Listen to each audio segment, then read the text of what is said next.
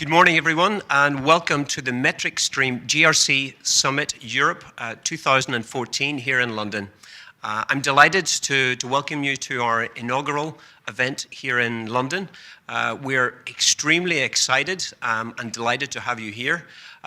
We were oversubscribed for our first event, which is, I think, a tremendous reflection on the demand and on the excitement as well in the market.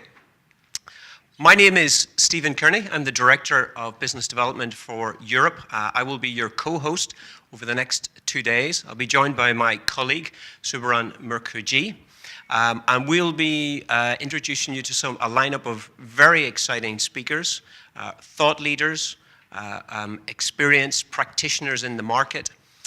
We'll be sharing experiences, case studies. We'll be looking ahead, and we'll really be focusing on the GRC journey and helping explore new ways of navigating the journey.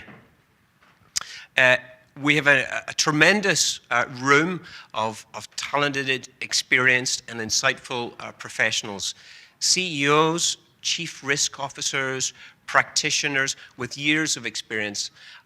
We are delighted and honored that you've come along, and we're looking forward to 2 days of discovering new things, of sharing our experiences and looking ahead.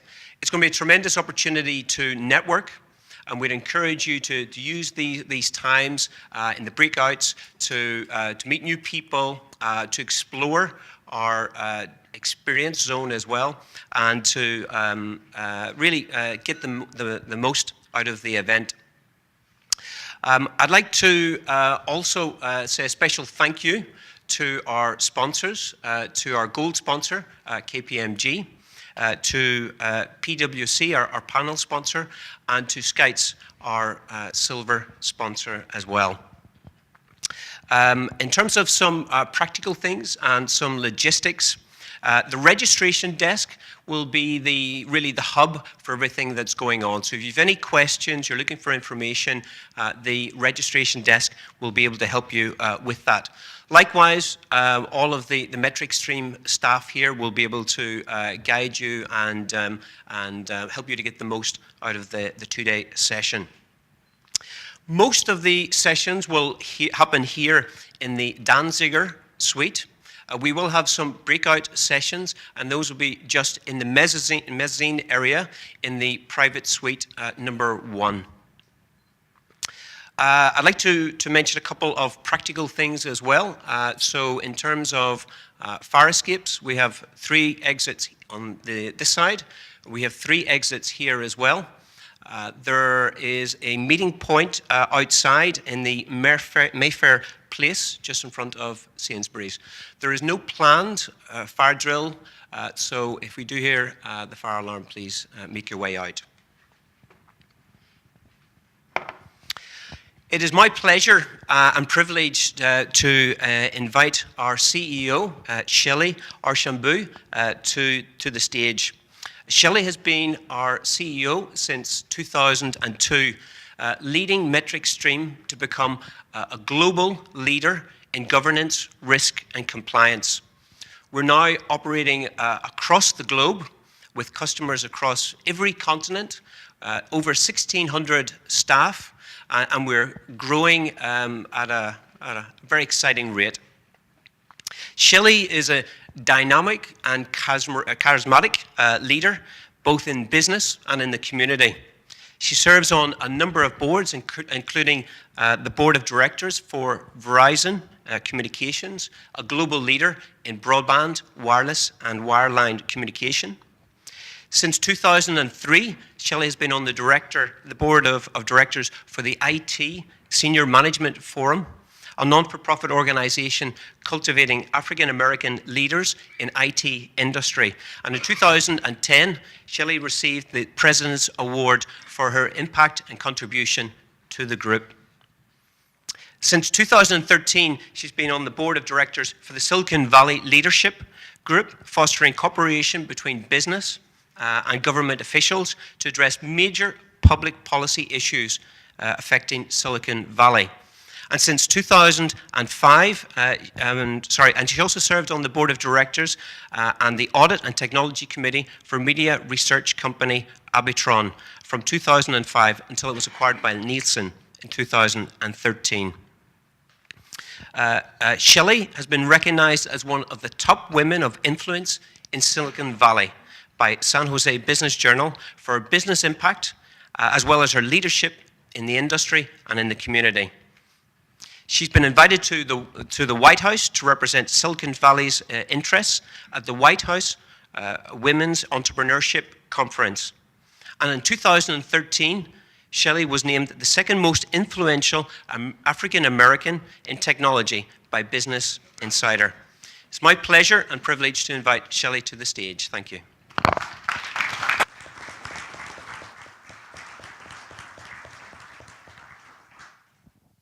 Would help if I took the microphone.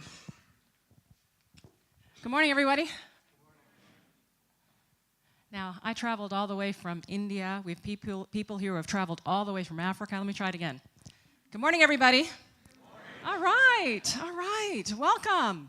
Welcome to the GRC Summit Europe 2014, right here in the Mayfair Hotel. We are very excited to welcome and have all of you. Many of you have attended our MetricStream GRC Summits in Las Vegas and in the Middle East, but this is actually our first one here in London, and we are very excited. As a matter of fact, the interest in GRC, thought leadership, best practices, solutions, technology, etc., was so great that, as Steve mentioned, we actually had to cut registration off early and turn some people away because the room capacity just couldn't handle it. So we are really excited about what that means for the conversation that we'll have over the next couple days. Now, I speak on behalf of the entire team when I talk about the interest and excitement we have about the 2 days we will spend together. We have a number of panel speakers, we have keynote speakers, all talking about what's happening. What are the trends? What are the challenges? What are the best practices as it relates to GRC? You're sitting here in a room with people who are both MetricStream customers, as well as colleagues and professionals who every day are working through and challenged by all the GRC issues. So now's the time to really enjoy interacting with each other, because this whole conference, the focus, is all about bringing people together so we can talk about how to make this world a much better governed, more compliance and risk-aware environment. And each of you plays a critical role in that. There are several trends in the GRC space that are really capturing our attention at MetricStream. When we look at the environment, it's a very global, social, mobile, interconnected world. And what that means is the speed of business has gotten so much faster. So our ability to execute brings a number of challenges with it. We see a big explosion of data and trying to turn that data into information. We're witnessing a regulatory environment like one we've never seen before across, frankly, all countries. Supply chains are global and very interconnected. And frankly, global brands are being held accountable not just for their own actions, but for the actions of their ecosystem. Reputations are becoming more valuable, and attracting and retaining top talent is becoming harder than ever. But at the end of the day, what we're all working toward is providing value to our shareholders and our stakeholders. And we believe that GRC plays a key role in that. And not just GRC, but frankly, solutions like MetricStream brings to the market. We also believe that more risks that companies face, more regulations, more challenges, frankly brings more opportunities. More opportunities to differentiate yourself, more opportunities to compete. We've always believed at MetricStream that risk and opportunity are two sides of the same coin. It's all about how you look at it. Our agenda over the next 2 days will focus on 3 key things. You see it on all the slides, GRC Journey. It'll focus on planning your GRC journey, executing your GRC journey, and then reaping value from your GRC journey. So as you hear the different speakers, as you participate in the different panels, please make sure that you are interacting and asking questions. This whole event over the next 2 days was put together for you to get value from the experts and the analysts and the practitioners. So please, let's make this a very interactive dialogue. We've planned breaks to enable the opportunity for people to interact with each other and share. We believe that GRC is indeed pervasive, that it's embedded into every aspect of running and operating a business, because every decision that you make is one in which you have to weigh the risks. Risk-based decisions are what we're all trying to achieve here. Customers, industry experts, and analysts have all validated that the MetricStream approach and strategy for pervasive GRC is one that works. We hear it from the analysts, we hear it from our customers, and we are trying through events like this to indeed bring the awareness of the best GRC practices, the best solutions, the best technologies out there to the market. There isn't an event like this one out there where the focus truly is on thought leadership and sharing. We're going to continue to bring these kind of events to market, and we're excited that this one here in London is our first one for Europe. We have people here who have traveled not just down the street, but frankly, from all over. The audience, there are over 120 of you, 20 industry analysts. We have people from 90 different companies and from over 20 different countries. I think as far-flung as Africa here today. So take advantage of interacting with your colleagues and with your peers so that you can leave here not just with the information that's shared on the stage, but frankly with the information that people have sitting right next to you. We hope that you take advantage of the time, as I said, to really get to know each other and establish relationships that you'll be able to leverage over time. Now, it is my sincere pleasure and frankly my honor to introduce one of the foremost figures in the UK public life and a leading thinker and practitioner in risk management in frankly the most critical setting. For those of you who live here in the UK, you are very familiar with Lord Ian Blair, his contributions and his legacy. He served as the most senior police officer in Britain, the Commissioner of Police for Scotland Yard from 2005 until 2008. In his role, he led the Metropolitan Police through the terrorist bombing in London in 2005, 7/7. Many of you, like me, remember exactly where we were when we heard about that attack. We talk about black swan events. This is a prime example. Managing and leading distributed teams through a high-risk event like this is GRC. This is GRC where the rubber really hits the road. Beyond his professional contributions, Lord Blair is also a leading academic. He is a member of the Faculty of Criminology for both Oxford and Cambridge, and he serves as a visiting professor for New York University and the John Jay College in New York. He's the author of 2 books and the numerous articles. And he's continued his contributions to the space over time, and they are indeed truly remarkable. Now, what you may not know about Lord Blair is he spent a year in high school out in California. So we're going to claim him as a California native, because not only did he spend a year of high school there, he worked as a cowboy for a year. How many of you knew that? I didn't. So it's wonderful that we are able to have him here today to share with us his perspective on risk management from a very, very practical and real sense. So please join me in welcoming Lord Blair to the stage.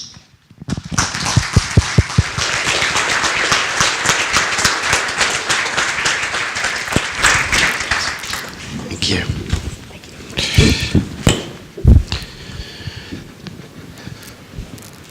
Well, that's always a good sign. Well, we're going to, good morning. Let's have a good morning. Just in case any of you have fallen asleep again, good morning. I am, in a minute, going to show something on the screen, but we'll wait for that. In the meantime, I want you to reflect, those of you who flew here, how many of you will feel safe in this room, making clear that you flew either first or business? I'm not going to ask you that yet, but it's about risk, okay? Anyway, for now, I'm very pleased to be here.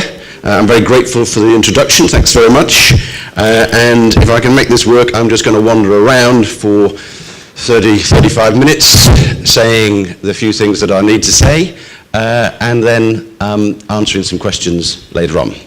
So what I particularly want to emphasize is that in every business there comes moments of pretty serious crisis, and I think you have to prepare for that. And the place that I suggest you start preparing for that is, what are the values of your organization and who created them and how much does the workforce know about them? That's really what my talk will be about. And it is a GRC leadership journey.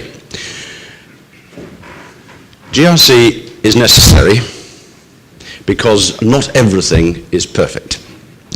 This is a man called Sir Robert Mark, who was the Commissioner of Scotland Yard. Now, I must tell you that for those of you who don't come to the United Kingdom, that Scotland Yard and the Metropolitan Police London are the same thing. Scotland Yard just happens to be the title of the first headquarters of the Metropolitan Police when it was set up in 1829. And since then, every headquarters has been called Scotland Yard. It's very important because if you go abroad as a police officer and say you're from the London Metropolitan Police, nobody takes any notice, but if you say you're from Scotland Yard, all the doors open. And because everybody has heard of Scotland Yard, because they've all read a fictional detective called Sherlock Holmes.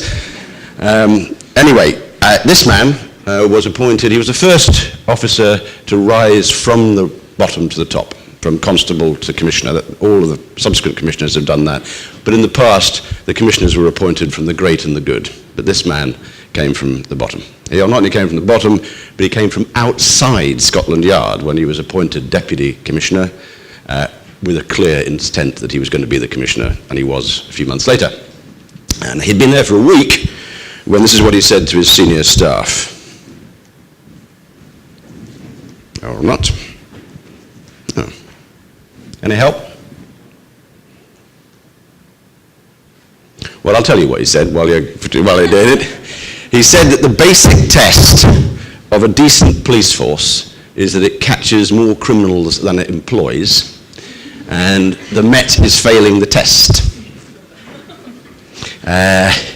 He was brought in, thank you very much, he was brought in to clear up a corrupt organisation in the same way as the NYPD was corrupt, in the same way as parts of Australian police were corrupt, and goodness knows most police forces were pretty corrupt.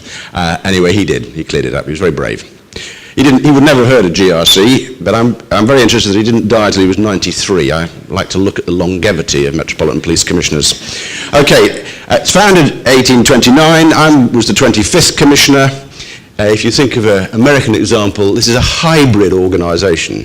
It's London's police, so it's like the NYPD, but it's also pretty much does some of the work that the FBI would do in the United States, and it also is responsible for things that Secret Service would do in America, like guarding the president, because we guard the Queen and the Prime Minister and so on.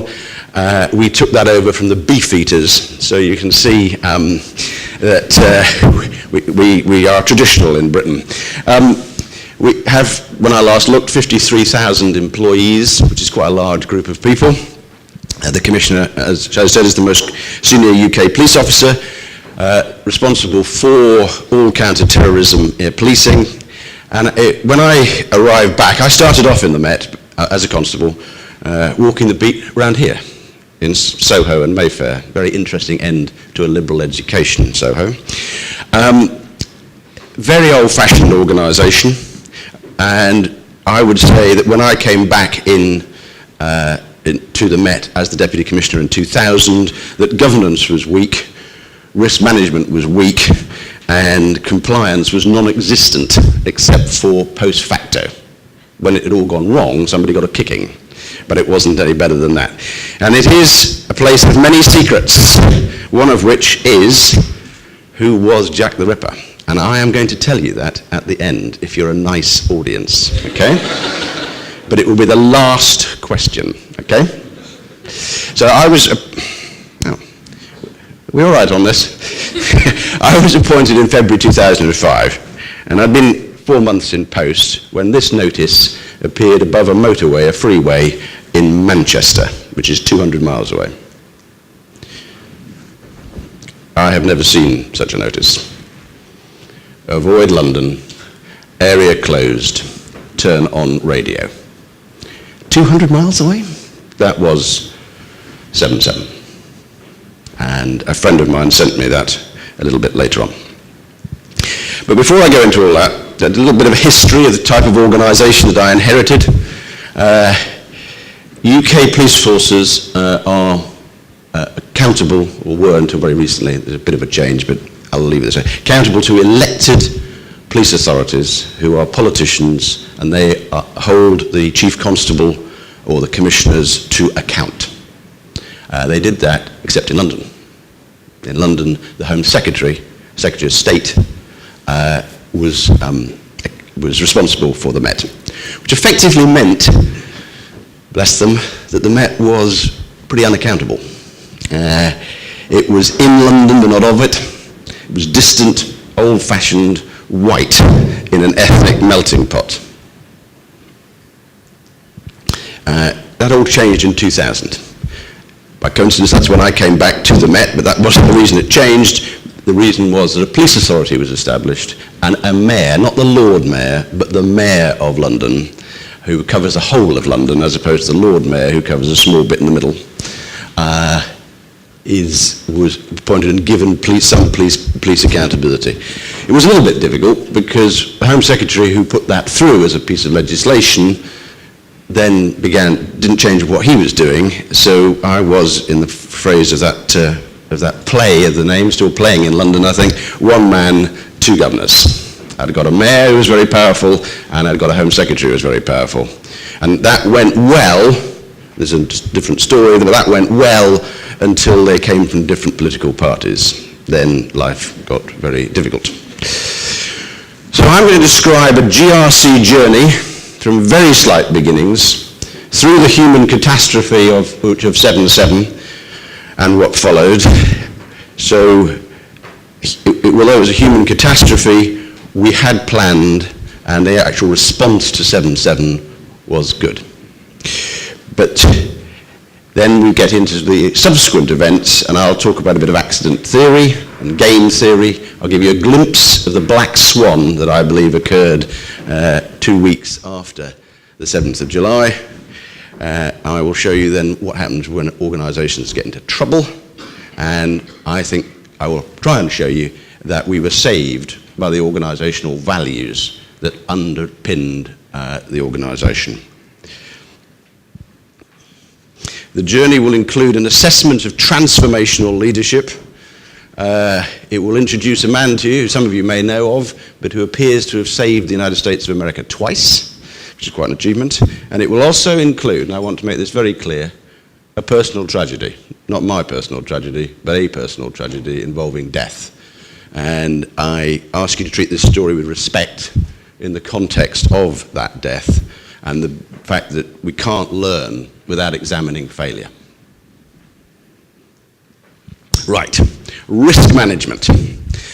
The very first time the management board of the Metropolitan Police, that's about 10 of us, I suppose, 6 police officers, 4 non-police officers, were faced with a risk register and a man who appeared to be appointed called the risk manager of the organisation. One of my colleagues growled, I'd say this is about 2003, "What is this nonsense? I thought risk management was the purpose of this organisation." Now it took us a long time to work this out, but there is of course a fundamental difference between threat management, which is what the police force does for a living, and risk management. And as one of your colleagues was saying, when you are holding the gate against the barbarians, risk management is quite a difficult concept to get across. However, it came to me, I was still the Deputy Commissioner, when one morning I was sitting at my desk and the door literally flew in, and a man who I knew well was standing there. He was breathing extremely heavily.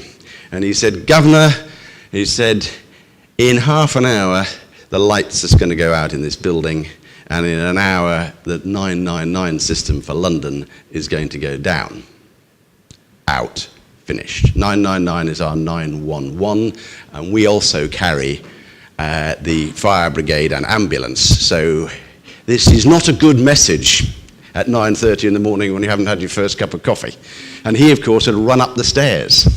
I was on the 8th floor, his office control room was on the 2nd. Now, Scotland Yard had two enormous power cables. The present building is a 1960s office block, not designed as a police headquarters or anything, it just is. And it's got two enormous power cables which run in north and south. They are both capable of doing the whole thing.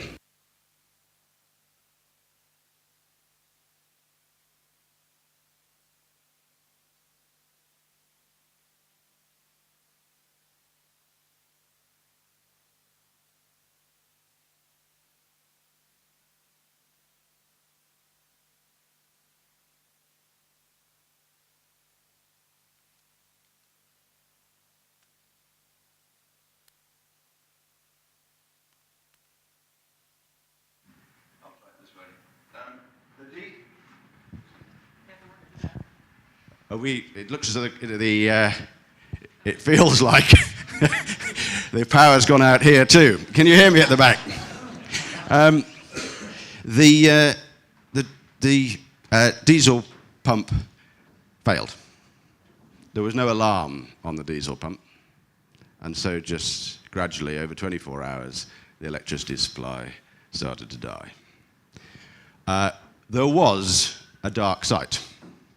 It just happened that the guy who knew what to do about the dark site was on holiday. Anyway, you can see risk management began to become a bit closer to me. By this stage, we'd got that police authority. They were quite happy with stuff around governance. They wanted more and more governance. They were really pleased, as was I, when I discovered that one of my colleagues had had his mistress's breasts enhanced by using the corporate credit card. That was a lovely story to read about over breakfast. And gradually, it starts to prove that we do need to do something about risk management. We need to have a risk register, we need to have governance of that risk, and we need to be in a place where we can stop this sort of stuff happening, or at least have a response to it. So we develop a standard risk management matrix, and it proves to be, as I will tell you, inadequate. And I've got two things to hold. Right. The message from me is that most organizations, I don't know whether it is you or not, but most that I still have a skewed perspective on risk management. You don't have enough of your eye on the ball about the unlikely but the catastrophic. Now, I was going to ask you, how many of you came here by business or first? The reason you're looking around is in case your boss was in the room, okay? But if your boss isn't in the room, or you know your boss well enough, or you travel together, can you put your hands up who flew business and who flew... Just one. Just one in this whole room. I'll have to caution you in a minute. You're not obliged to say anything. Right, well, okay, those who fly business class, French, are doing a very significant piece of risk management because they're working out the chances. It is a fact that no aeroplane has ever backed into a mountain. So if you go first class or business class, you are risking dying more than you are if you're at the back of the plane. I'm going to start a short introductory word on leadership. about why airports should be banned from selling books on leadership. I'm going to talk about leadership and fellowship, and I'm going to talk about there being no such thing as leadership skills specific to any one profession. Could you just pass my bag up? Because I've got a exhibit to show you. Thank you very much. I'll just put that down. I still don't believe that only one of you flew business class, and I'm going to have to get out the lie detectors fairly soon, I think. Anyway, here we go. This is a book called The Leadership Moment by Michael Useem. I hope he is not in the audience. I hope none of his publishers, friends, or anybody else are in leadership. I found this in a bookshop at an airport. It is simply the worst book on leadership ever written. Not because it's not interesting, but because it's completely useless. It's interesting. He talks about the guy who was in charge of NASA when Apollo 13 went wrong. He talks about a guy called Eugene Kranz, who was a leader of a fire shift dropped into a forest fire when the wind changed, and how he and his team got out. And he talked about this man on the photograph, Joshua Lawrence Chamberlain, who, in his little history lesson, Battle of Gettysburg, all the Americans know this, Battle of Gettysburg, most significant battle, turning point of the Civil War in America. Before that, the North had always lost. After that, the South almost always lost. This man held the left of the Union line. He was in charge of it on the second day of Gettysburg. It was a 3-day battle, and he was given the terrible order, this is to be held at all costs. And the South swept up and swept up and swept up, and eventually he and his men ran out of ammunition. So they fitted their bayonets, and he ordered a bayonet charge downhill. The point about that, ladies and gentlemen, is there is no plan B to a bayonet charge downhill. None whatsoever. And we don't work in a world in which there's no plan B, because you've got to have a plan B. So I'm saying these are useless. And that's not the way that you lead out of a crisis.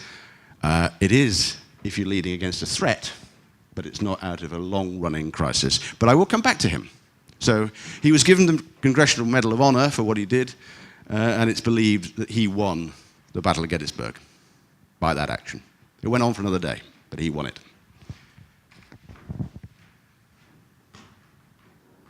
Because leadership is not like that. It's a world full of ambiguity, partnership, compromise, political judgment, unforgiving media, a new reality at the moment of lost jobs, of lost promotions, of a dissatisfied citizenry, and of unremitting accountability. And charismatic leading from the front, which is the model that we've all inherited somehow, is not the right way to lead. I've got a thing there about Mumbai. I think we've got some colleagues from India or the Indian heritage, yep. You will remember that in 2008, there was a terrorist attack in Mumbai. 192 people were killed. Well, among the 192 were the 6 leading officers of the Mumbai police force, who all went to the scene. When they'd all been shot, there was nobody to lead the organization. Charismatic leadership is not good for you. Leadership is leadership is leadership. It doesn't matter whether it's retail, GRC, accountancy, police, military, health. It can be taught. And at the worst case, it can be taught in the way of saying, just don't do this. I remember having a very, very fine woman officer who just had the worst leadership. She had the best ideas and the worst leadership skills because she just thought she was right. That's it. And when you then get to a difficult position, you find that you're right, maybe, but nobody's with you. So you don't do that. And operational leadership consists of leadership skills plus professional competence, and that includes GRC. Now, I also want to talk about transformational leadership very slightly. Leadership, good leaders, are those who can inspire others to have confidence in the leader. That's good leadership. The best leadership, however, is those who can inspire others to have confidence in themselves. That's a very different distinction. And that is transformational leadership, doing the right things as opposed to doing things right, which is transactional leadership. And this is my definition of it. Transformational leadership is that leadership which shows behavior as often as possible, and I'll come back to that, as often as possible, not all the time, because you're not superhuman. You might have had an argument with your teenage daughter on the way into work, and the first person who you meet who disagrees with you gets their head torn off. That is a human thing to do. But as much as possible, that your behavior is congruent with the personal and organizational values. So when I became the Metropolitan Police Commissioner in 2005, I realized we had no statement of organizational values. Nobody had ever developed one. I mean, there were lots of things about courage and postmark, lots of things about integrity and so on. But nobody had ever got round to saying what kind of organization do people in it want to belong to. Let me tell you that there were times where the Met was so bad that I used to tell people at parties that I worked for the Department of Rural Affairs. That sends people to sleep, because I couldn't bear to be pinned to a wall and told how terrible the police were. They're a lot better. Anyway, I asked 10% of the organisation, that's 5,000 people, to decide what the values of the organisation should be, and these are the ones they came up with through a process. And we then set up a leadership academy, and we pushed these values through and through the organisation about having collective pride, building trust by listening, respecting each other, and learning from experience. They're not exactly unusual or brilliant, they just are. The main point, though, they were developed by the workforce, and the workforce would use those in argument. If the boss was saying, do this, somebody would say, no, well, hang on a minute, I don't think you're not listening to me. And there was also this, which is fellowship. All the books on leadership concentrate on the leaders. One of the things I'm always interested in is, why do people follow? What is it? And I came across this. I've no idea from whence this came. But it does seem to work. And we put this all around the organization as well.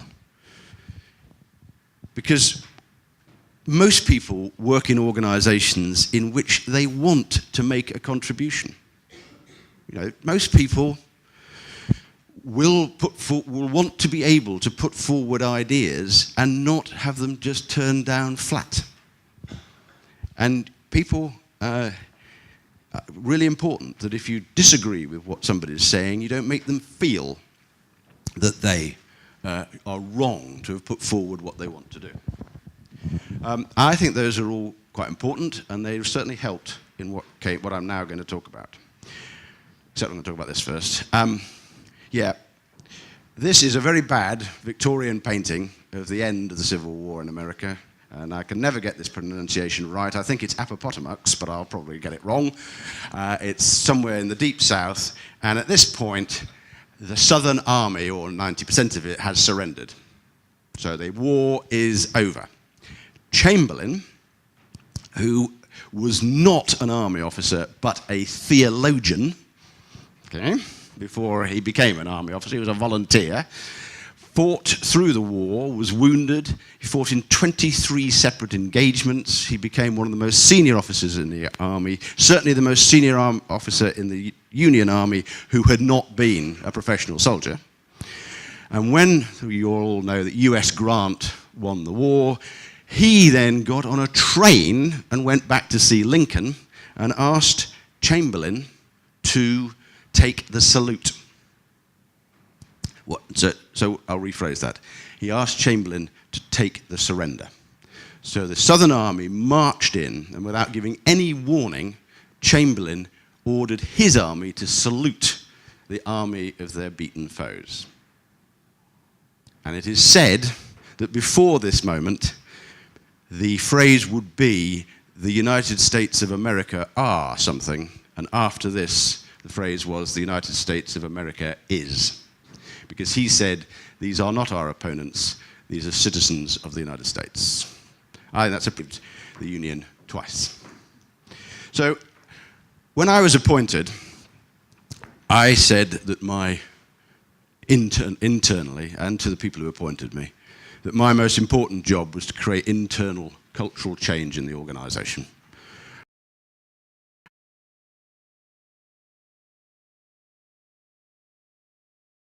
We drove for diversity. We had a 4% workforce from minorities in a city which at that stage had 18% minority workers. And the rules are, it seems to me, that staff participation in the development of values is crucial, trust grows from within, and standards, so compliance is best if it's embraced rather than forced. And maximum diversity in background, faith, etc. is very important in this because you get different ideas coming to the table. The next story, as I say, is very uncomfortable. What is significant about it in terms of emerging leaders like yourselves, is that it was not what happened on the 22nd of July 2005, not the 7th.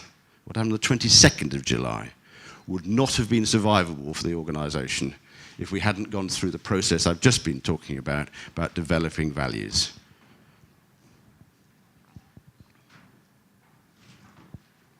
Right.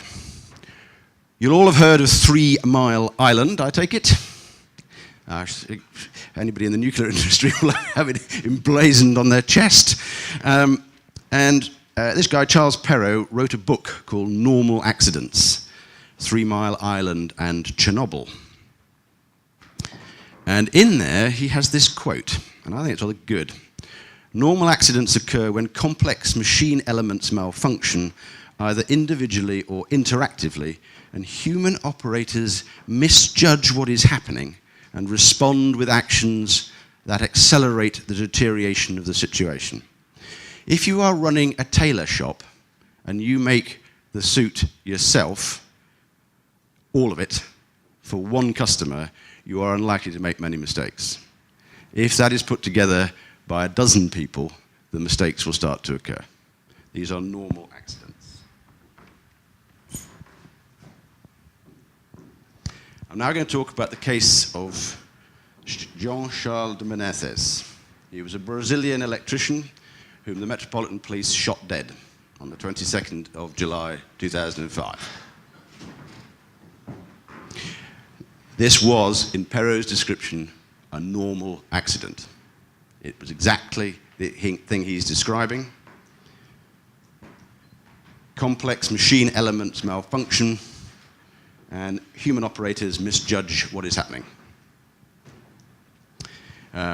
So I think there was on the day before. So the 2 dates I'm going to talk about, not the 7th, but the 21st and the 22nd, had a game-changing event, because we had not understood the significance of suicide bombers on the run.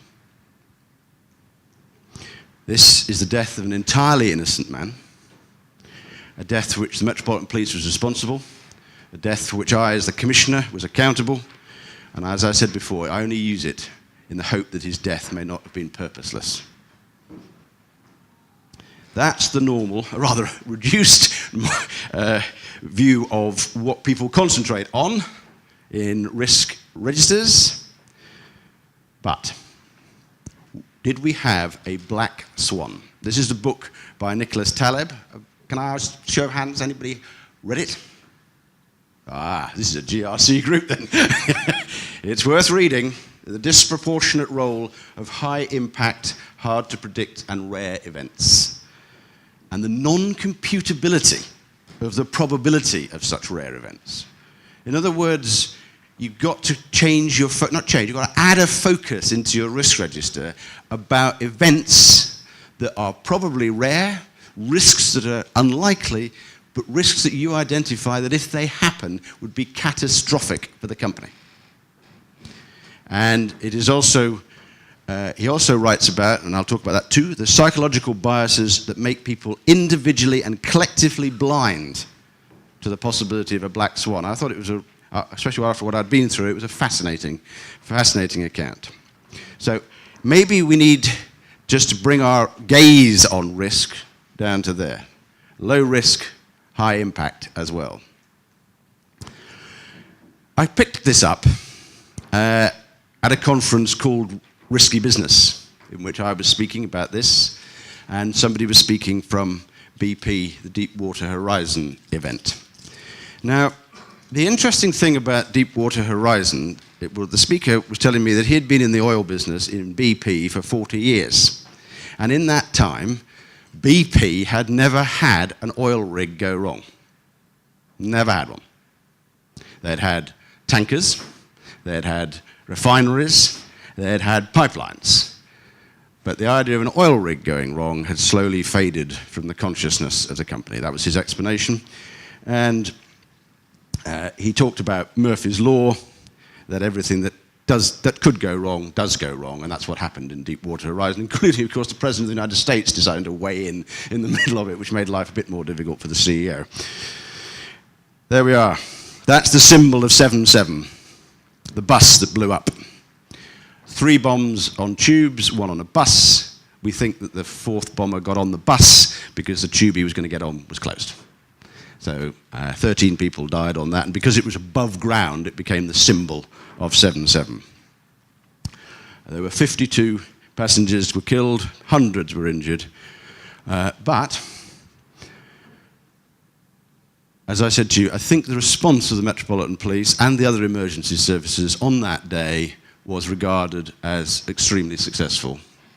Very brave, very, very well organized. And the reason for that was, of course, because we practiced and practiced and practiced and practiced. And we knew who was going to do what, who was going to say what, and the chain of command was clear, and so on and so forth. Dreadful event, but that's what the police are for, especially in a big city. On the 21st of July, so 2 weeks later exactly, the same thing happened again. 3 bombers on the train and 1 bomber on the bus. But this time they didn't go off. The bombs didn't go off. And the suicide bombers ran away.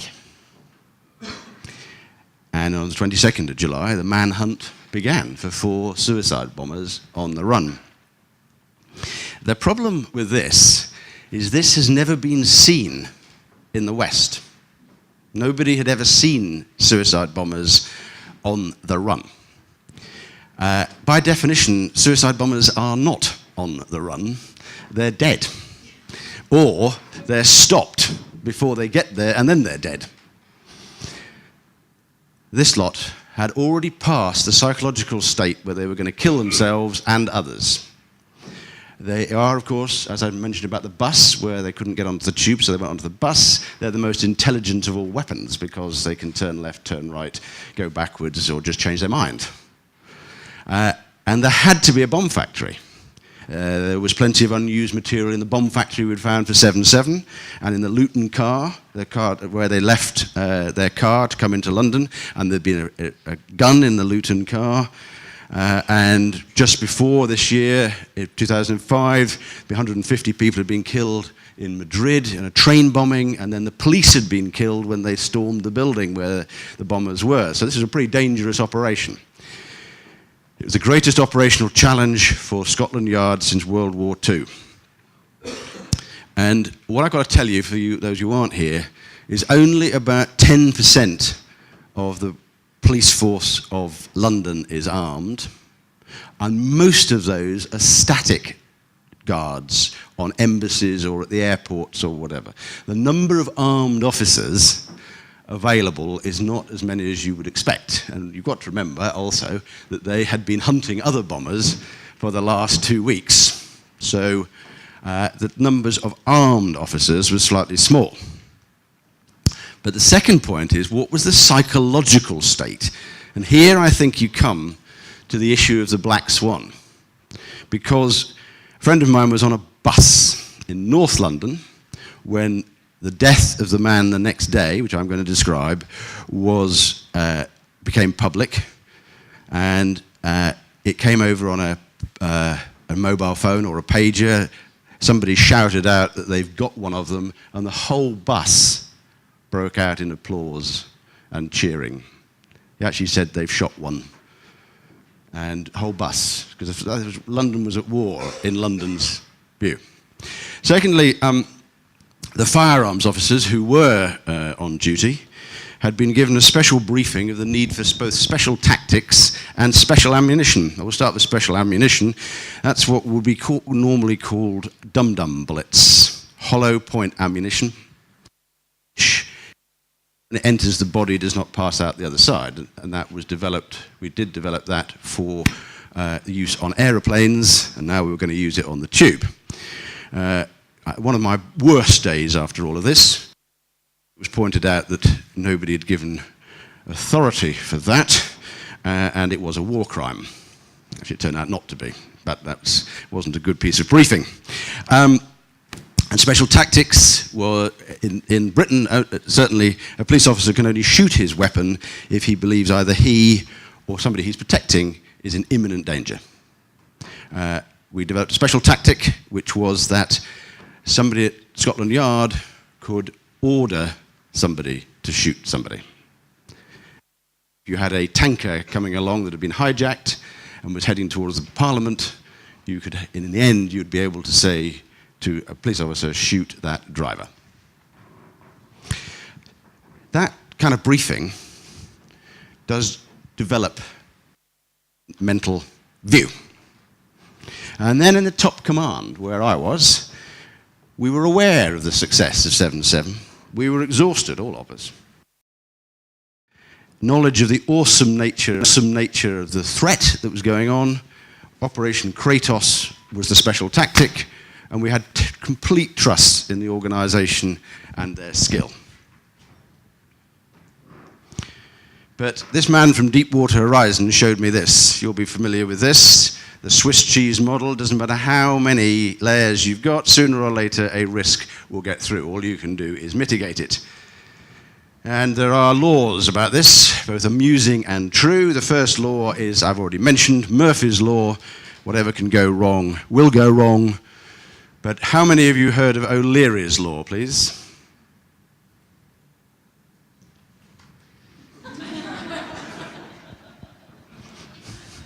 Murphy was an optimist. So, I'm just going to run through the sequence of events that took place. The people who were bombing on the 22nd of July had had their bombs in rucksacks.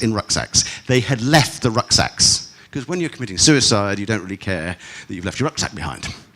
And they had lots of stuff in there, including documents and so on, numbers of addresses, and there were a number of addresses which appeared, and one of them was an address at 21 Scotia Road, near Brixton in South London. Scotia, there are two types of armed surveillance teams. There were then, there aren't now. One of which was deployed to go and follow people who they knew. So they were interested in me and who I went to meet. The other armed people are people who are looking at fast-moving events, bank robberies and so on. They were trained differently. And the one that we had at Scotia Road was the first type, and that becomes very important. Scotia Road, unusually in London, was not a single dwelling, but lots of dwellings. Only unusual insofar as it was unusual for individual flats to have what looked like road numbers. So 21, 23, 25. Normally it would be 24A, 24B, 24C, or something like that. And it happened that one of the bombers, who was a terrorist, lived at number 21, directly above Jean-Charles Menezes at 17, and they looked a bit like each other. The order was given that all those exiting the building, because they certainly weren't going to go storming into the building in case that was the bomb factory and they all got killed, everyone was exiting was to be videoed. And Menezes left at 9:33 a.m. The surveillance officer was relieving himself. You have to have 2 hands to carry a video camera.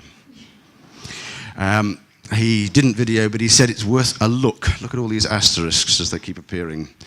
Alike or not alike? Well, they were pretty much alike. They weren't the same. Another surveillance officer then sees Menezes and gives a positive ID against a photograph that he's been given.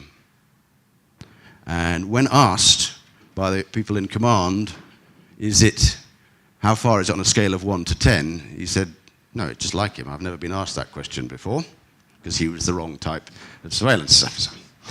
Now, the officers in charge at Scotland Yard were the A-team, the absolute best. But the control room on this inquiry was one of many control rooms in use because there were so many addresses to search, as well as the rest of London to go on, and it had no voice recording system. What happened was he leaves there at 21 Scotia Road, and gets onto a bus, and he goes up to Brixton Underground Station, and he gets off the bus. There's a surveillance officer behind him.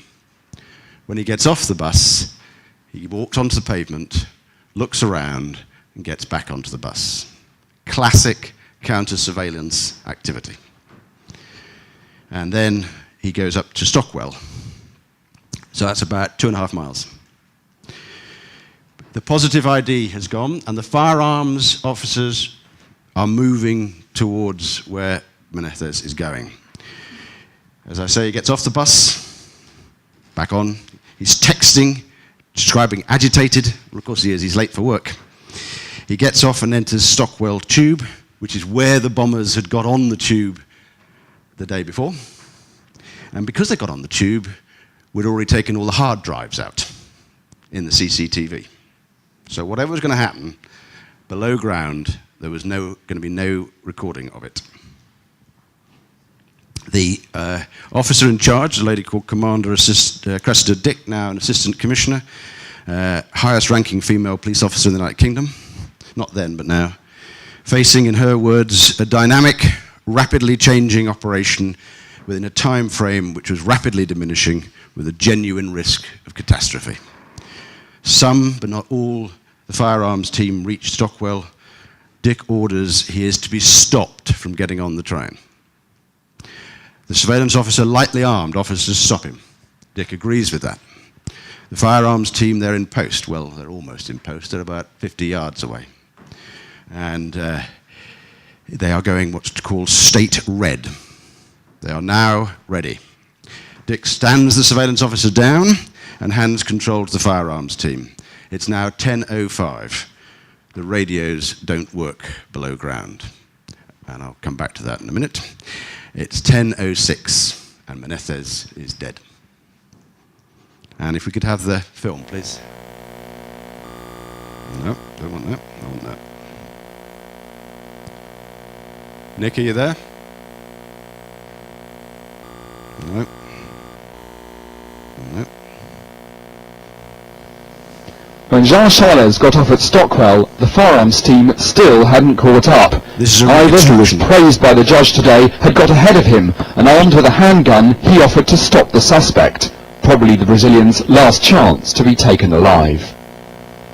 What happened next was recorded in a log back at Scotland Yard. Cressida Dick finally ordered that he should be stopped. First she asked the surveillance team, SO12, to do it, but immediately the firearms team, SO19, declared state red. They were now ready to make an armed intervention, so she ordered them to do the stop. The jury said today she bears no personal responsibility. Unaware of the extreme risk to his life, Jean Charles had calmly entered the station with surveillance officers still tailing him. It wasn't until over a minute later that the first firearms officers crashed through the ticket barriers. Their guns clearly visible, the team ran for the escalators. Jean Charles, the man they were chasing, had already boarded a train. Ivor, the closest surveillance officer, sat down 2 seats away. When he saw his armed colleagues arriving, he moved to hold open the doors. He pointed out Jean Charles, who immediately stood up and came towards him. Fearing for everyone's safety, Ivor grabbed Jean Charles, pushing him into his seat, and the 2 firearms officers shot him 5 times in the head. The resulting panic was recorded on the station's cameras as passengers fled the scene. These pictures were taken inside Stockwell Station just after Jean Charles was shot. A jury has now decided that the Metropolitan Police did act unlawfully during the events that led to his body lying lifeless on the underground. The force had failed to protect the public. Daniel Sanford, BBC.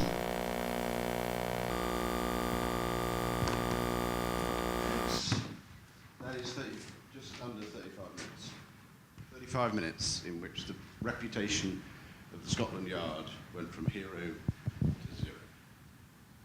And it got a lot worse from there on in. This extract, however, just to finish the story, is from the inquest. And this is the testimony of the firearms officer.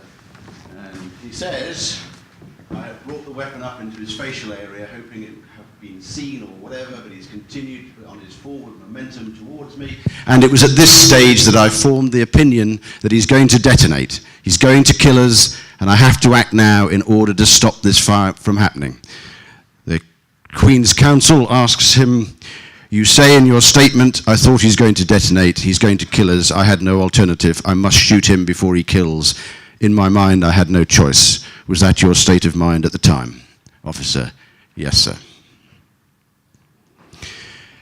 Meanwhile, long before that event, on that day, the 22nd, my assistant commissioner in charge of these matters came in to see me and just said, we've just shot one of the terrorists dead. Here's another asterisk. Another asterisk. The golden hour. Whatever you're told first, don't believe it. It's likely to be wrong or incomplete. We just had never thought, because it had never happened, that a Metropolitan Police officer would kill the wrong person in a pre-planned operation. It had happened before in immediate operations with no warning, but this was a pre-planned operation with photographs and everything else. How could this have happened? So we just didn't even, it did not occur to us that it could have happened. So on that day, about 4 hours later, I go to a place over here called the QE2 Conference Centre to meet an audience 4 times the size of this one, who are all journalists. Okay? There are 15 separate TV stations, and I'm giving a press conference about the hunt for the other bombers. And my statement is there, you can see it. Interesting phrase is the one at the bottom. I understand the man was challenged and refused to obey. This is because the person drafting the press statement put in the statement like that, we always put in when the police shoot somebody, because police officers won't shoot somebody without offering a challenge. Well, that's fine, but you don't challenge a suicide bomber, because you challenge a suicide bomber, you die too. But nobody noticed that one. That didn't make life very helpful later on. So, was 21/7 a game changer? I think so. And then what happened is the usual thing that happens in organisations. Allegations began of a cover-up. There were a series of investigations. Some personal agendas appear. I don't think that would be a surprise. Sustained media criticism, demand for resignation, a prosecution for health and safety breach. When that was brought to me, I said, hang on, we shot him 7 times in the head. How can that be a breach of health and safety? Anyway, there we are. We got convicted of it, and there were ages and ages before the inquest. And what I want to point out in this closing bit is this is part of the new pressures on leadership. The rise of the 24-hour global media. And I know later on in this morning there's going to be a session on social media, and that is doubling what I was facing. But I just want to show you that picture of there's a whale. That is a whale in the Thames, the River Thames. It dominated the news for a whole day. Whales don't come up freshwater rivers. This was a very ill whale. But for hours, experts sat on the couches talking about whales. Well, we could produce, and most of your businesses could produce, a story a lot bigger than a whale most days. Just think of the press coverage you're going to have. The inquest opens in 3 years later. The firearms officer's accounts are heard for the first time. They weren't heard in the first trial for health and safety. The coroner refuses to allow a verdict of unlawful killing to be put to the jury because there's no evidence, but the damage to the Met over 3 years is just gigantic. The Met survived through reliance on its values, having no blame sent down the chain, no berging or coafing. Interesting police phrase. Berging is bathing in reflected glory, and coafing is cutting off from associated failure. So in other words, we did not hang the firearms officers or the command team out to dry. We supported them publicly and humbly, the men who fired the shots. So for instance, I met them on a number of occasions. We never talked about the case. We couldn't talk about the case, but we talked about the impact on their family. One of them, 3 years later, the inquest starts. He hasn't told his then 8, now 11-year-old daughter that he's the man who fired some of the shots. But she asks him at breakfast time when she sees the news, "You're a firearms officer, Daddy. What happened?" That's a pretty difficult place to be. We quietly and privately briefed through the value chain, and we kept as optimistic as you could, and we stayed with the values, just like he did. So the principal message is that unlikely events need to be taken into account. You don't have to have a complete response. You just have to have an awareness of taking the half dozen worst things that could happen to your business and writing them down, and then thinking, what would be the first 12 hours of your response to that? And that's a very good thing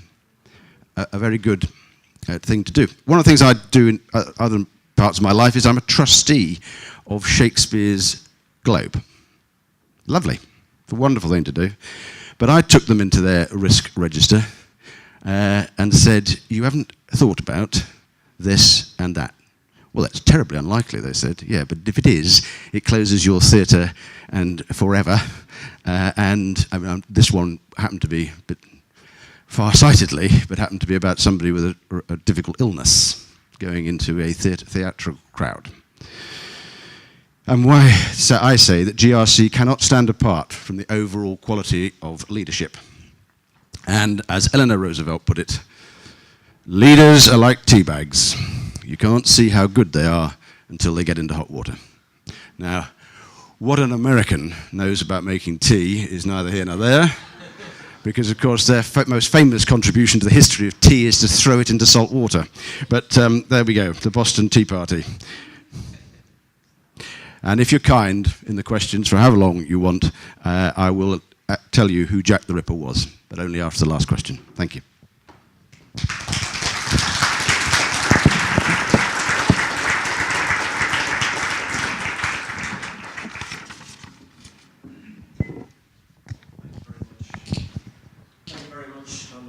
For a fabulous, insightful, and moving reflection on some of your experiences in risk management. I'd like to open the floor up now to some questions.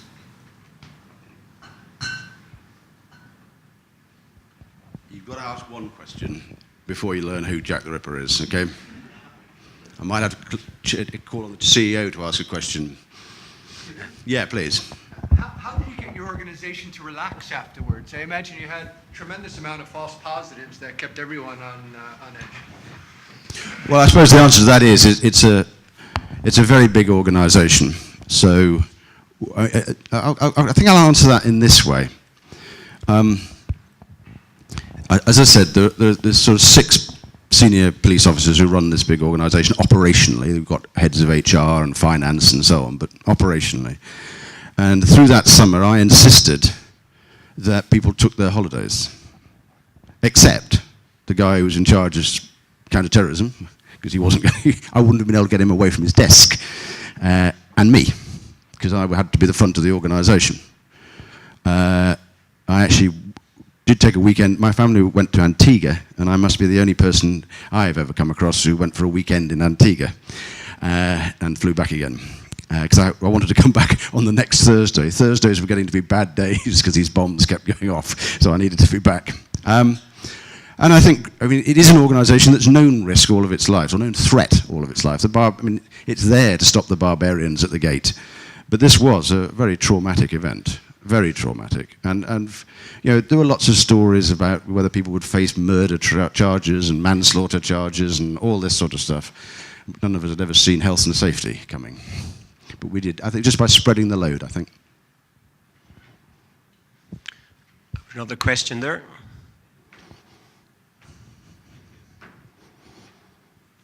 What do you see as the biggest threats facing the police today? So I'll just repeat that question for everyone. What is the biggest threat for the police today? The obvious answer is terrorism, because when in 1982, I think, what was called the Provisional Irish Republican Army tried to blow up the Prime Minister, Mrs. Thatcher, in Brighton. They killed people, but they didn't kill her. And their anonymous spokesman said afterwards that they were sorry they hadn't killed her, but we only have to be lucky once, he said. You have to be lucky all the time. And that is a great dilemma for counter-terrorist policing. We disrupted, with the security services, we disrupted dozens of plots. We didn't see this one. We didn't see this one coming at all. And that's the problem. But actually, I don't think that is the greatest problem. That is a threat problem. The risk problem is beginning to appear in the world of social media and internet.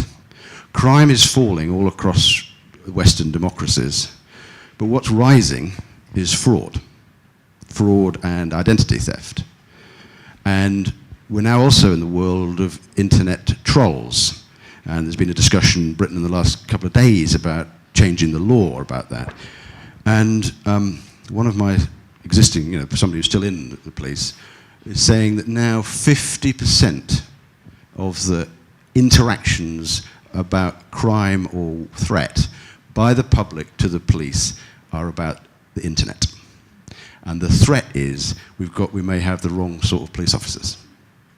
This is not, and also it's not what the public want. The public want to see them. They don't want them behind a screen. And I think that's a really big threat. If so much of people's lives, particularly those born in the last 20 years, are lived on the internet in a lot, then the criminals are going to go there, and the police have got to follow. And I don't think we're equipped for that. So that would be my answer. Thank you. Any more questions? Yep. This is, again, a question about the changes in time that we have. Now, London in particular is a very multi-ethnically environment with lots of different types of people, with different cultures and trends. Do you think the police are keeping up to speed with the changes in those cultural values and system values? I can only say really what was happening when I left, so I can't, necessarily comment too much, because part of the problem what I'm about to describe is that, as I said, we were having 4% minority recruits. By the time I left, we were up to 18% minority recruits. And we'd done that by a wonderful piece of the law of unintended consequences, because we developed a new kind of patrolling officer called a police community support officer. And what we found suddenly was that minorities were joining that. And they were joining that because it was such a commitment. It's a job you can have and then not have. It's not a job for life, as it were. And what they were doing, I'm generalizing here, they were coming to have a look at us. They wanted to know whether the police was a job that they wanted. And then a lot of them went on to become police officers. But it's an enormous challenge. There are boroughs in London where the phrase minority community has no meaning, because the non-white British population is higher than the white British population. And then, of course, you've got white other in the shape of France, Italy, Romania, Bulgaria, all of that. I think it's just it's not of course, it's not an issue just for the police. It's certainly also hitting a lot of public services. Midwives is really a perfect example.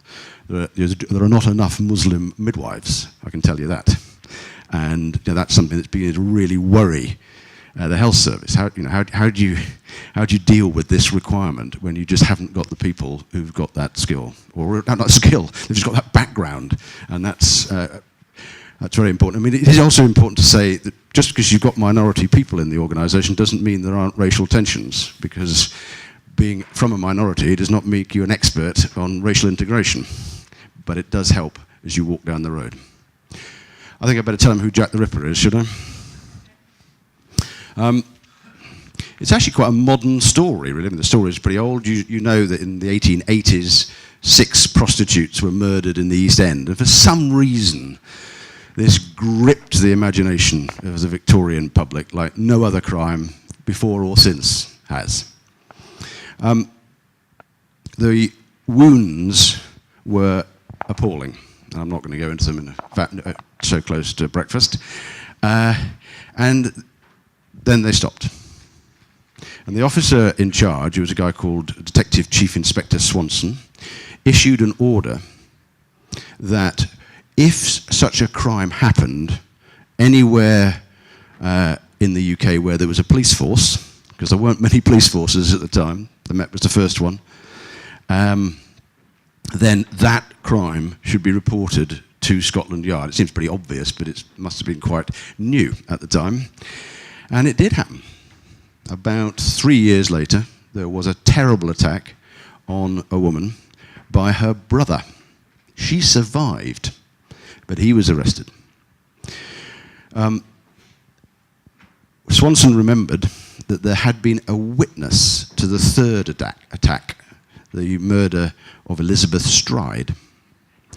And he got hold of the witness, and I don't think this would pass measure in a court of law now, but for some reason best known to himself, he took the witness and the suspect down to Eastbourne, of all places, which is a country seaside town, and confronted the witness with the suspect and said, "Is that who you saw?" Now, as I said, it doesn't really sound like an identity parade to me, but that's it, and he said yes. Okay, so what do we know about this? Well, we know that because that's what Swanson's written. That's what the Commissioner of the Time has written.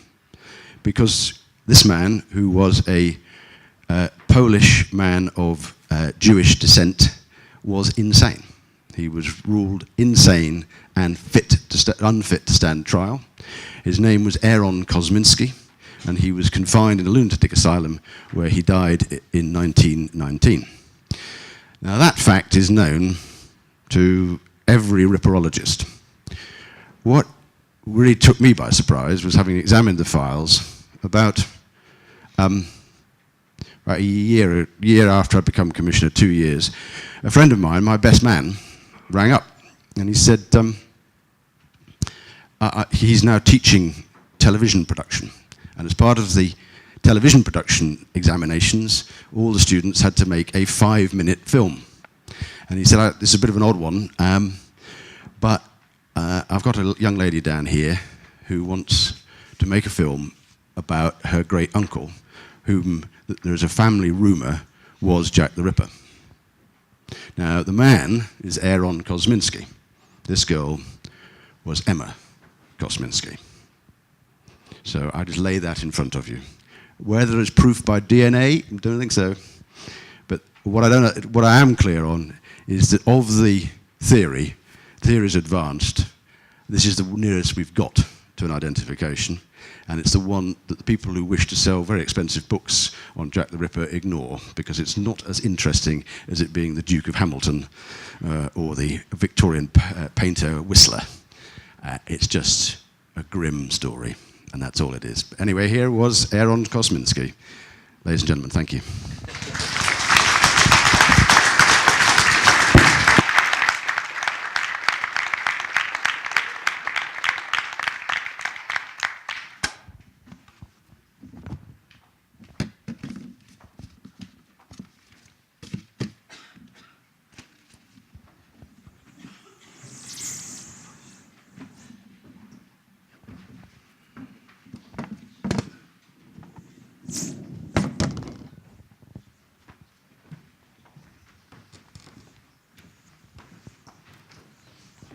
Once again, thank you very much, Lord Blair. I'd now like to welcome MetricStream's COO, Gaurav Kapoor. Gaurav is responsible for sales, marketing, customer advocacy, and the partner ecosystem and compliance online. From 2010 until 2010, Gaurav was the CFO of the company, and during this time he led MetricStream's financial strategy, as well as sales, marketing, and partnerships.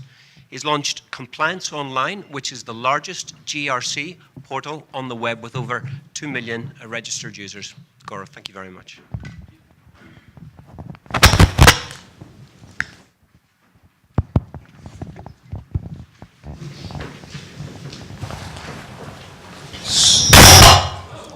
You might have two. That woke everyone up. Yeah. So let me just, we already had Shelley introduced by Steve. So let me just welcome her back on the stage. Just take a seat. We have Toby Shore from Dubai. Toby, please join. And we have Manoj, the General Manager for Risk for Emirates NBD, one of the largest banks in the Middle East. And of course, we have Lord Blair. This one is going to be a tough act to follow. That's why we invited Lord Blair back on the stage.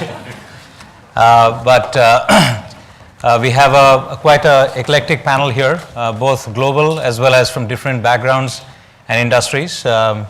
You've heard both Shelley and Lord Blair speak a little while ago.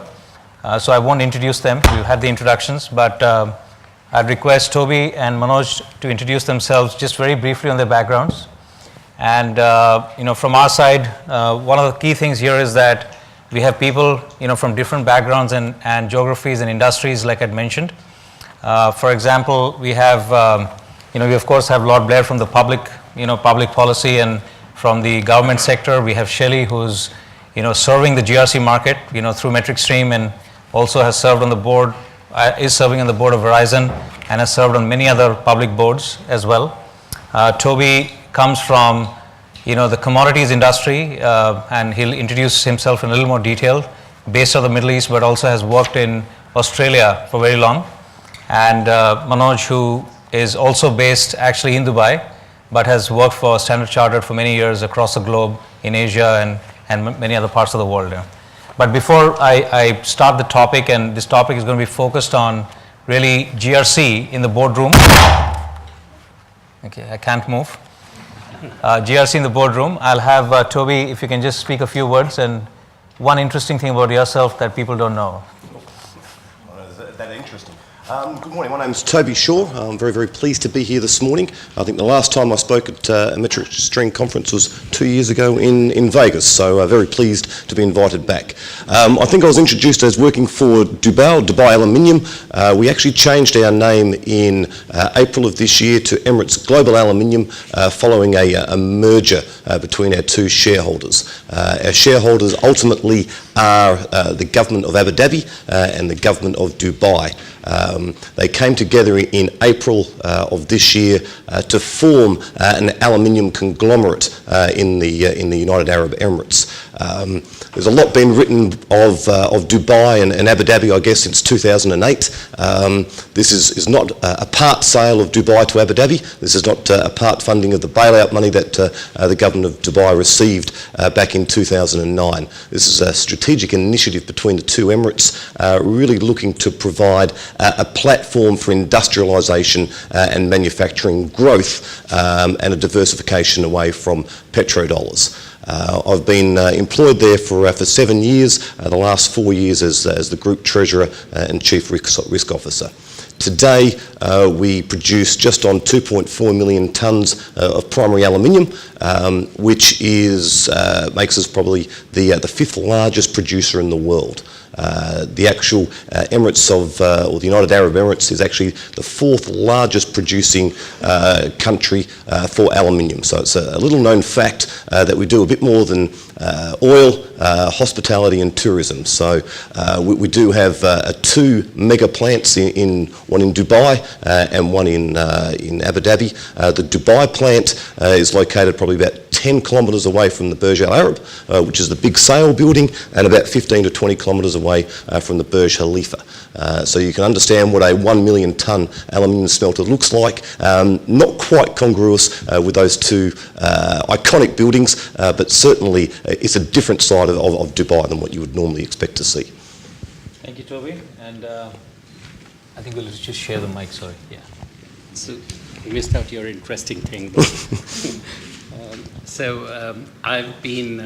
I've spent about 26 years in risk management, worked with Ernst & Young and Pricewaterhouse over this time in different countries, worked with Standard Chartered Bank for about 21 years. And by background, I'm a lawyer, a chartered accountant, and information systems specialist. Recently, I've taken over as the Chief Risk Officer for Emirates NBD, the largest bank, and we do work with Toby's firm quite a bit. But I've also had the opportunity, I would say, of dealing with about 6 crises personally, which has been the Middle East crisis the first time in '88 and the second time in 2009. The Asian crisis, I was in Thailand at that stage, so dealt with the entire Asian crisis, starting with Thailand, Indonesia, Philippines in 1999. Dealt with the SARS crisis, so it was a very different outcome, which was primarily in the Far East, and and the Lehman Brothers crisis. So all in all, it's been a fantastic experience working through these crises, the different challenges they've posed, and I think a number of things Lord Blair pointed out. You never know what to expect and how these crises work out, but there were always solutions, and I think we did manage to at least solve most of them through one way or the other. Thank you. Thank you, Manoj. So we're going to talk about a few topics today, with the experience of the panel here.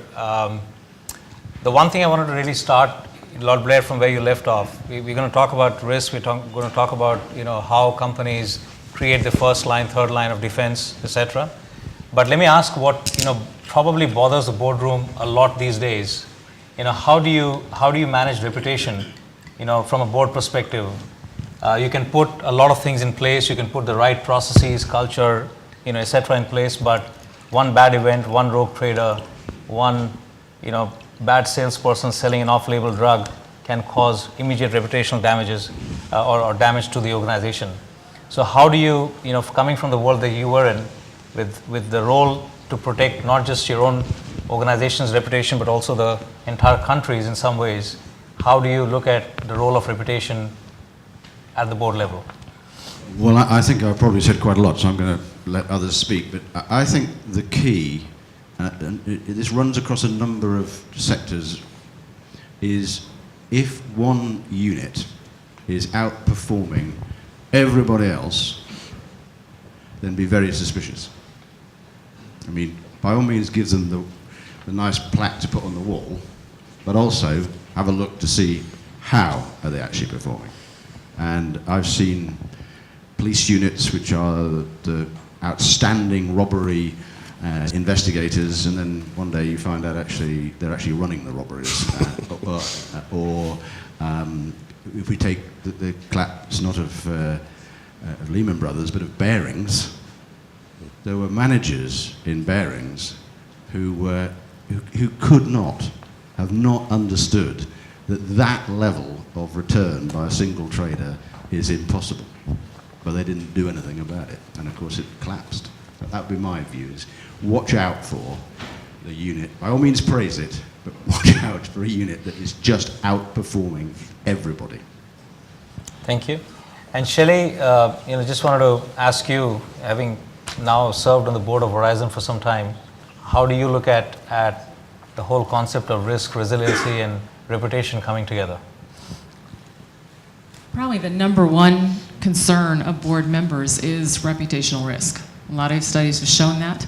And the reason is it's probably the hardest, because boards and companies in general are being held accountable for, as I mentioned earlier, not only their own company's actions, but frankly the actions of their ecosystems, their suppliers, their vendors, et cetera. So it's important to indeed put in place all the risk mitigation pieces that you can. But frankly, to protect the reputation, you have to realize that things are going to happen. I loved the Swiss cheese slide that you showed. Things are going to happen. It's really how you react when something happens. Being as transparent as possible, as communicative as possible about the actions, the plans, the ownership, to build, frankly, the confidence back of the audience that's being impacted is probably the most important thing that a company can do. So when an issue happens and slips through and a risk does indeed take effect, something happens at your website, something happens in your supply chain, something happens within your corporation, et cetera, now's the time to make sure you have the plans in place on how you're going to deal with that crisis. Own it, communicate, put the plan in place, and make sure that there's strong diligence in how it is that you're actually mitigating and handling that issue. But do it in as transparent a way as you can. Any comments? From our perspective, I think one of the comments that Lord Blair sort of resonated with me was really to think outside of the box and look to plan for those unexpected events. A recent example for us in the Middle East was the Ebola scare. And sitting in London, or I guess not the States today, but certainly 2 or 3 months ago, the Ebola risk for us came to a highlight just after summer. And we have a mining concession down in West Africa, actually in the Republic of Guinea, which was really the epicentre of the Ebola outbreak. Now for us, our HR department, quite rightly, was very excited about bringing 20 Ghanaians to the UAE for training for a long period of time. What they hadn't quite caught up with was that if we brought these people to the UAE, and God forbid that they brought the Ebola virus to our shores or to Dubai or to Abu Dhabi, what would the reputational damage to us be if we were seen to be the catalyst for bringing that disease or that risk into the country? And so we really had to make sure that all stakeholders from the board level all the way through the organisation were aware of that risk and aware of not necessarily just the contagion risk, but the reputational damage risk to the organisation if we were seen to be that organisation that actually had brought Ebola to the UAE, because it would affect tourism, it would affect banking, it would affect the whole business proposition that is the UAE. And that was really something that the operational guys, both in Guinea and in HR, had actually missed out on. It was really that strategic reputational damage if something had happened along those lines. So it's really about thinking somewhat left field from your direct areas of responsibility, having the forum to articulate that at the board level, at the strategic level, and having an understanding of what that might mean. Now, how do we actually quantify that is very difficult. A lot of people want to have a quantification. What does that mean in dollars and cents? I can give you the actual human capital in terms of if someone dies, we have a number for that. If someone loses their arm, we have a number for that. Might be unpalatable, but we have numbers for those things. How do you put a number around strategic reputational damage? And that's the difficult discussion at a board level, because people want to know how much, if I'm going to invest in this, what's my return for that? What dollar amount am I saving? And that's a very, very difficult discussion to have, but it's one that's well worthwhile having. So Toby, just to that point, some of the regulatory agencies or even some of the central banks, the Fed and also in the European Union, they have tried to put some frameworks around how to calculate, for example, reputational loss, or at least put some money aside for reputational loss. I'm going to ask that question to you, Manoj, that as the GM for risk and having spent a lot of time with at Stanchart, how did you internally kind of view reputational risk? The one is obviously the subjective element of that, but how did you objectively look at reputational risk as part of your program? I think I'll go back to a slide which Lord Blair put up. Was it 35 minutes and I think I think it's a number, but I think I would like everybody just bear in mind that in 35 minutes there was the entire reputation which was put at stake. And I think over time I've seen a number of examples very similar. So how sort of banks have started dealing, or the financial institutions, and I'm not sure exactly whether the rest of the industries also moved the same way. So these days, wherever you do have transactions where you think there would be exposure to reputational risk, all those transactions are now put through a reputational risk committee. And it's sort of, it's been there now, not recently, let's say, at least for the past 3-4 years.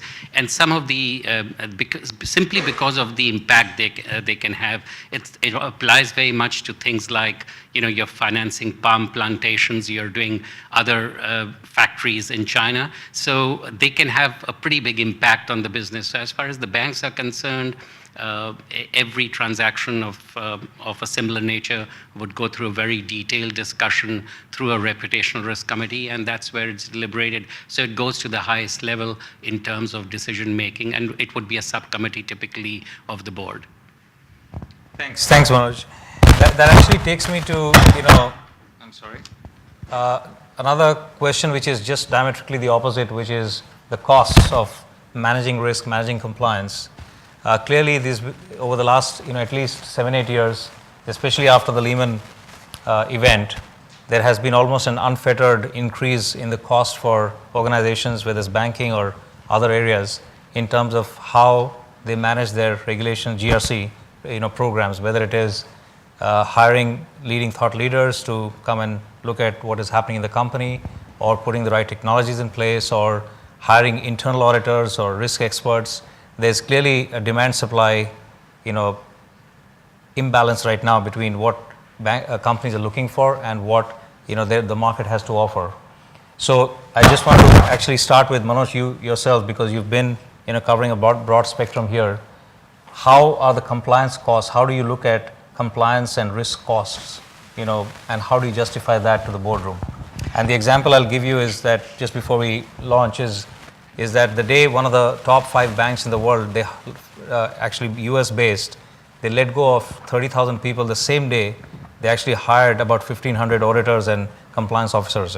So it was kind of ironical, but that's what they did. So that's why I want to start with you from the banking side, and then go on to others. Yeah, I mean, that's a great question, and without going into specific names, I won't go into specific names here. But if you were to just search through and look at the billion across about 6 or 7 institutions, and the top 3 fines, institution side relationship aspects. Typically, I think where the cost, at least in the industry or the finance industry, is moved up to, is closer to around between, let's say, 7 to 10% of the operating costs. These were, if you were to do a survey and check, they were perhaps more closer to 5 or 6% about 4 to 5 years ago.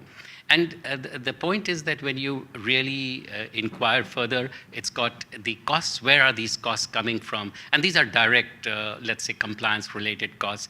They're coming from people, processes, and technology. So if I was to put it order of magnitude, so it would be people, technology following quite closely, because you get the amortization benefits on technology for some time, and process enhancements.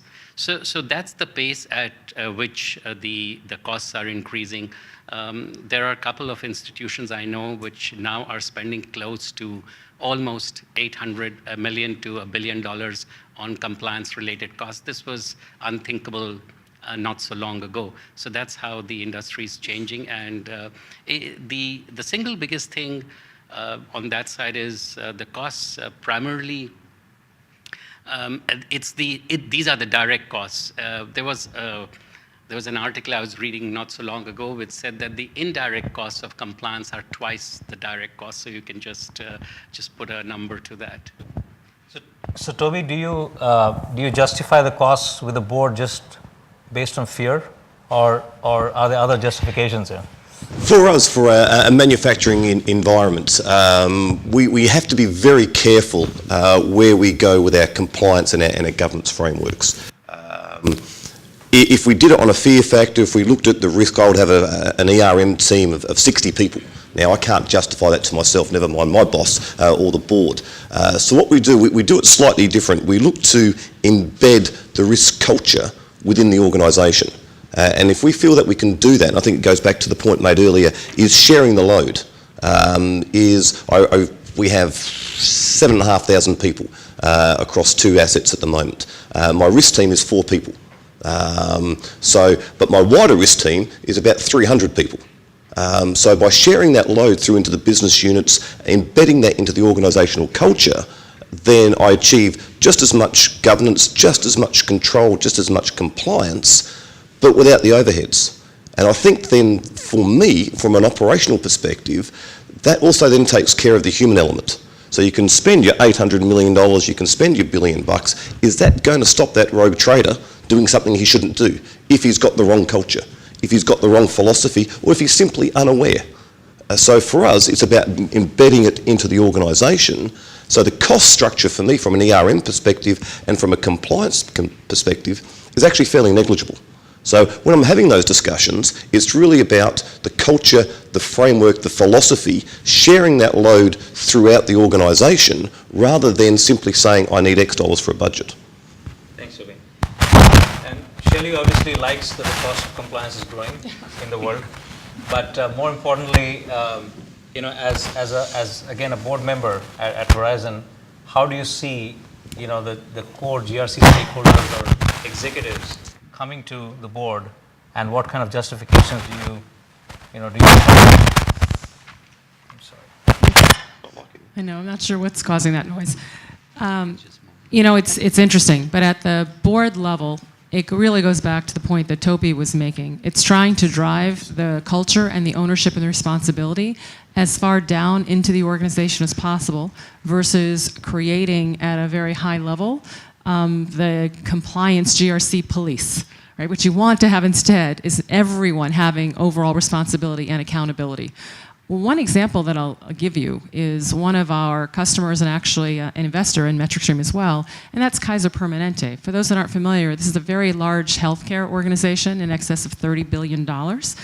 They actually named their chief compliance officer to their board of directors, which was the first time I'd actually seen that on a company of that size and scale. And when you talk to the CEO, what Bernard Tyson will tell you is he did that because two reasons. One, he wanted to make sure that the organization as a whole understood just how important this is, and therefore their role is in general.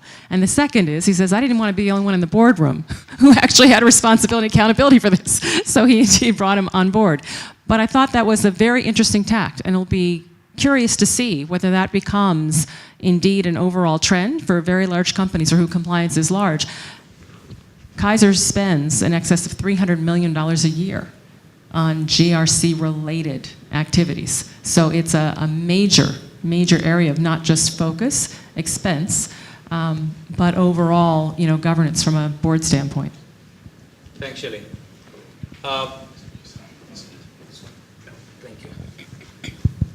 Thanks. So one of the, the topic here and the theme around this entire event is obviously GRC, journey. A lot of the companies that are in the audience have already embarked on this whole journey of, GRC, where they're bringing different aspects of risk management, compliance, governance onto a similar framework, if you will. And some, as we've talked over the last few days, are still embarking on it and trying to figure out how to do it.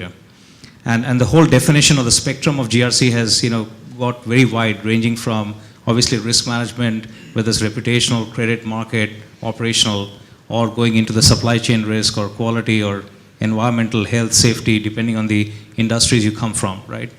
So I want to actually start with Toby here and ask him how, do you kind of bring all these things together, at EGA, or thinking about bringing it, and how do you again, communicate to the board about the value of integrated GRC? Well, more recently, we've merged two entities into one. So we had an existing company, Emirates Aluminium down in Abu Dhabi. We had an existing entity, Dubai Aluminium in Dubai. When we created EGA, we really looked at what would be best served at leaving at the asset level and what would be brought up onto the corporate EGA level.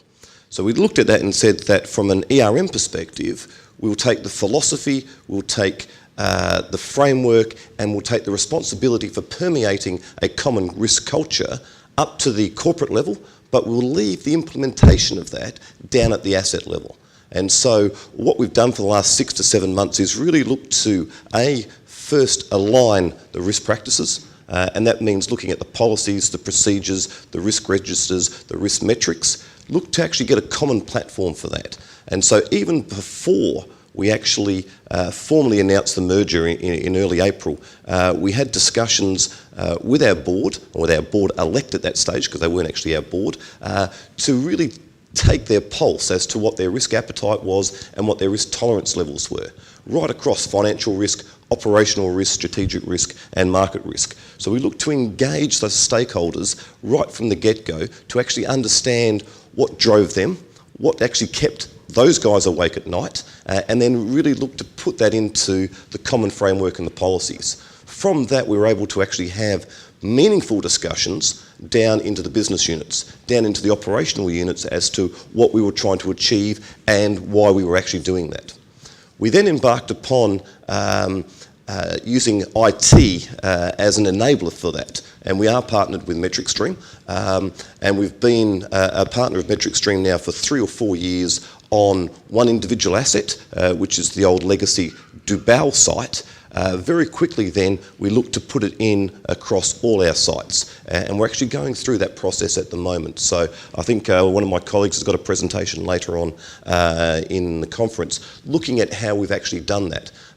But we're using technology as an enabler to actually communicate the message both downwards as well as articulate the risks up to the board. So then we would have a unified reporting structure in a common language, in a common format, from the shop floor, as it were, all the way up to the CEO and the board of directors. So we're really looking to achieve that uniformity, so everyone's singing from the same song sheet. Thanks, Toby. And related to that, one of the interesting things is that when a lot of these aspects start coming together in organizations, you're always looking for who really is the GRC champion, who is the person between these groups who can drive this initiative. There are political issues, there are functional issues, there are locational issues, etc. So let me ask actually Lord Blair, if you can take this on. I mean, you obviously have served a very federated structure. So how do you create, and who really drives the convergence of risk, compliance, governance, reputation, all coming together? I think the way that I approach it is probably no longer best practice, but it's maybe a beginning. One of the things on the change program that I introduced was to get the most operational officer, the man with the highest reputation, the man with the longest service as a detective, the man who had cracked all the great cases, and I got him to be the champion. So this was for real. I mean, it wasn't just yet another bright young person from headquarters. It was a man that everybody knew and respected. And I think that is very useful. Because one of the things I think that, just going back to some of the earlier discussions, that I've recognised in looking at risk in different organisations, is the risk that the most senior managers may not actually understand what it is that the organisation actually does. So I'm just thinking about some of the banking issues. What was quite clear in some of the crash was that the board members literally had no idea what the traders were doing. They were just looking at the numbers. Now, I've already said, if one of the sets of numbers is going completely into the heavens, then you better have a look at that. But when we're looking at the LIBOR scandal here in London, I mean, the setting of the LIBOR rate, I don't think any of the board members knew how that was done. But somebody did. And I think there's something about board members taking this so seriously that they actually start to divide the organisation's functions up and taking responsibility, not for the whole organisation, because it's impossible, but for different parts of it, and saying, I'm going to actually really understand this bit of the business so that somebody on the board does.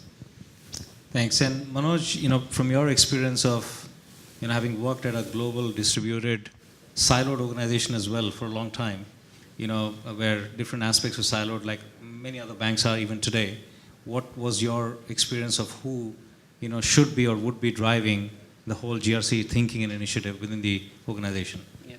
Okay, so my thoughts on this are that I think a GRC champion and a GRC journey is frankly not a choice. It's a journey which has started and has to continue.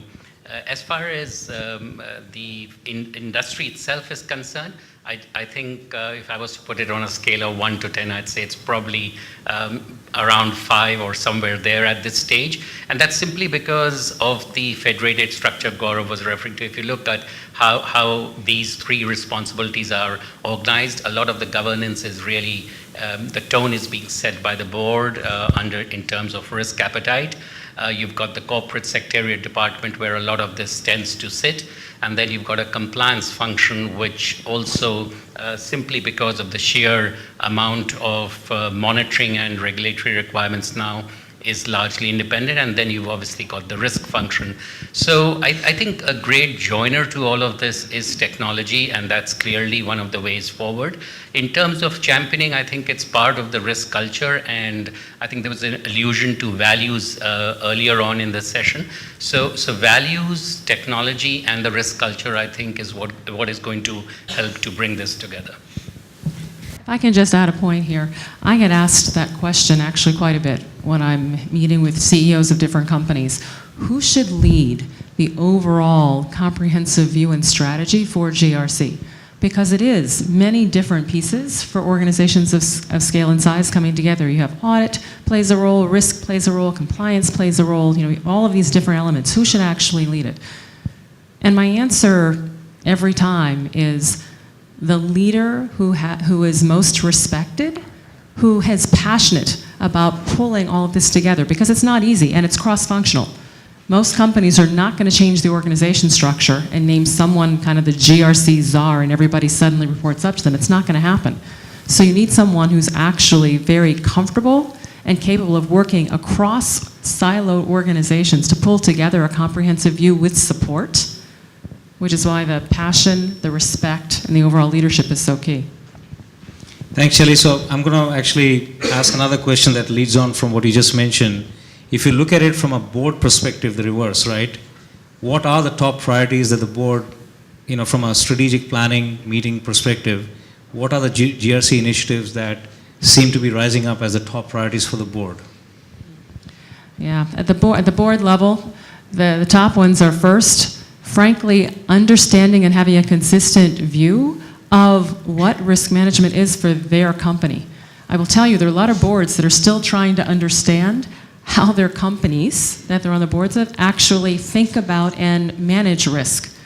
It's not just the report that comes every board meeting that says, here are my top 10 risks, here's what I'm doing about them, here's the action plans, etc. But boards are now trying to go deeper to understand your risk management system is not the top 10 risks. How are you actually pulling all of this up? How is it actually compared? How are you defining kind of the risks across? I think prior, frankly, boards, when those kind of reports came forward, boards just nodded their heads, said, okay, you've got these risks look good, you've got some action plans, I think we're good, check mark, and on to the next item of the agenda. Now it's changing. Seeing more and more boards really starting to put more, pressure, frankly, on the companies to indeed be able to explain and rationalize, well, how are you actually doing this? How do these 10 become the 10? What's the process? So they're digging deeper into the overall understanding. One of our customers, actually, the chief risk officer had gone before the board 3 prior times, and each time was sent back to say, no, we want to understand much better how you're actually doing this. And so came to us and others for help in terms of getting this done. But we're seeing this play out across all industries, not just financial services, not just healthcare, right? Not just chemicals, et cetera, but frankly, all industries are trying to better understand this. And Toby, the last question, from a practitioner perspective, what would you tell the audience on how to really get onto the board's agenda without obviously creating a black swan event, right? Well, I think with that, sort of taking on from what Shelley was just saying and Lord Blair earlier, is that boards are now figuring out that they actually don't understand their business and they don't understand really where the risks lie. And so what we've done, and part of my challenge for the last 6 or 9 months with a new board, with a new set of stakeholders, is really to work through what our business actually is. That might seem a bit of a sensible or an insensible question. We make aluminium. But where are the risks in that? Do they understand our pricing mechanism? Do they understand our go-to-market strategy? Do they understand our supply chain risks? They might do it at a high level, but when you drill down into that, there really is a huge gap in what they understand and what they think they understand. So it's always going to be a bit tricky to actually tell your board that they don't understand something. It's a nice way for me to go home very quickly. But it's actually having that discussion and having a board that is inquisitive and having a board that will simply step back and say, okay, I don't understand something, therefore I need to understand it. I need you to explain it to me. And it's about, like anyone else, you go through a transformation process like this and you have a lot of consultants. So the new buzzword around our place is syndication. You need to syndicate. Now, as far as I can understand, that actually means go and communicate. So, you know, we talk. So we spend a lot of time before our finance committee meetings, before our board meetings, before our risk management meeting, talking to the stakeholders, getting them to understand what the issues are. Not at a high level, but at a granular level. And if they can understand how the risk is built up from a granular level, when we come with our top 10 risks, when we come with our action plans, they have a thought process behind it to actually understand how that's actually brought together. And it's not just some whitewash across the top with a nice tick, but they can actually understand that. And so it takes a lot more of my time and my team's time to actually do that, but I think you get a far greater result and a far greater buy-in from the organisation, from your stakeholders, if you invest in this syndication or communication. Yeah, thank you, Toby. That was that summarized quite a bit of the discussion we had. I'm going to open it up for questions. I'm sure you have a few questions. We don't have too much time, but as Shelley had mentioned earlier, there'll be time to interact with the panel and the audience, of course. But if I can open up for a couple of questions that you might have. Shelley, you made a very good point that you can't employ someone who would be the risk czar. I mean, that person, I think, in most instances is got to be the top leader, the chairman, the CEO of an organization that has to lead the charge and to if you like, communicate that those ethical values all the way down to the bottom of the chain, so that we're all working in the same way and managing risk out there. And I'm seeing this, I come from financial services, and I'm seeing this as it could be a competitive advantage in having strong risk management and having strong controls, which is why you're seeing a large number of banks investing really heavily and spending huge billions of dollars in beefing up their compliance and operational risk perspective. Now, basically the question is, well, this is a direction that we're going in, but we still haven't got that message. It's still the fear factor of what could happen, what could go wrong in terms of reputation, how much could we be fined for this. So it's really looking for those black swans in events tend to help us to along in that journey, because in times of cost cutting, you know, we're cutting where's the easiest place to cut. It's going to be some of these non-income generating things. So that's the kind of message that I think we all should be learning from, is just a way of defining what those risks are and embedding those risks in our organizations. Absolutely right. It's interesting, you know, the phrase, never waste a good crisis. The reason why there is so much of I think, the negativity side of why we're doing this is because people understand crisis and they react and they catalyze, and it's a way to pull people together. Sometimes it's actually easier to do that under times of crisis than it is for a actually positive reason. So I think companies are frankly using this as a way of catalyzing and getting people behind it. But that said, I do think that the ability to manage risks in a very real-time, proactive way is absolutely a competitive advantage. You know, one of the statements I made in the opening was risk and opportunity are two sides of the same coin. Right now, a lot of resources are spent in most companies, frankly, looking at what happened, why did it happen, what can we do to prevent that from happening. And that's where, when I talk to companies, that's where 80% of the resource is. What you'd like to be able to do is to leverage technology, et cetera, process, to flip that around. Wouldn't it be nice if only 20% focused in the rear view, but you had 80% focused on the forward view? What could happen? What could we take advantage of? How can we make better risk-based decisions? And that's where GRC, when it's fully implemented and pulled together, that's where we want to get to. And then you end up absolutely with competitive advantage in how you manage risk, because you can take advantage of opportunities before others. Any other last couple of questions? Yes. So just want to extend, Shelley, what you mentioned about risk and opportunity. From the experience of the panel members, how much of the board discussion about risk management is also about innovation and opportunities, where CROs are going and saying, okay, these are the 10 risks we should avoid, but here are the 2 or 3 risks we should take as an organization. So how much of the discussion in the board on risk management, is focusing on the opportunity and innovation and taking risks rather than always focused on avoiding and mitigating risks? That's a good question. It's a very, do you want Yeah. Oh, look, I can give you some practical example on that now. At the moment, we're having, as part of our integration process, looking at our treasury and our financial risk management programs. And we had 2 opposite philosophies. One was a very, very risk-adverse philosophy. One was slightly more risk acceptance.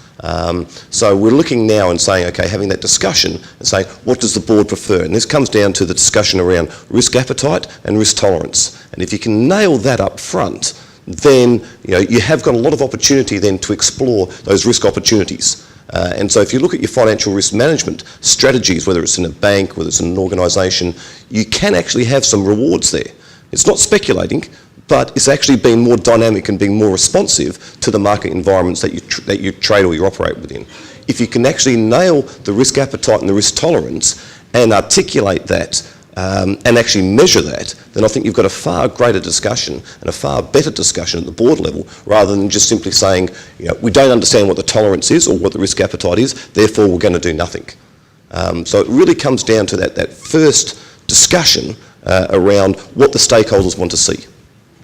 And just to add to that, it's rare actually to see the chief risk officers or head of risk come forward looking and presenting from an opportunity standpoint. The business lines tend to bring it forward on an opportunity standpoint.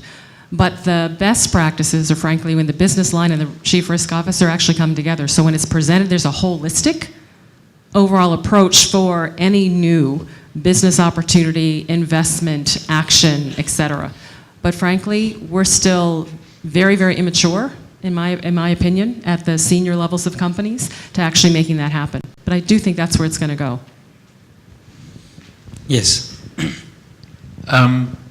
Quite a lot has been talked about this morning about the increase of regulation in financial services, but not just financial services, across utilities, healthcare, and the rest of it, resulting in greatly increased risk and compliance costs. I wonder if the panel thinks those costs are justified. Sorry, just coming. What are the increased costs of risk and compliance justifiable? Okay, maybe I'll just kick it off and let the other panelists add on. I think the costs are necessary and justifiable to the extent that today, to be able to do business, you have to meet those demands. Now, I guess in different industries, there is currently a lot of scope for efficiency. So if you were to just look at a simple area like sanctions and you take it across, let's say 200 banks, each one of them approaches it slightly differently, and there is not a single funnel through which the information is coming through. in terms of how do you determine whether something would be breaching sanctions. So each one set up its own process, and yet each bank could be generating a number of false alerts simply because of how it's set up. So I think there is the costs today are necessary, but there is clearly a scope for huge amount of increased efficiency. And I think, again, as the reference was made, the GRC journey clearly is part of getting those efficiencies in. I would just answer that in this sense. It really comes back to my comment about who's flying business class, because it's about being prepared for catastrophe.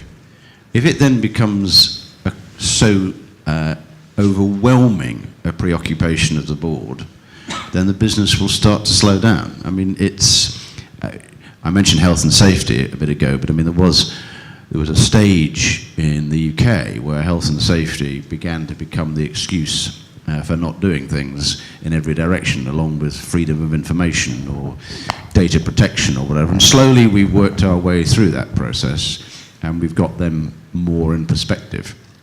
I think I'm all for risk management and compliance, but you know, unless you're in MetricStream, that's not your business. That's just something you have to do to keep afloat. Yeah, thanks. And I'll just add one point from our experience here. It's almost like the cost of regulations works in waves. From what we are seeing, serving a lot of the customers in the market. So when the regulation hits, there's an immediate reaction. Saying that you got to meet it, so you hire up people, you do a lot of things. And then there's a plateau period at which companies start to rationalize.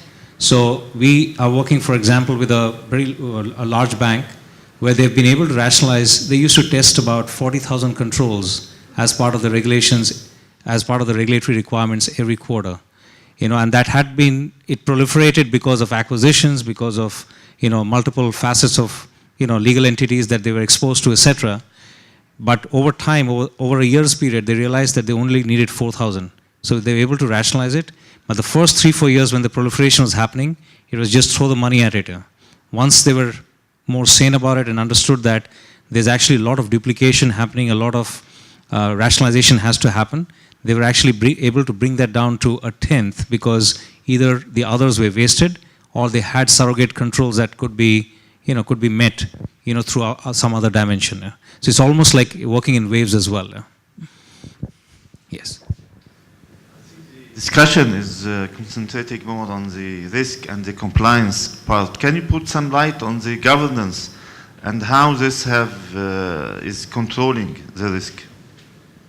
Okay, so Shelley, why don't you take that first, and then we'll move around. And this could be the last question, so the rest we'll cover after the sessions. Yeah. Governance is all focused on ensuring that the right processes, procedures, et cetera, visibility exist. So from a governance standpoint, one of the things that's happened that really has changed the dynamics is boards of directors are actually being held accountable. And so what that has done is they have absolutely, in general, totally improved their overall focus from a governance standpoint. It used to be, roll the clock back 6, 8, 10 years, and boards were, for some companies, just kind of a rubber stamp. They were all friends and related to the CEO, and so there had to be a formal board meeting, so you had it, but it really wasn't as rigorous as it needed to be. That's really changed with all of the regulations, the rules, but it's absolutely changed. So I personally see a significant improvement in the overall role that the boards are playing from a governance standpoint, which is part of what's driving a lot of the actions, activities, et cetera, that you see happening within companies, because they're now responding, right, to the board's increased scrutiny. Thank you. I think we'll wrap up with this, and I appreciate all the insights from the panel, and hopefully if there are further questions, there are breaks, you can absolutely ask the panel. Thank you very much.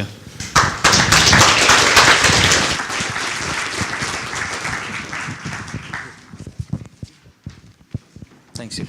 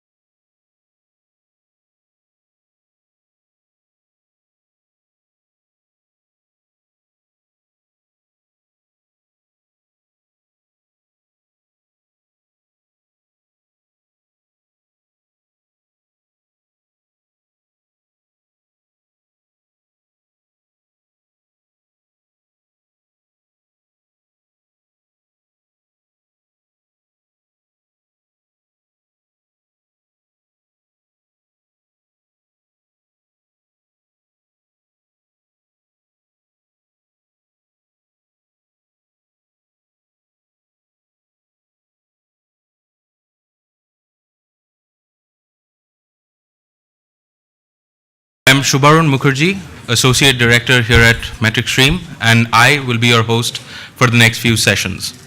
In our next session today, we delve into managing risks in today's era of social media, mobile solutions, analytics, Internet of Things, and cloud. This session dives deeper into understanding how these key IT trends are influencing our world of governance, risk, and compliance. And to introduce this session and our esteemed presenter for this session, I would like to call upon Mr. Piyush Pant, our Vice President of Strategic Markets here at MetricStream.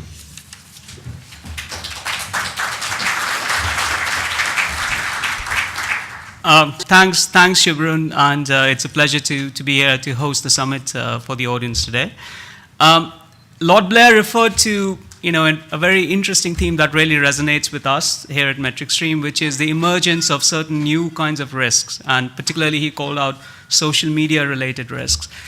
And the key facilitator and the key influence that is actually driving this risk has been the growth of certain IT-related capabilities that are, that have become pervasive both within consumers, employees, within companies, and so on and so forth. And the reason this topic is really relevant is simply because these are mega trends and these are things that are happening all around us, right? So they happen in society before they actually pervade companies and enterprises. And to talk about it, we've invited one of Europe's top technologists, in my view. So I'll just introduce Suki Gill. Suki is the Chief Technologist for HP for Europe, Middle East, and Africa. And he is one of the few, and I think it's less than 50 HP fellows in a company of 300,000 and above, who's specially recognized for his innovation, his thought leadership, and his passion in driving technology into various kinds of businesses. So Suki is right at the forefront of seeing all the trends. He's engaging with all the key customers and the biggest enterprises and IT leaders as they are tackling these difficult problems, including what to do about the trends that I just referred to. So Suki is he is an extremely experienced, extremely passionate, and a very inspiring figure. So I've watched him walk into a room where people are kind of winding down for the day and fire the whole room up.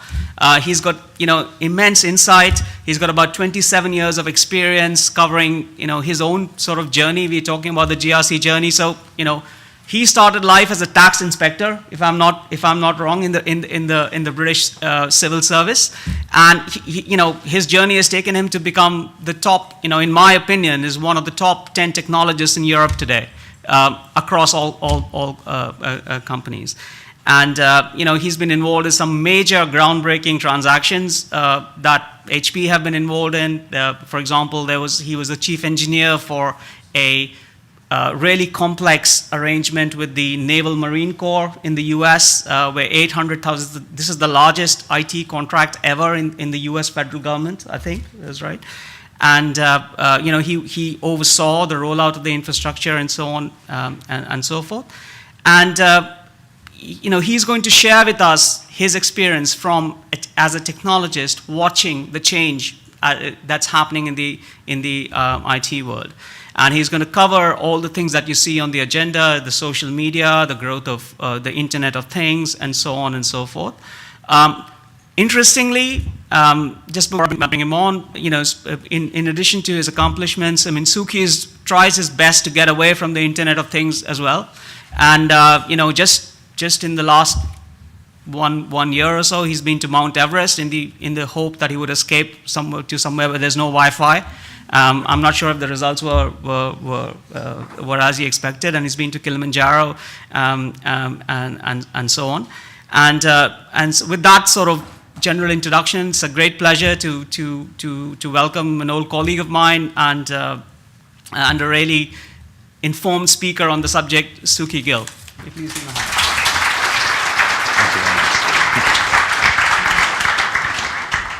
Well, thank you, Piyush. I hope I'll live up to your expectations there. let me just pick up from the Everest base camp trip. I was there at Easter while the avalanche happened, right? So I was just one day out of base camp when the avalanche happened. And I'm planning a trip to Annapurna next to Easter, and there was an avalanche recently. And what I've realized, in fact, just 3 days ago, right? And what I've realized is I am a chief risk officer. And I do these things not fully calculated in terms of the risks, because it's a passion, right? And so sometimes there are things that you just do because you want to do them. And the problem with high altitude trekking is the higher you go, the higher you want to go, right? So, and by the way, Piyush, at 5,500 meters, there is a place called Gorakshep near Everest Base Camp, and you can get Wi-Fi. They charge you 500 rupees, roughly £5 for the whole day, but you can get Wi-Fi connected. So that's how the Internet of Things is getting all the way up mountains. Another thing I wanted to talk about was not only, I think as you get fitter, and as I'm losing weight and getting fitter, you take on more bizarre challenges.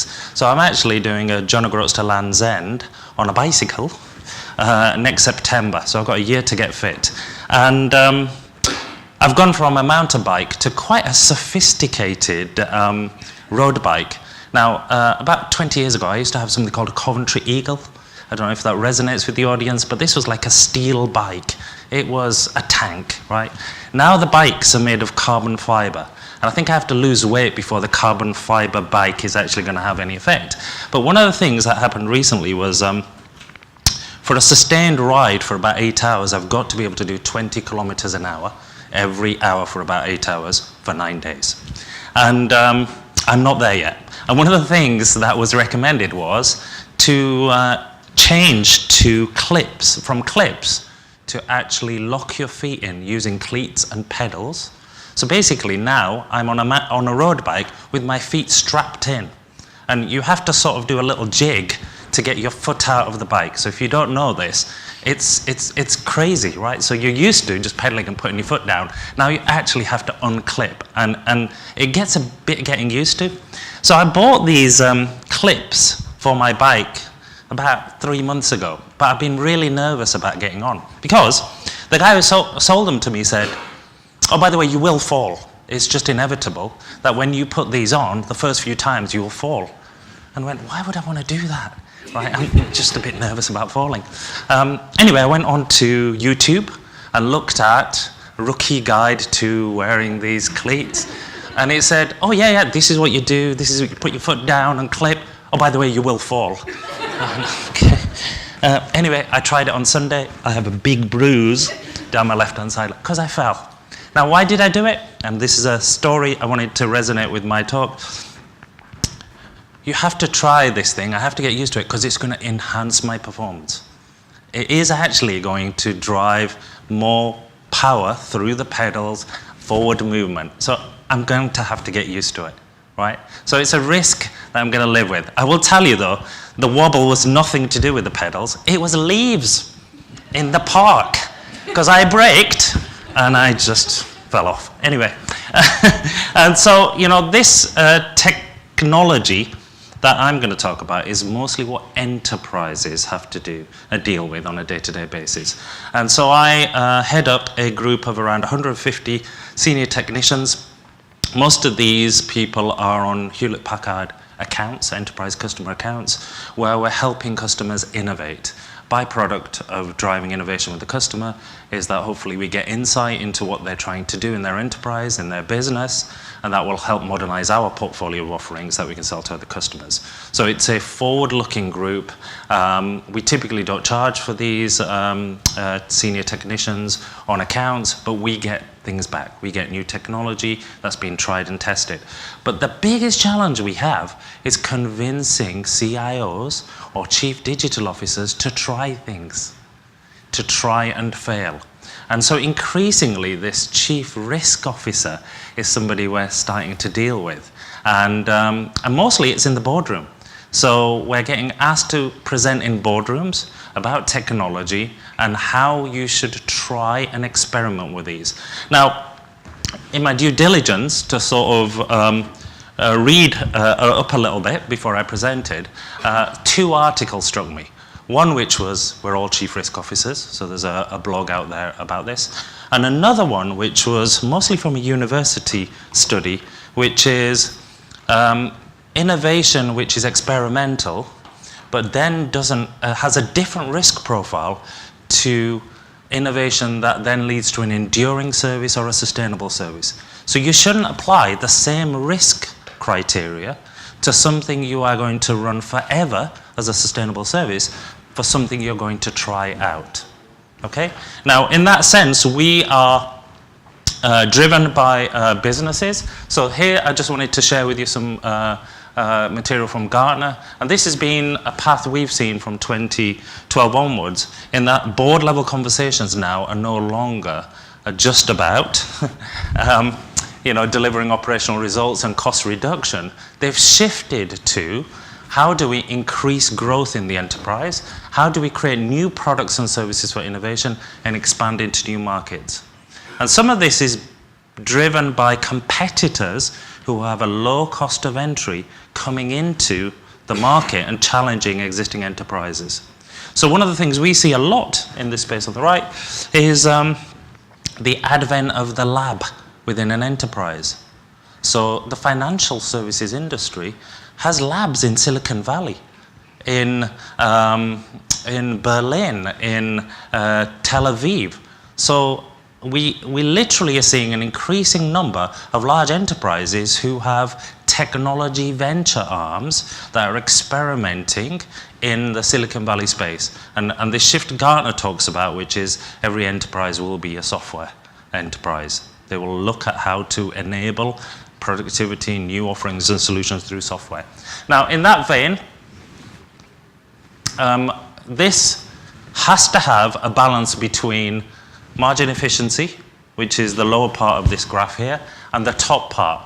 Now, traditionally, what we've seen, and I have experience of from 8 years working in the defense sector, that is both Department of Navy in the US, so I lived in San Diego for 3 years, working as a chief engineer for the US Navy, as Piyush said, and for DoD, which was one of, for Ministry of Defense, but as a contractor, as a service provider into the Ministry of Defense for an infrastructure service, a defense infrastructure service. Now, those 8 years, I learned so much about security risk mitigation.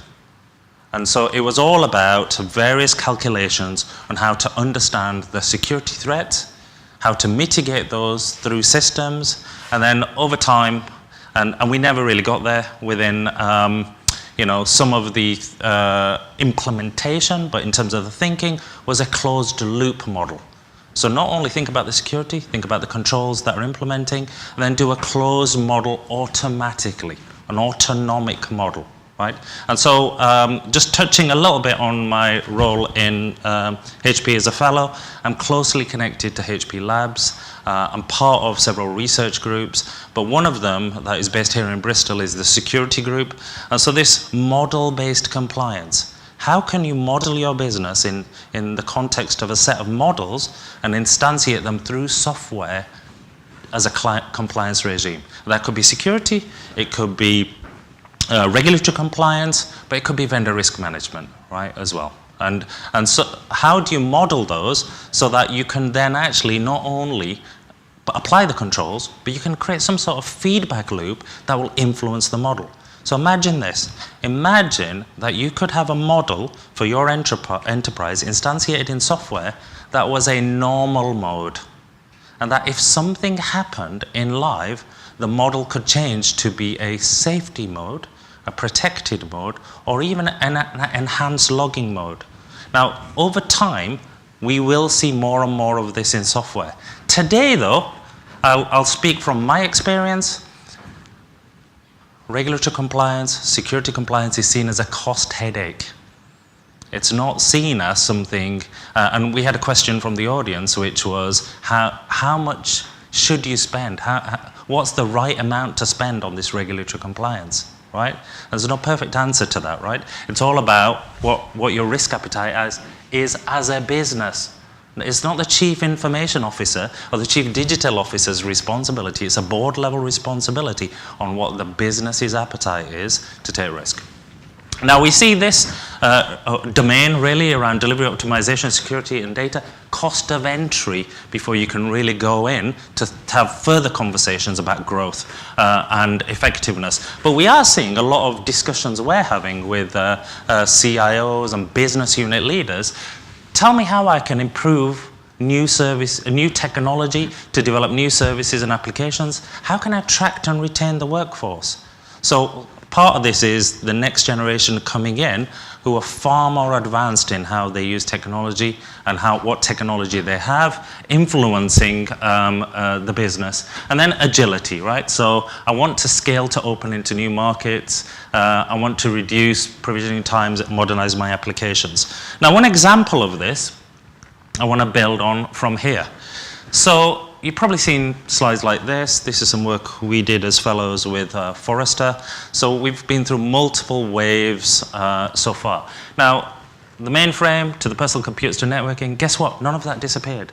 It all still lives. We didn't obsolete it. The number of mainframes still exceeds what you might think in the enterprise. But we're in this phase now, 2009. And so the interesting thing is the waves are speeding up.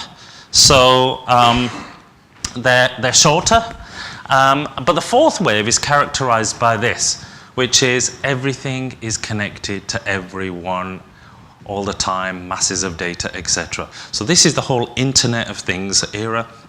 Gartner called this the nexus of forces. I think IDC's term is the third platform. We at HP call this the new style of IT. And it's the convergence of many forces. So while these are characterized probably by single or dual technologies, this era on the right, where IT is everywhere, cannot be characterized by one thing. It's mobility, it's social media, it's big data, it's everything connected, Internet of Things, it's devices, it's consumerization. There are many things in this phase. And so here's just an example of the increasing number of technologies and companies in this phase.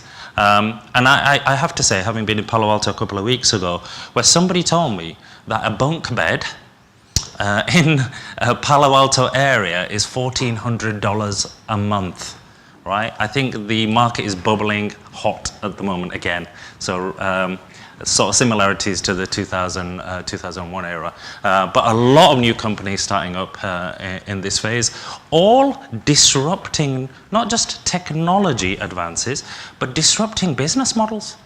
So here's the bizarre thing. When I go talk to some of these Silicon Valleys, the first thing they show me is a business case. It's actually a business model, and they go, look, this is an idea we've got, and this is how we're going to make money. And you go, yeah, but where's the IP? And they go, don't worry about it.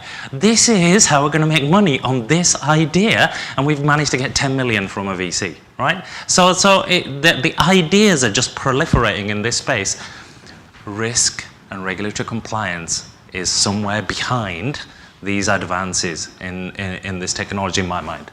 Now, from this era where we've seen huge advances, my slides are not moving on, I just want to pick one example. Can you just move the slides on? To build this connection between the Forrester and the number of technologies. The adoption rates are much faster than they used to be. So the time it took for 1 billion people to get a PC versus the time it took for 2 billion people to get a phone, dare I say smartphone, is incredibly shorter. So the speed of adoption of that technology is increasing. You know, Wi-Fi at 5,500 meters.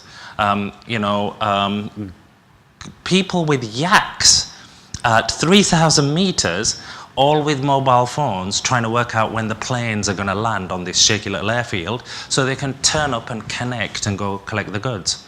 I mean, literally, and marketing manure, right? So, I mean, it's a bizarrest thing that something very traditional like yak herding up and down mountains is enabled through cell phones and connectivity. So this is improving all the time, rapid adoption. Guess what? There were no phones in Tibet that I could see no landlines. You couldn't actually go and find a phone to pick up and use, but everybody was mobile connected. So there's a leapfrog. Okay? So now if you imagine there's a leapfrog going on in the what used to be considered third world, there's almost reverse innovation. So in Kenya, people text each other money because it's difficult to go to a bank. So they worked out through the telco providers a mechanism by which I can email you, text you money. What's actually happening is an interbank transfer behind the scenes, but it's a text. Now, Barclays have adopted that as other financial institutes. So they're looking at how people are using this technology in the so-called third world and bringing this forward into the Western world. You know, and I have to say, it's getting a little irritating when my son keeps texting me saying, "Dad, can you text me some money?" Right? So that's happening too often. So I've got one son here in London who's doing chemical engineering, another one who's doing computer science at Sheffield. And it's the one in Sheffield who keeps texting me for money, but then when he orders stuff and sends it to the house, I can tell he misaddressed some £150 keyboard is a bit excessive, don't you think? £150 for a keyboard, but apparently this is a really cool gaming keyboard. But anyway, I can see why my allowance is going wrong, right? So in that model where your competitors could be new upstarts, guess what? They may have more advanced technology and capability than your traditional ecosystem. Now, in your ecosystem, your enterprise ecosystem, your organization not alone. You have to clearly deal with customers and citizens who consume your services, employees who are bringing in devices. The information sources you use are not just the ones you have in your organization, they're information sources outside.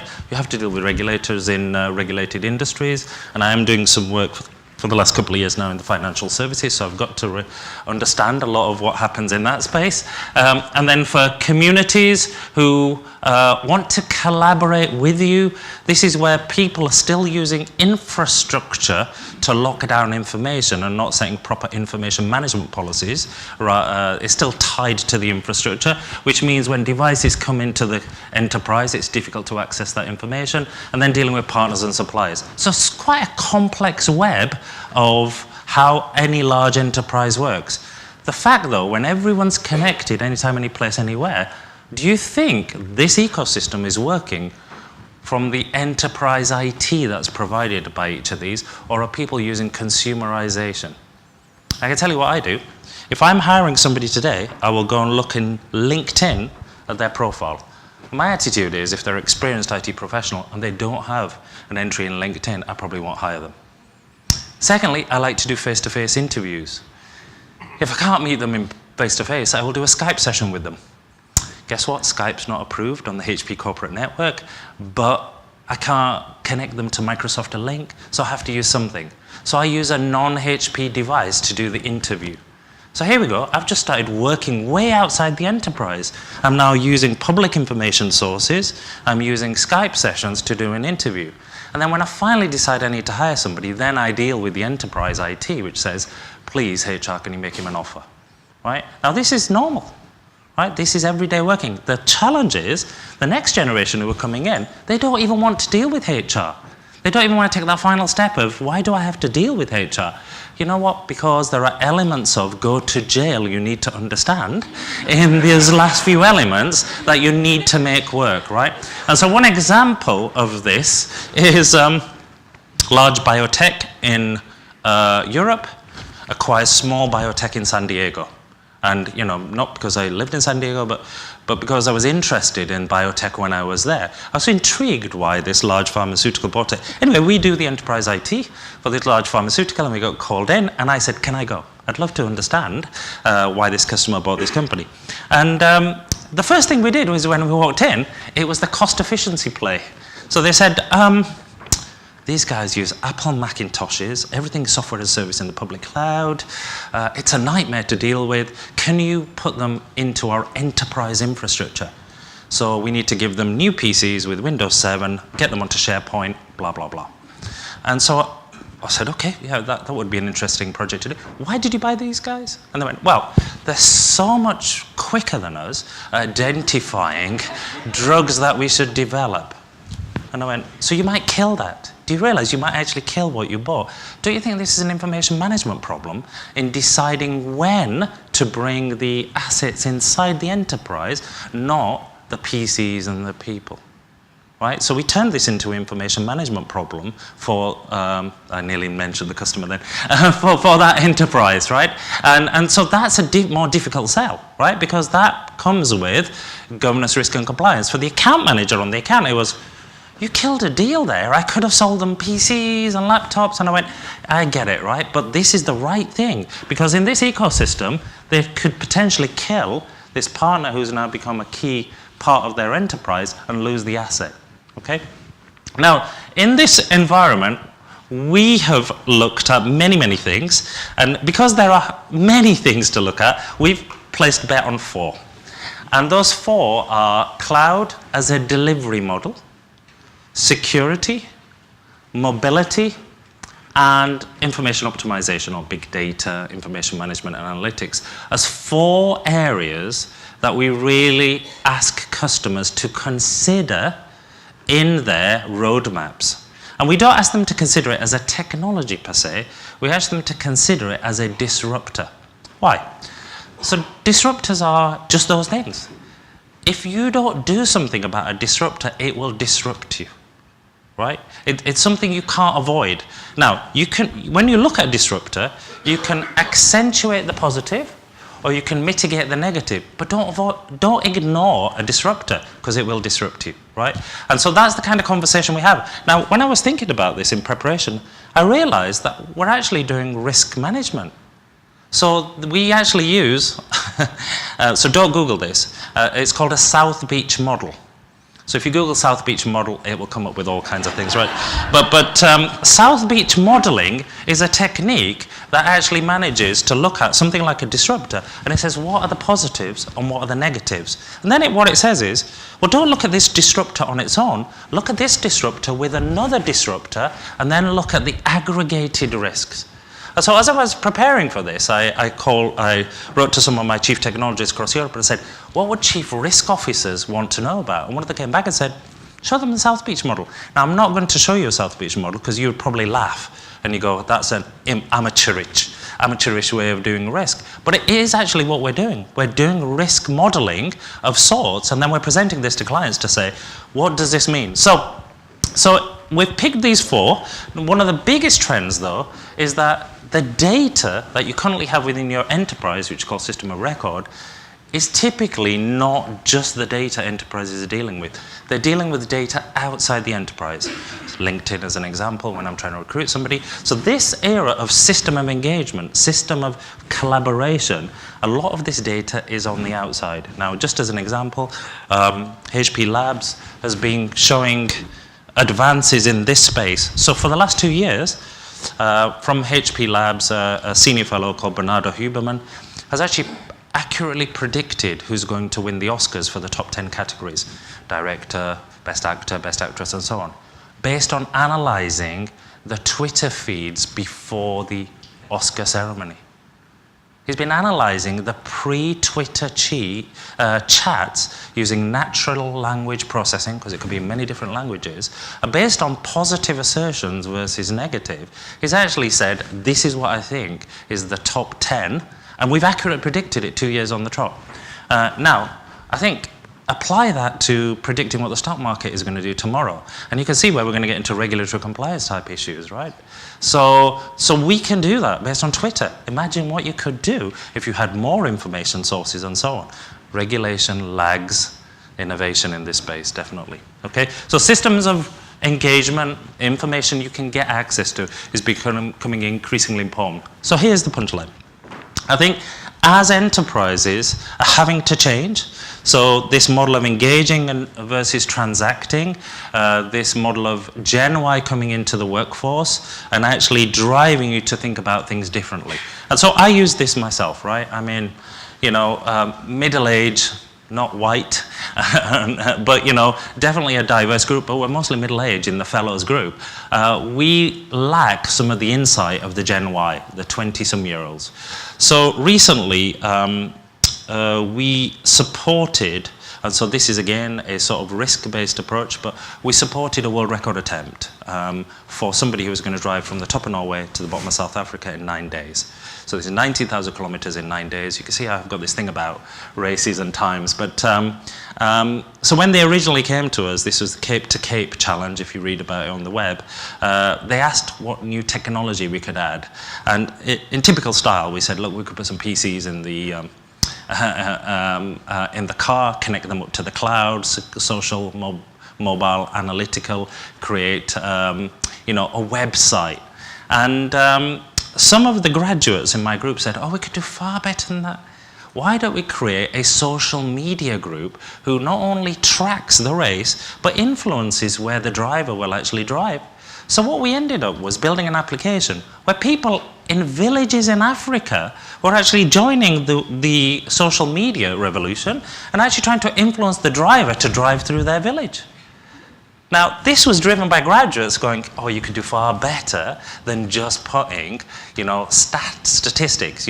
Deep engineering, we could give you detailed metrics from the car and put it on the web. And they went, that's cool, but you could do so much more with a community-based approach. So today, as expectations of the enterprise change, what we're saying is that's driven a lot by people coming into the workforce and saying, boy, you guys do some weird stuff. And so, just link back to the tax inspector, completed a degree in computer science, walked into the career centre in Bradford, in my hometown, and they said, yep, we have vacancies in the civil service. I thought I was going to be posted to Foreign Commonwealth Office, so I was like, oh, this will be cool, right, actually go and work abroad somewhere. And they posted me into the collector of taxes in my hometown. Right? And what I was more interested in was the issues with the mainframe spitting out exceptions than I was about collecting tax, which is why I ended up into the IT department, right? But I remember joining taxes and sitting next to somebody on an oak desk, and he had a quill pen. Literally had a pot of ink and a quill pen, right? And this is where IT was coming in to revolutionize basically glorified calculators, right? People who were working out tax assessments manually. Big calculators, big mainframes could do that automatically, right? That whole automation of everything is getting maxed out, where now I think knowledge workers and information workers are getting challenged on, why can you not automate this? So what we're seeing in this engaging and transacting is a real challenge of knowledge workers and information workers being challenged with software, where can we look at IT and software to create rules and compliance around what they do? Can we capture what people do in a way that we can help really move the workforce from still very routine activities to actually doing some things like data scientists looking at the data? And one area of that really around the big data, I'll come on to shortly with a pharmaceutical company we're working with. Now the default in terms of deployment, and I think most of you guys probably are witnessing this today, is mobile app will be the first app you ever write for your enterprise. This is the default application, because if you don't want to deliver it on a mobile phone, you'll typically want to deliver it in some sort of iPad or some Slate device and so on. So mobility. Now cloud as a delivery model. Recognize HP has a very large heritage in infrastructure, in what is typically is infrastructure as service, data centers, hosting, storage, compute, and so on. Look at cloud beyond the traditional infrastructure as a service. Look at it as a paradigm shift on how you will deliver services and consume services.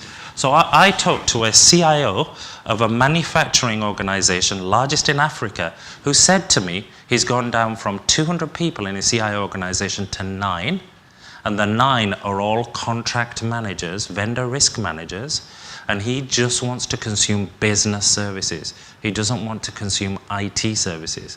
So he's literally said to me, if you can't give me business services to consume, and my people cannot vendor risk manage those, then I don't want to consume IT anymore, because I think it's moving down the stack. So there's a shift to a cloud delivery model for business services coming, mobile enabled. Now here are some underpinning things. the big data.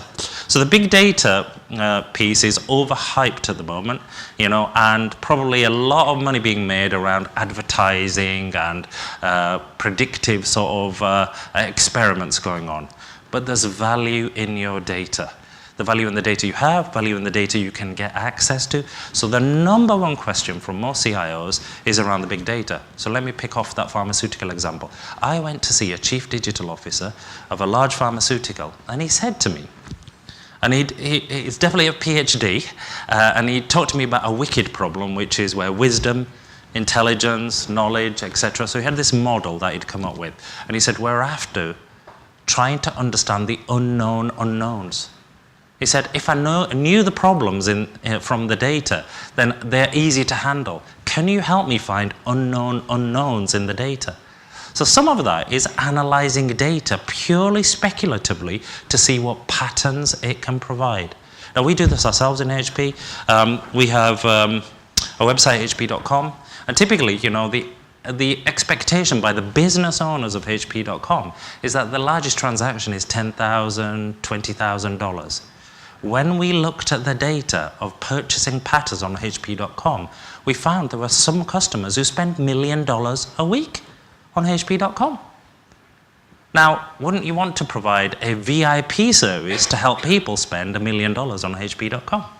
Right? Now, we didn't know that. When you talk to the business, they didn't know there were these few buyers who were spending that amount of money on hp.com. So it's amazing what the data can tell you, right? So this kind of data analytics has become key. We're investing very heavily on this. We do this for ourselves anyway. Global supply chain, global analytics group do this. But increasingly, this is what customers are asking us to provide. Automation is a bedrock. Look at some maverick research here from Gartner. The traditional white-collar worker type stuff, if you're doing a routine job, even if you feel it took you 30 years to understand why you pick certain things, software can learn that. We're using software today where it watches agents do stuff, and about the third time somebody does the same thing to a request, it pops up on the screen and says, would you like me to do it this time?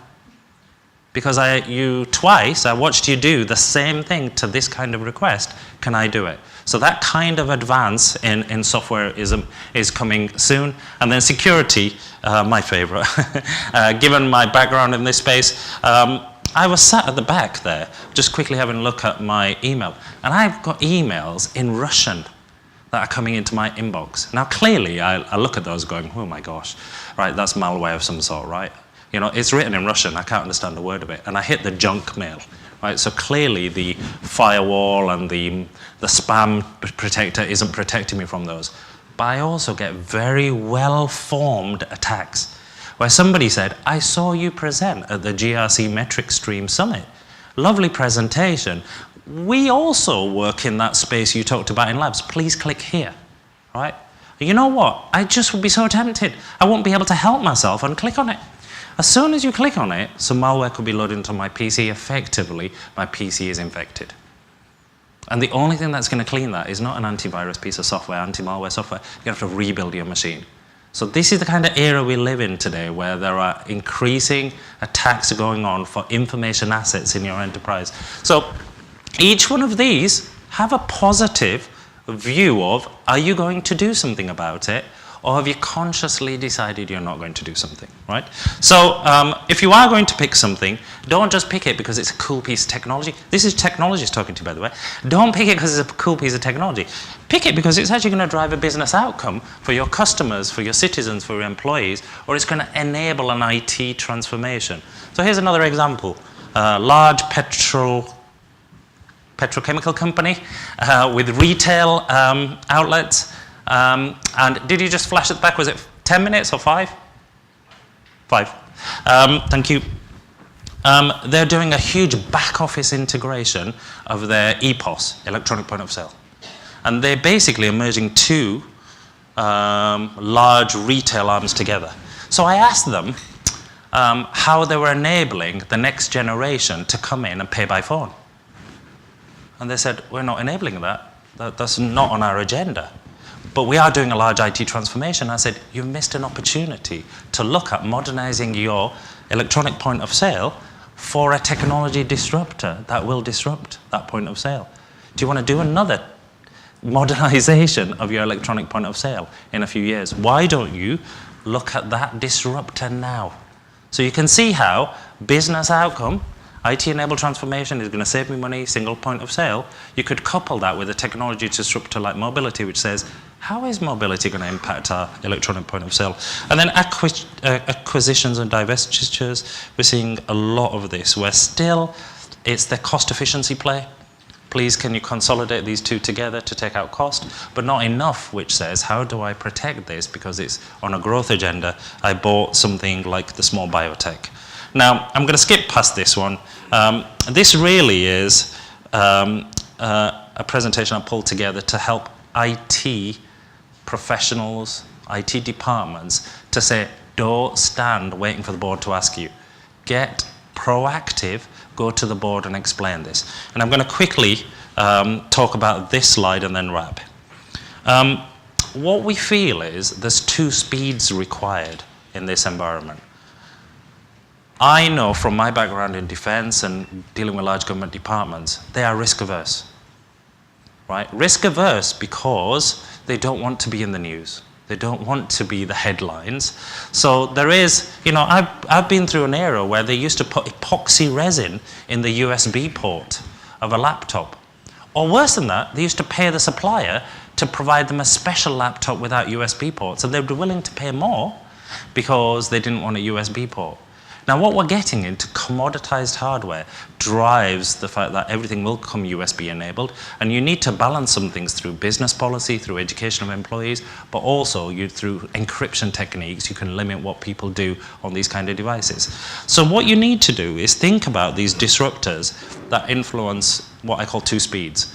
Is this likely to impact my base business, the piece I need to protect and safeguard because there's go-to-jail type issues applied with that? Or is there something I could do to experiment with this technology for a small user group that could test this out and experiment with this? And I call that the second speed of IT. This two-speed approach which says there's a ball and chain around existing applications, infrastructure, IT services that need to be maintained. But a second speed which says you really should think about trying these because all of the new companies and enterprises in your industry are not encumbered by the legacy environment.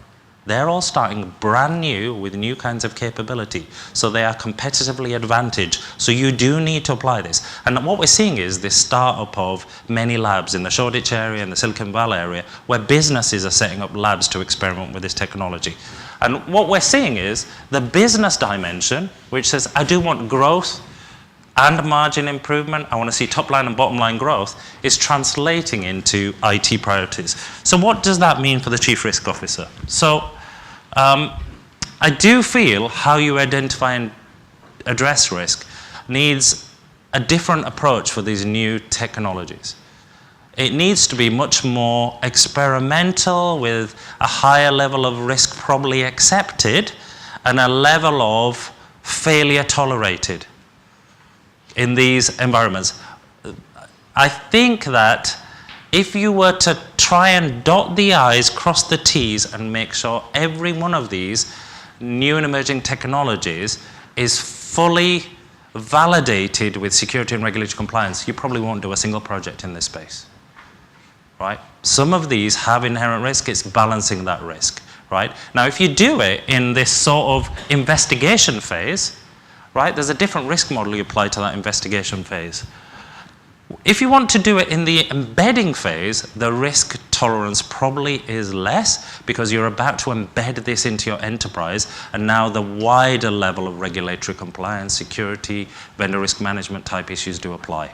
And this is, you know, not knowing Piyush was leaving and joining a GRC company, this governance, risk and compliance lags in the enterprise. There is a real need for GRC where it is a proper methodology-based approach which says, as a business unit leader and chief risk officer and CIO, we've had a look at this together and this is the level of risk, right? There is, an approach I'm using which says, I want to do this, tell me how I can do this with the Chief Risk Officer. Rather than don't tell me why it's going to be dangerous and I shouldn't do it, help me do this, tell me what I could do. And then different around sustainability. Now, the piece I do feel is there is an appetite to invest in this innovation. The piece around the governance of risk and compliance as it applies to you guys is to be open to these kind of requests and understand where they are in the life cycle. Are they investigation or experimental? Are they about embedding technology? Are they about sustainability? And support them through the life cycle. That was my talk. Any questions?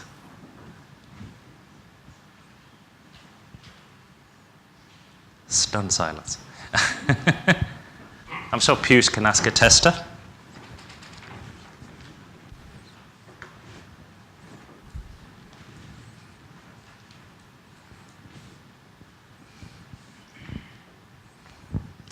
Yeah, so thanks.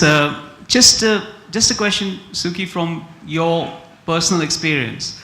So obviously you are driving a very strong innovation agenda in enterprises, as you said, which are risk averse. So can you give an example of an instance where making the case for that innovation has been really challenging, and how have you actually overcome it by means of an example, if you can? Given we're in London, I'm going to use financial services. And so today, the manual activities that go on checking compliance in financial services are significant, is my experience based in the square mile. For further regulatory compliance that is coming down the lines, you can't scale that manual model to a level where the compliance is going to get any better, in my mind, right? And personally, I was born in the UK, but you know, I have worked with some very talented people from India, and I'm shocked how much talent we're using to do manual checking of things in Malaysia, India, and so on. I mean, complete, you know, things like watching a screen recording of an analyst to make sure that they didn't do something they shouldn't do. And that's somebody's job. They watch a screen, a video replay of a screen, to make sure that something didn't do any wrong. Now, my challenge in this space has been trying to convince people that software can do this. And you don't need humans checking everything. Now, given the regulators are risk of, well, they've been bitten a little bit in this sort of financial crisis. So they're applying, I think, more human labor to this model. And I'm trying to say it just won't scale. We need to provide software. So there's a macro level answer which says, I think there's some advances here in regulatory compliance software, not because I'm not a paid speaker, I'm a guest speaker, at GRC, but because you can't scale the human model any further. But that I do believe this is where GRC software lags, because you need a model-based approach which said, I modeled the risk in a way that I can instantiate in software, and then I can monitor that and apply that back. Now, my biggest challenge is the regulators are pushing back, going, sounds like a science project, sounds scary, let's just get more people to check things, right? And so that's one of the real concerns I have, which is we're not going to progress unless we break the back of this together as industry and as businesses. Anybody agree or disagree?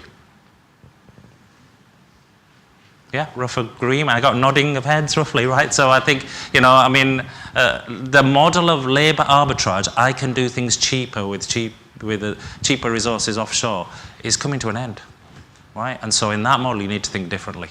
There's a question at the back.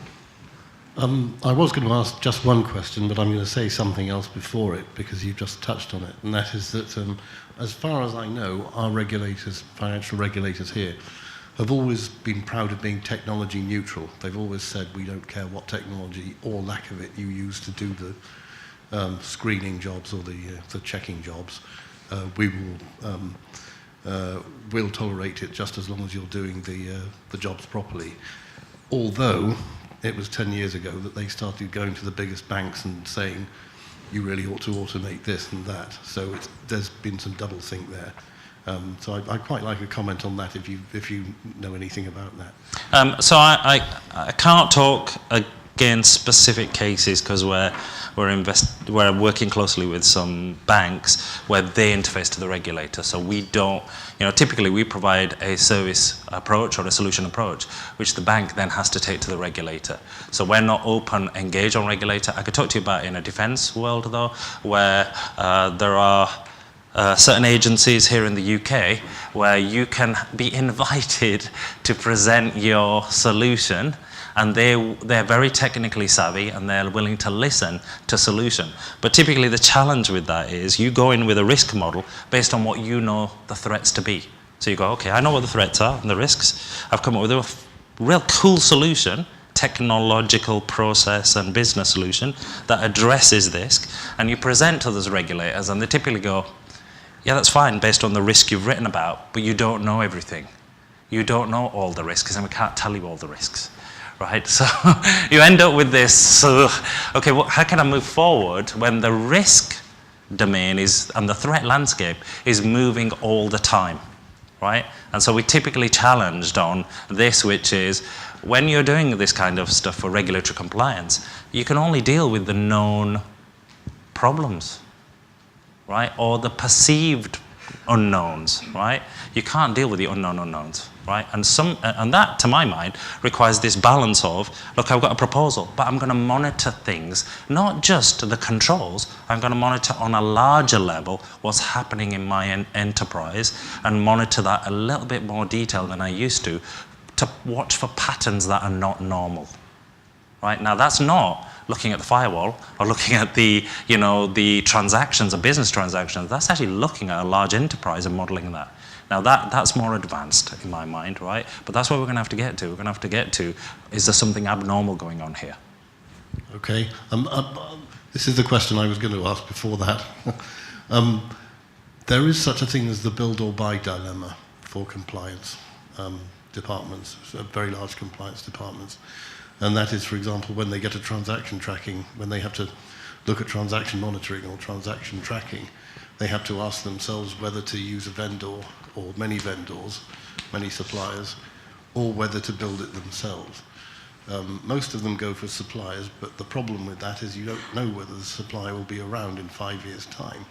And that means that you've got continuity problems. What are your thoughts about that? What do you have to say about that? So, I mean, clearly as part of GRC, there's vendor risk management to apply on whether you think that vendor's going to be around for a while. But here's the thing, if you can, within any piece of software, look at a level of standards in terms of data, business rules, how your data could be extracted from a tool in this space, and keep those as, really those are the corporate assets. Tools will come and go. So don't lock yourself into a tool is the point I would make, which is build in enough of a level of standard methodology or standard data formats that would allow you to extract from a tool and replace it, right? But please use a tool. Please use a tool rather than build your own, because there are too many problems to solve than trying to solve the problem somebody else has solved, right? So I would always say, look, augment. Right? Take a product, augment it for the things it doesn't do, get into a partnership with that supplier if you can, right? And help them tailor their roadmap to what you want to do. But always buy if you can and augment on top of that. Now that's a policy I have within HP, right? At the highest level, people come up to me all the time with, hey, look, we could build this. I'm going, that's available from open source. Go contribute back into the open source community, make it better. Now here's a problem nobody solved. Let's work on this one for something unique. I don't want to be a me too, right, in terms of software. Any questions? Any more? Okay, thank you very much.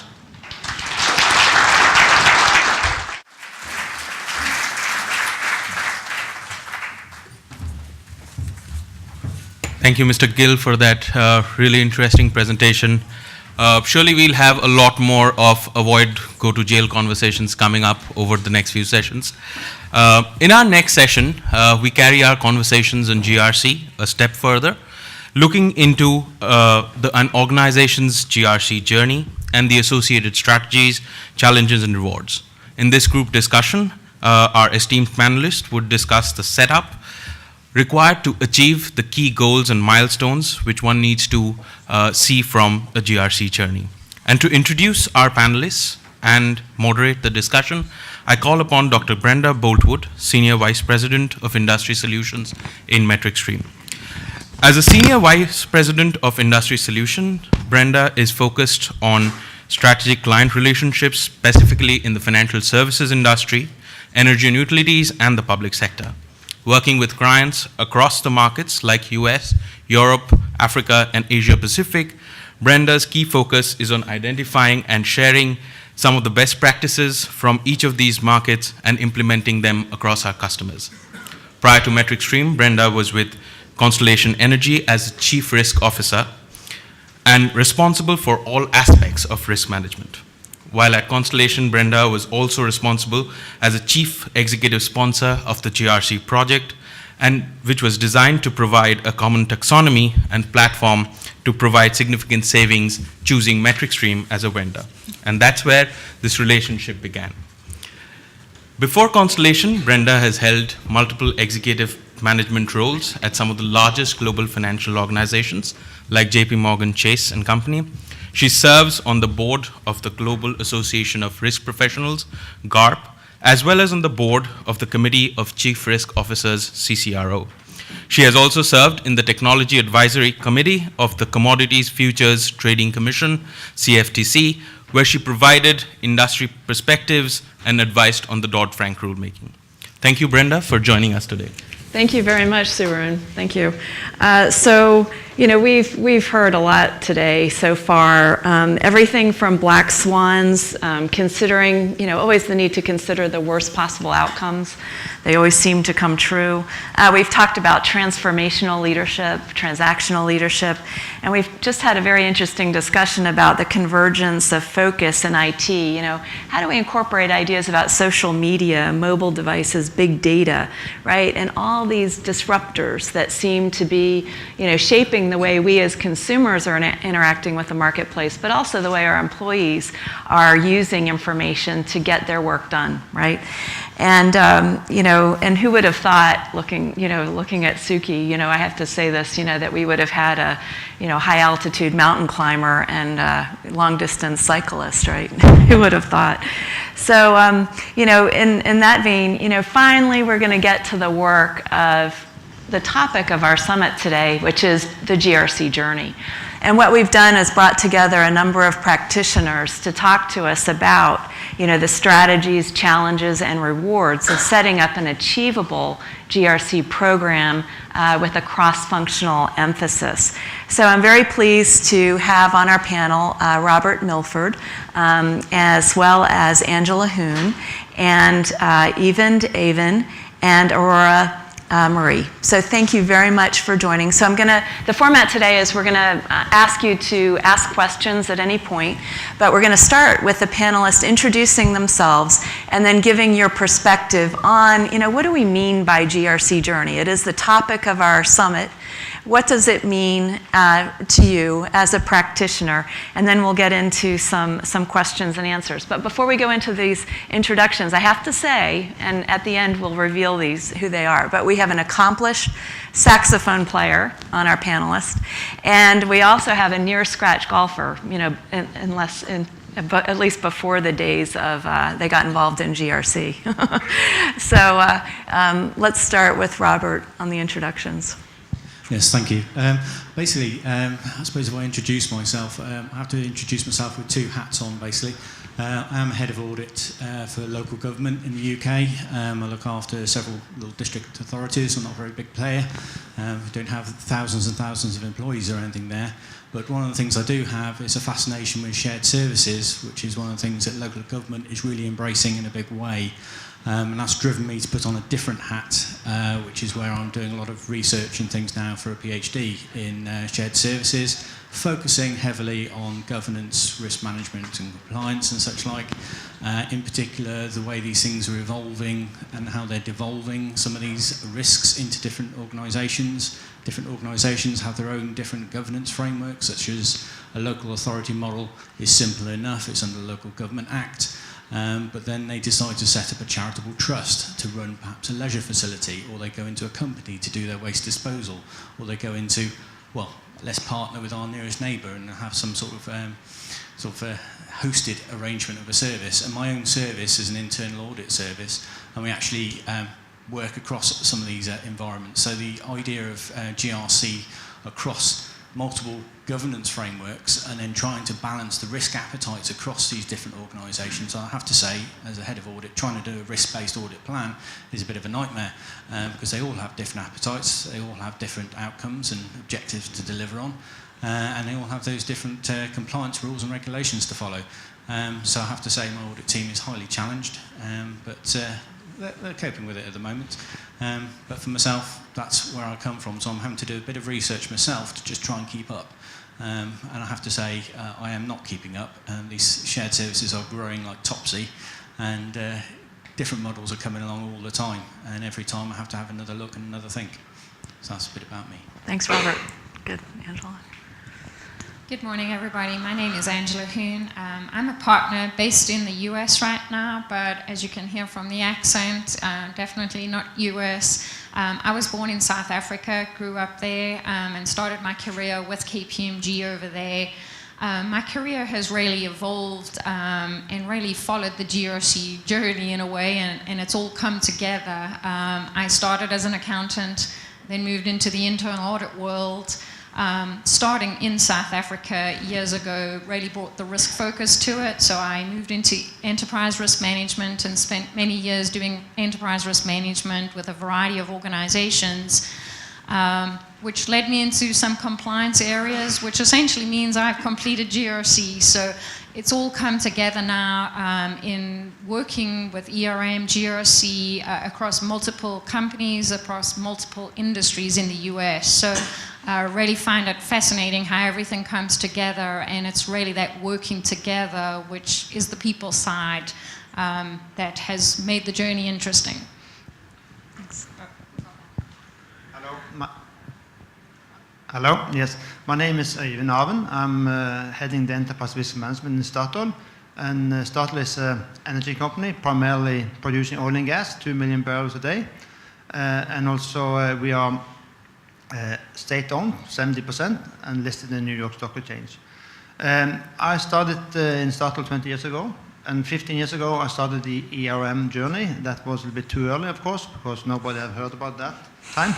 So then we talked about avoiding super optimization, correlation, top-down approach, but what was that? So we were kind of struggling in the beginning, but now it has been really the first word on kind of the enterprise risk. And I think that has been really now interesting to look through this kind of governance, risk and compliance to see that this is kind of interlinked. And so we are working with that, even though we don't have a GRC responsible, but we think this is important. And also, as you hear from my accent, I'm not from UK, so I'm from Norway. Thank you. Hello, I'm Aurore Marie. So as my accent say, I'm French, coming from Paris. I work for Société Générale, where I'm in charge for the audit division of I'm the IT project manager. So I'm glad to be in London. I started to work in London 15 years ago for audit, so it's a cycle.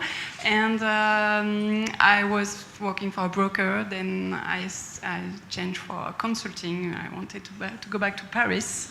So I stayed in Paris. I worked 5 years in consulting. I was specialized in credit risk. And credit risk is very interesting, but I found that operational risk was quite new and quite interesting. So I changed to Société Générale 10 years ago. And I start with operational risk like theoretical implementation. So it was quite far from operational. So the GRC journey started 10 years ago, very theoretical. And now it's very practical with IT things. And since 2 years now, I work with the audit, and it's very interesting. And I'm glad to share the experience that we have with this subject. Okay, thank you very much. So, we're going to start where We all now have addressed the challenges of, working in GRC and implementing GRC programs. And one of the big things to assess is the level of maturity. Whenever you're thinking about a major change program, and especially GRC, it's enterprise-wide, it has technology, people, process, and all of these have to change in order for a program to be successful. So, how has the issue of, the maturity of the organization and its readiness been something that you addressed? And I was going to address this to Even to talk about, from an energy company perspective first. Yeah, I will start with the ISO 31000, the risk management process. And as you see, that's applicable for all kind of any organization. But what kind of organization are we? So that's we're not a hospital, nor Greenpeace. We are an energy company. So we have to tailor-make it to that purpose. And enterprise is then you think of the principal objectives of what is that? Well, to value creation and avoid incidents. So that's quite different compared to many other organizations. So we see that if be sure that actually we have two challenges we saw based on that. One was the risk and roles, and the second one was the goal hierarchy. And we saw start with the goal hierarchy that when you start with the principal objectives compared to the strategic objectives and then finally KPIs, you often saw that the KPIs was a goal in itself. Yes. So just risk managed in order to achieve the KPI instead of actually looking at the more higher level objectives. So that's, I think, is something that's really important to work with in the GRC area. And second one is the risk and roles, because when we talk about roles in the organization, when you have different roles, you also should do risk management a little bit different depending on your role. So what we saw that some are asset owners, well, how should they actually do it? And who are maybe the delivery entities or process owners? They actually don't own the risk, but they have a role in the risk management. So that's why we introduce terms like enterprise risk management and task risk management to help us for that purpose. And even we saw that the enterprise risk must always overrule the task risk management. So you know what is the most, not important, but who should decide. And finally, there is something else also on the personal risk management. What about that? Yeah. So are we risk managing the CFO's risk, or is it the enterprise risk? Normally, if you have a good balanced scorecard, that should be the same thing. Right. Yeah. Thank you. As we've looked at working with many clients as they start their GRC journey, what we see is the maturity of the individual functional areas as such, so compliance, ERM, internal audit, BCP, quality, whatever the groups are involved, as they come together, really understanding the level of maturity of each of those is really important. Because often GRC, especially if you go the enterprise GRC, is about getting everybody aligned to a common goal to ultimately probably enable with a technology. And unless you can understand which of those individual groups, how mature they are, who's got process, who's got written policies, who's got reporting already, you can never get to that ultimate end state in a cohesive manner. It really is about figuring out and getting everybody on the same page. Where do we want to go to? How fast? Who's going to take the lead? Because having some pilots or some phase-ins makes a real difference, and you need to start with the people who are mature, or using their taxonomies to say, is this going to work for everybody else, or can we start with your taxonomy, and how do we add in maybe an IT security flavor that now it fits everybody, but not recreating the wheel. So the maturity is really important to be able to start, leverage what you have, but enhance for everybody else. And at the same time, what you're doing is getting buy-in, because GRC is about buy-in. It's about all working together, as well as figuring out what is enterprise and what is discrete. You've got to keep the discrete pieces, because otherwise it doesn't work for an individual group. But to your point about enterprise, you've got to get the enterprise alignment on many of these. So that starting point of how mature is each group, who's doing risk assessment, who's doing control testing, where are you putting it, who's got a SharePoint drive, that initial stage is a really important planning step as you start this journey. Okay, thanks. Yeah, I think I'll add a little bit to that as well, is the sense that when you actually change governance models as well, one of the things I've noticed as we create new services, new shared services and things, it's opportunities to then embed new processes, new systems, new styles, new appetites and so forth. You really have this sort of almost like a once-in-a-lifetime opportunity to get it right. And one of the things that the organisations I'm sort of working with have recognised is the importance of getting a champion of some description in there early, even at the point of concept of, are we thinking about partnering with this particular organisation, so you can actually start working on their appetite, understanding their risks, would they be a good strategic partner or not. It's almost a bit like the sort of mergers and acquisitions sort of styling, but what you're actually looking for as well is other mature organisations to work with, because if you're going into different governance frameworks, you will have different appetites, and it's the maturity to understand that you're potentially with local government quite a risk-adverse organisation moving into the more sort of private sector orientated or charity organisation where the appetite is different. So you have to have the maturity to recognise the differences, and I feel that sort of takes quite a bit of a step, certainly at sort of board levels and so forth, for that. Well, do we know enough about ourselves to be able to put ourselves out there, take these risks? Our fundamental underscored line is, we protect the public purse as one of our remits. Now here we are, potentially investing this money in this gamble, for want of a stronger word on it, to go with somebody else to deliver the service completely differently. And you have to recognise the maturity in the organisation to manage that risk of opportunity.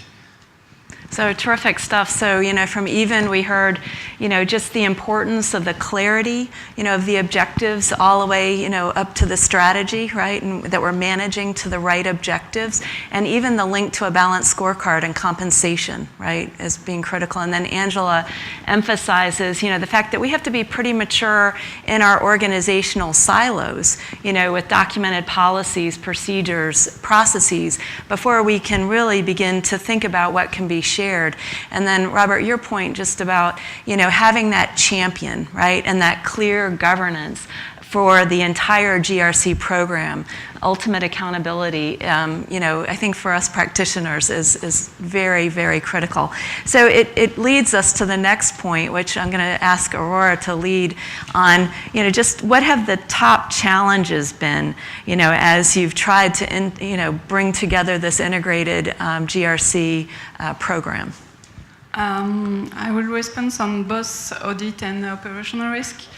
I start with operational risk because it's a longer one, but 10 years ago, operational risk, as I said, was very theoretical, and the challenge was really that at all levels, people get involved and feel involved of this matter, which were very important. And now we can say that everyone feel involved, and the risk culture is really something that is lived day by day by everyone, even if there is specific person working on the specific matters. Operational person are really involved in that. For the more specific subject for audit, the challenge was that audit was very specialized for each business, and what we wanted to do is to have really a complete view of the risk for all the group. That means that audit has to work together, whatever business was it, and to exchange different information, and to at the end have really a picture for all the group, which is quite wide. And that was the main challenge. And it was not easy. It's not really to exchange and to communicate between the different teams. But after that's, I think that we aim the goal, and now the presentation to the top management of the bank showed that, okay, we are able to have a picture of all the group, and to show this to the top management, and to have decision make of orientation that we can have on audit specifically, and to have element to show to the top management why we want to do this or why we want to do that. And it's top management, but also all business management, which are, I think, if you involve the management, okay, it's really the key thing for me. Right. can just add on. I also think that this is a little bit challenging on the competence side. This is not straightforward. The GRC is complicated actually to be able to see all the linkage here. So I think that has been important. Also, like Sheila said in the beginning, that the board also wants to know more. They don't want to just look at the risk maps. They want something more. So what we have done as a response to that is actually to use a little bit less time on risk maps, because that's kind of ticked off, it's done. But actually to look on more as a risk issue radar, to think of what can happen, what is the immature risk in the future that's not shown on the risk map now, but could show up. And also kind of use some more time on deep dives to look into what is the risk assessment behind it, and what is the action, and to get some more numbers behind it. Right. I totally agree about it being complex. I think the biggest challenges that we see looking in on companies' projects is that people element. It's the change management piece. Don't underestimate how much the people side, the change management, it's often not just about technology, and it's not just about process. It's the user adoption, it's the buy-in, it's do you really understand your process, and how can we make it more efficient? Don't just enable what you do today. If you think about business outcomes and where companies are going, enable what you're going to need for the future. So even thinking to say, how can we do this better? And this is the implementation of a technology is often a perfect time to take a step back and say, can we do this better? And rather, let's enable a better process than always doing it the way we have. And again, especially if you're getting different groups involved, you've got things like integrated reporting, new things coming. How can we do it better? But the people side is one of the biggest challenges. It's very complex. It's getting everybody on the same page, and that isn't always easy. It takes a lot of time, a lot of effort, but ultimately corralling the people, getting the alignment, working through it. I work with a company that even designed, and to the hiker illustration, here was their journey, and they laid out a roadmap with going up a mountain and the stages, because it was all about the culture change, that this was putting compliance and risk embedded in the organization. And oh, by the way, the technology is there to enable it, but this is our journey. So that people side is incredible. Right.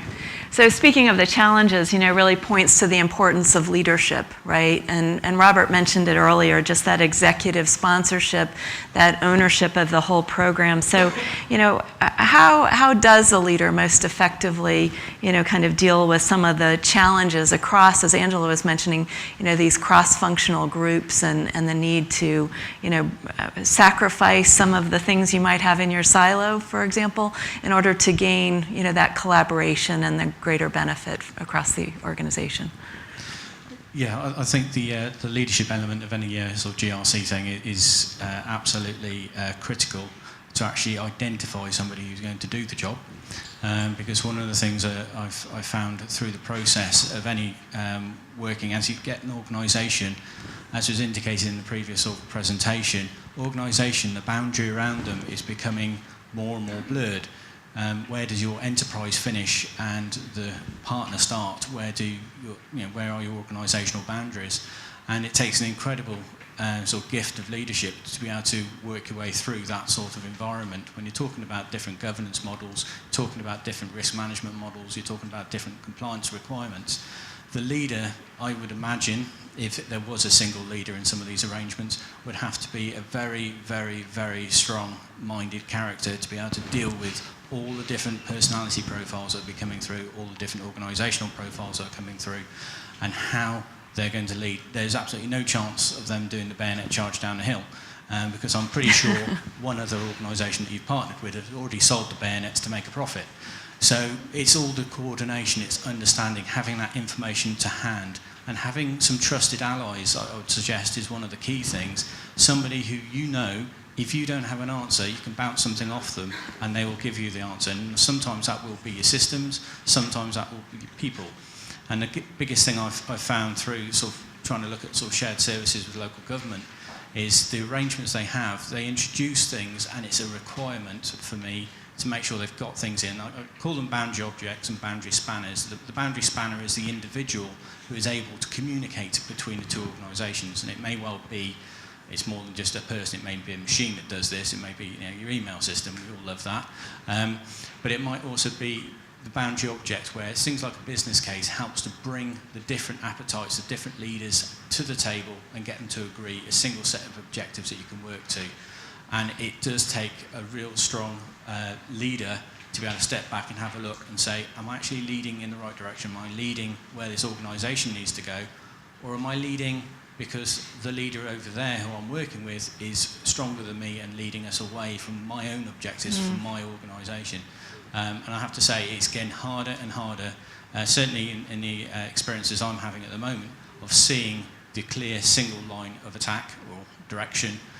There seem to be multiple directions to be heading, and to manage that and deal with the risks associated with that is becoming more and more complex. And I really do see the boundaries that create an organisation disappearing and it becoming an issue of organising. So there's no longer an organisation that can be recognised. It can actually disappear and just be a series of organisation actions going on to create this thing. And I think that's sort of indicated in this sort of previous sort of presentation. Technology is getting us there.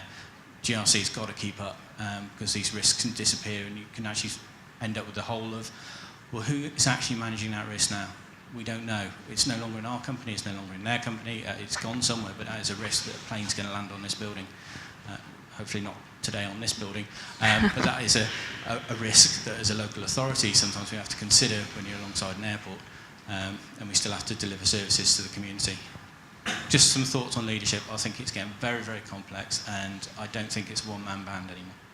Yeah, so thanks. So, just the challenges of, changing behaviors and processes, but also, that leadership role and truly being a transformational leader, as Lord Blair would have phrased it.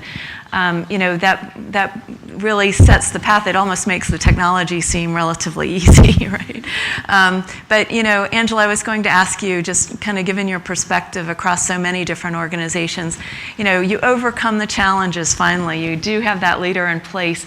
If we could talk for a minute just about some of the benefits and learnings, and then we'll ask other panelists as well to comment. Sure. Sorry, forgot I didn't have this. I think the benefits come in a variety of areas. One, I think, is that organizational alignment. And it often comes around risk, making better decisions, having better information.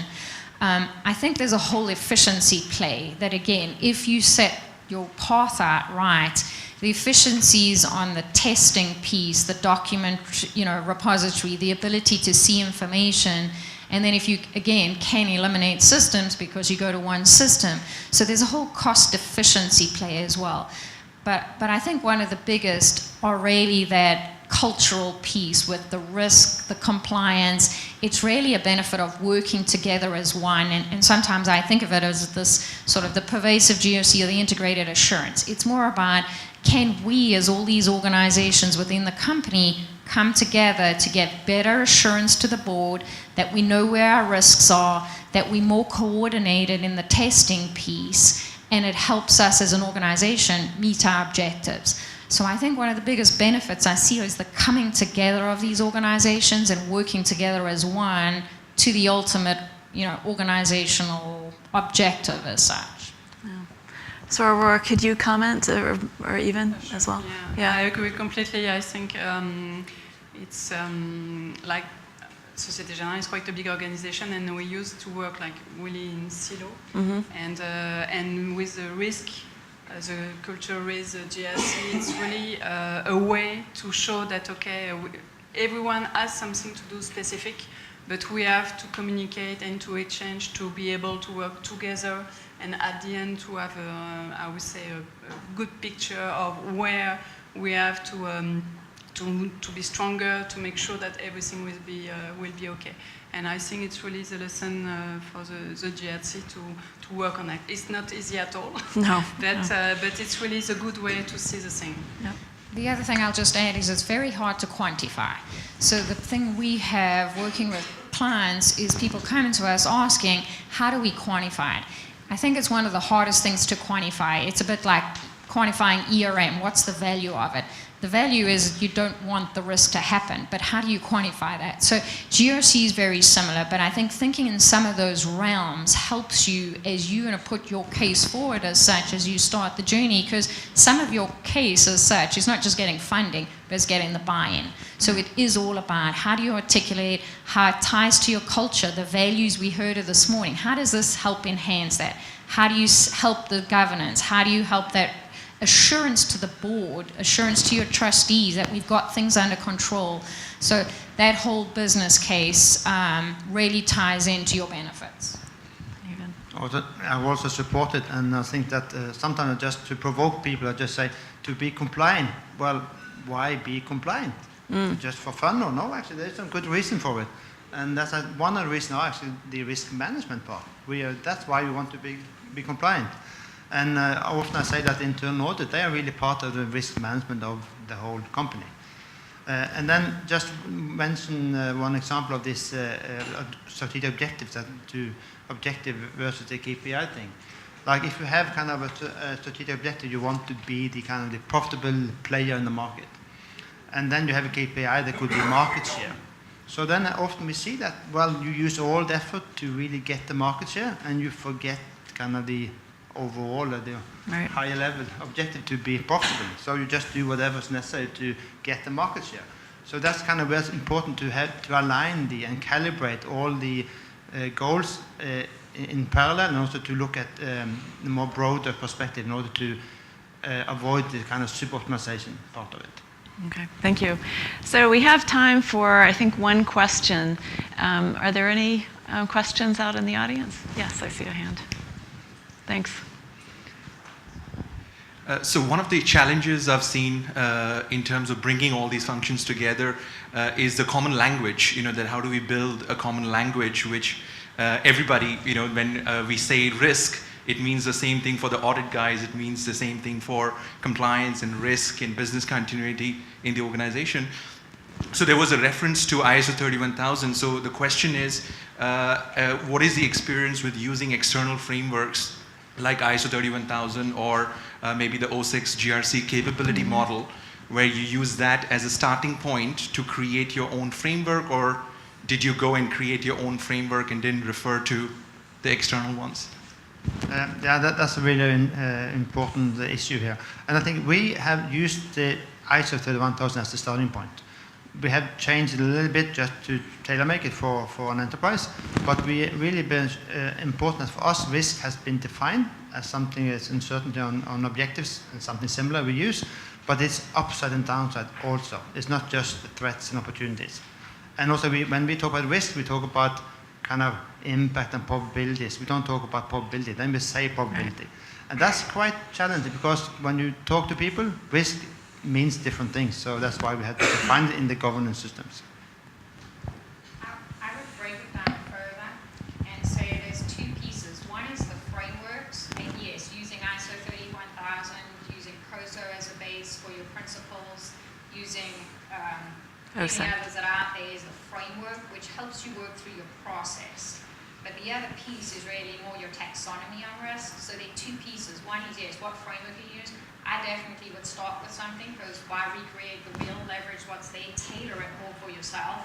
The other piece is more your data and your risk taxonomy as such, or your issues ranking, and what does that mean. Risk taxonomy, again, is what you're going to need, which is ultimately in a GRC tool, you're going to need the taxonomy, because that's really your metadata and your levels. So I think there are two pieces. One is how do you build a taxonomy, and two, what's the framework. So I'd split it into the content and the process piece to look at it, and leverage what you can. Start with something, don't recreate the wheel. Thank you. So we've opened up quite a few issues, and we have a day and a half we'll use to resolve some more of them. But I want to thank you for your attention, and also thank our panelists. But, we stand now at lunchtime, and one of the most important aspects of our conference really is the opportunity to network. please meet as many of your peers as possible, exchange business cards, because everyone is challenged by GRC, right? The GRC Journey, it wouldn't be enough of a topic for a conference if it didn't come with its obstacles and challenges, but yet rich rewards as well. So thank you again, and lunch will be served in the same place we've had our breaks. Okay, so thank you. A couple of announcements. As we break out for lunch. Lunch is served both outside at the foyer, outside the auditorium, as well as at the atrium, which is in the upper level. You'll find the stairs right outside on the left. We come back in this room at 1:30 for the next sessions, which we have lined up. And as Brenda would have said, there is a GRC Experience Center set up at the atrium as well. Please feel free to browse around, have a conversation with some of our MetricStream colleagues out there as we head out for lunch. All right, thank you.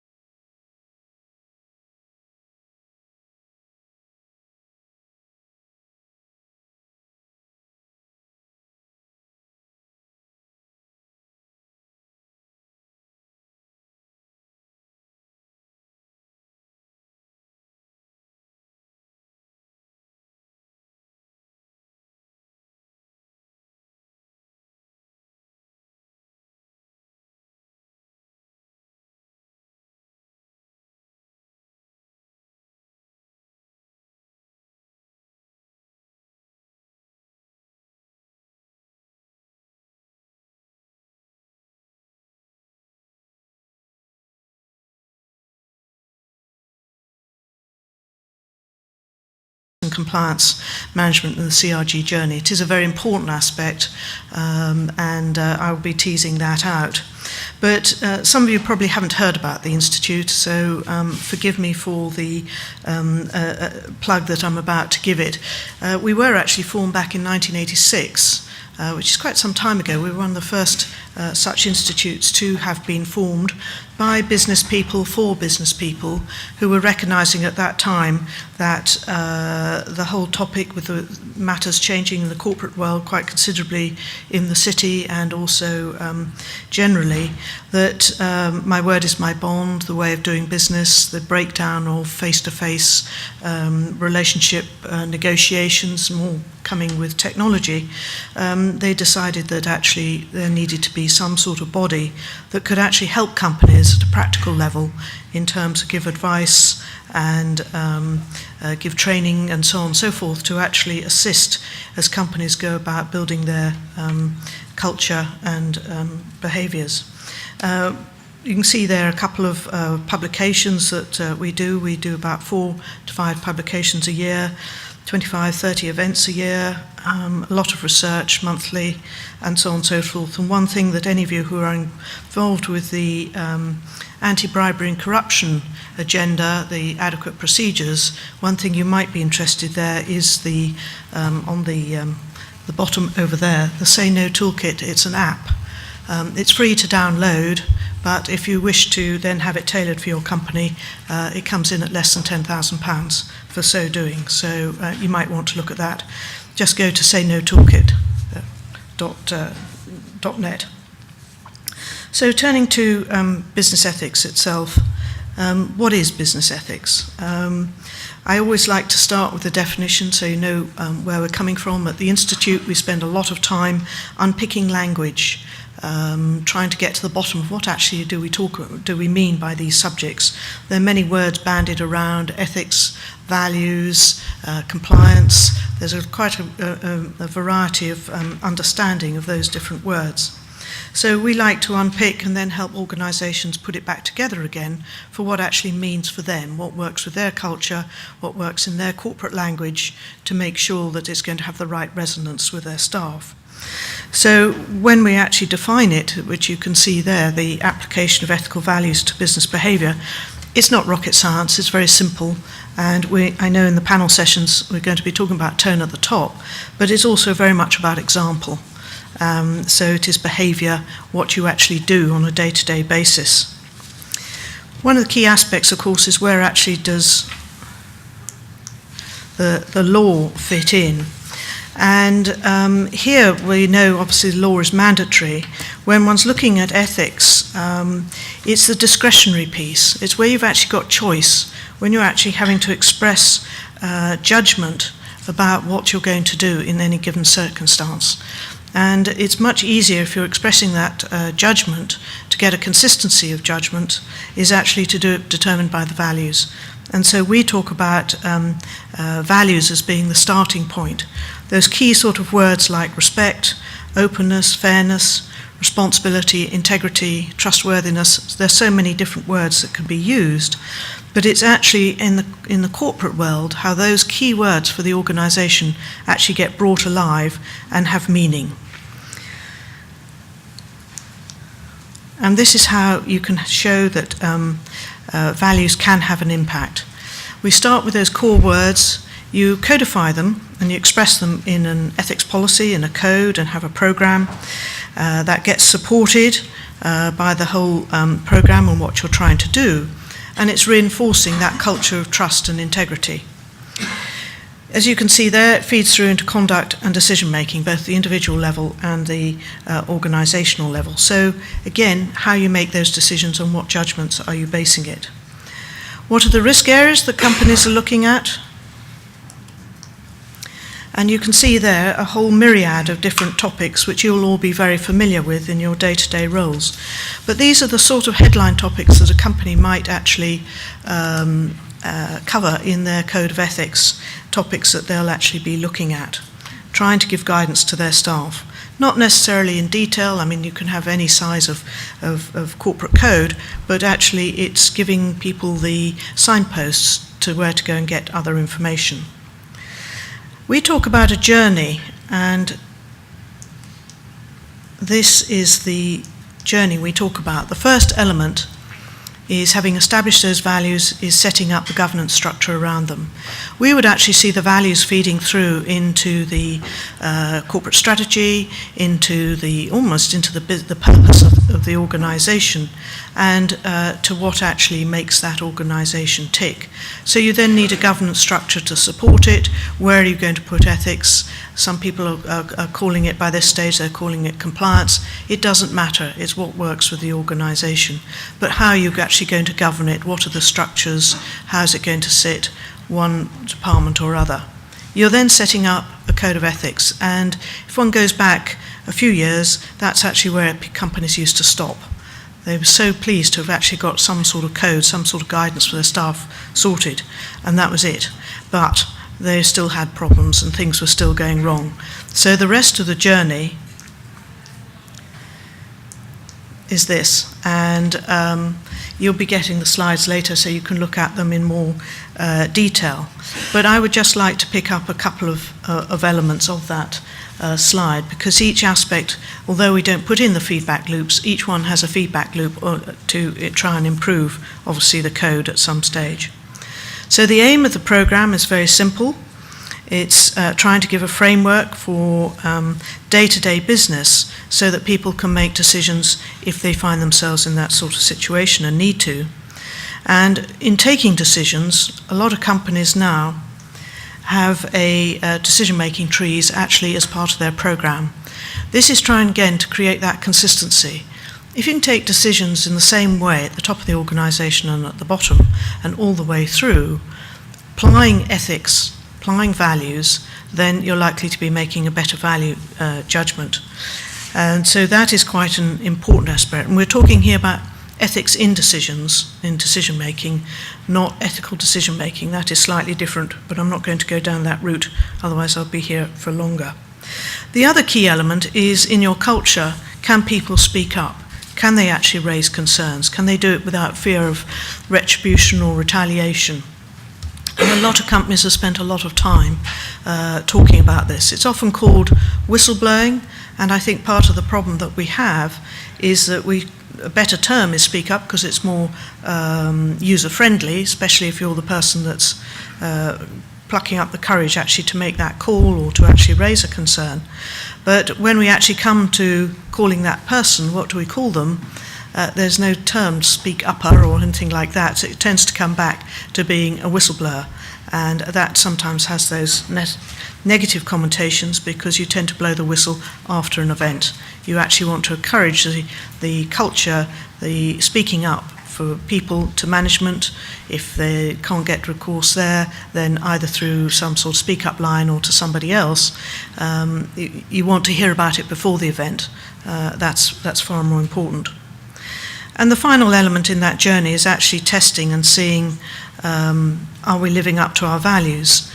And there are many ways of doing this, of course. You can obviously do it internally. This is where employee surveys are extremely helpful. And also testing against those employee surveys, actually against the code that you've already got. Or you can actually go to a third party and actually create a charter mark, which is available to do. So in this whistle-stop tour of business ethics, skirting across the top, which is really that journey slide, in summary, I would just want to give a reminder as to why doing business ethically is so important. And one of the key areas, of course, that is actually about building trust in your brand and in your work in order to get repeat business. Because repeat business is actually what makes us all so successful in organisations. And without having built that trust that you're actually going to deliver and do what you say you'll do it with integrity, doing it to contract and doing it to time, and so on and so forth, without building that trust, particularly in the public eye in today's environment, then doing business is very much more difficult. And as we know at the present time, the public view of corporate PLC in this country, and not just this country, basically in capitalism around the world, is at a low ebb. And I think everybody who is involved in this type of capitalist activity does need to work hard to make sure that they're doing their business with integrity, because that is the only thing that's going to continue to create wealth. So if we actually try and put that in a picture, you've got the values I've mentioned, codified in ethics, conduct, leading to that culture, which hopefully is going to have trust and reputation, and actually, of course, at the end of the day, doing financial performance. And at the Institute, we have done research that does look at this read across between having ethics programs, doing the training, and so on and so forth, does lead to better financial outcomes for the organisation. But I talked earlier about consistency, because the risk of misconduct, if it's going to come up, is actually, at the end of the day, that misconduct and that risk will cause a hit through to trust, reputation, and financial performance. And if you analyse any of the major corporate scandals and hiccups that we have seen that corporates going through, it's either been as a cause to not actually embedding their code of ethics, not embedding in their culture, but it's actually that misconduct. Someone somewhere has deemed it appropriate just to shave the corner, just to think, well, it doesn't matter, nobody will notice, I'll do it just this once, etc., etc. I mean, we only have to look at Tesco's, which it looks as though it was a case of, well, just this once and nobody will notice. It has been noticed, it has been picked up, and the problems that that company is now facing, they are not alone. There are many others who've been through that journey as well. And actually, if we all just work a little bit harder, there really is no need to. Thank you very much. Do you want to take a seat over there? Yeah? Thank you, Philippa. I was also invite Rose Chapman and Michael Rasmussen to the platform. Just a slight change from the standard format because Rose has lost her voice. So I'll do the introductions just to aid things along a bit. So Rose is Global Head of Compliance and Ethics at Travelport. It's a UK headquartered company that specializes in distribution services and e-commerce platform for the travel industry. Recently went through an IPO spread across 70 countries. So really interesting insights in terms of a real practitioner operating on an enterprise-wide basis. And Michael Rasmussen also joined us, obviously an industry leading pundit and analyst, known to pretty well, I would imagine, most people in the room. But clearly widely published both as an author and in terms of quotes across the industry. So I think what I need to do is move to the panel sessions and open up the topics.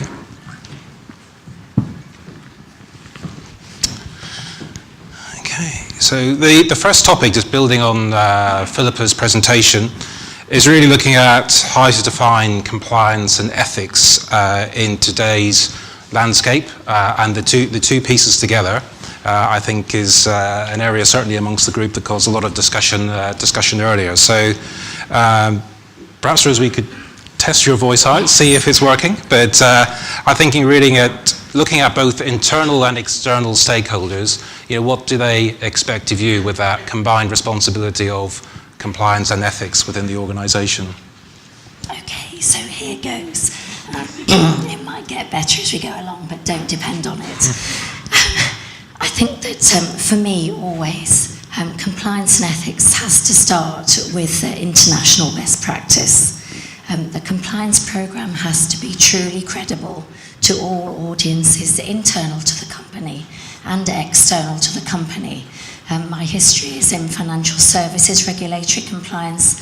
I was Chief Compliance Officer for a number of companies before I moved to my current role. So dealing with external parties on compliance and ethics has really been the backbone of what I do now. And when implementing a compliance and ethics program, I try not, as Philippa was saying, to get too hung up on which comes first, whether it's ethics or whether it's compliance, because where compliance means being compliant with laws and regulations of the lands in which you operate, then you are going to come up against the ethical decisions you'll have to make. Thinking particularly anti-bribery and corruption, that's a really good topic, I think, to start on with this. But it's the internal and external stakeholders that need to be looked after in equal measure, in my view. And how do you achieve that consistency across the diversity, I think, globally, and the different cultures, different backgrounds, different potentially value systems that exist within those? That is it's very difficult. There's no getting around it.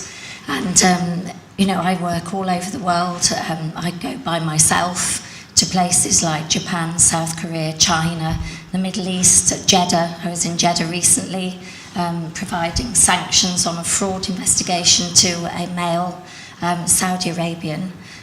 Culturally, this does not sit particularly well with those employees who receive instruction, guidance, sanction from me. However, my view on it is that I apply an international best practice approach to everything, and after that I look at what are the actual laws in the lands in which I am. I do not ignore culture. My first degree is in cultural studies, thankfully. Didn't know I was going to do this then, but hey. So, I'm sensitive to cultural issues, but I do not let them guide what we do as a company. Because, and this is a key thing for me, consistent application of a code of business conduct, consistent across cultures, across genders, across countries, across bandings, seniority in your organisation. You have to have that consistency to have a credible compliance programme. And Philippa, in the work that you do globally, are there any insights you could also share in terms of how to bring that consistency and application of code of conduct? Yeah.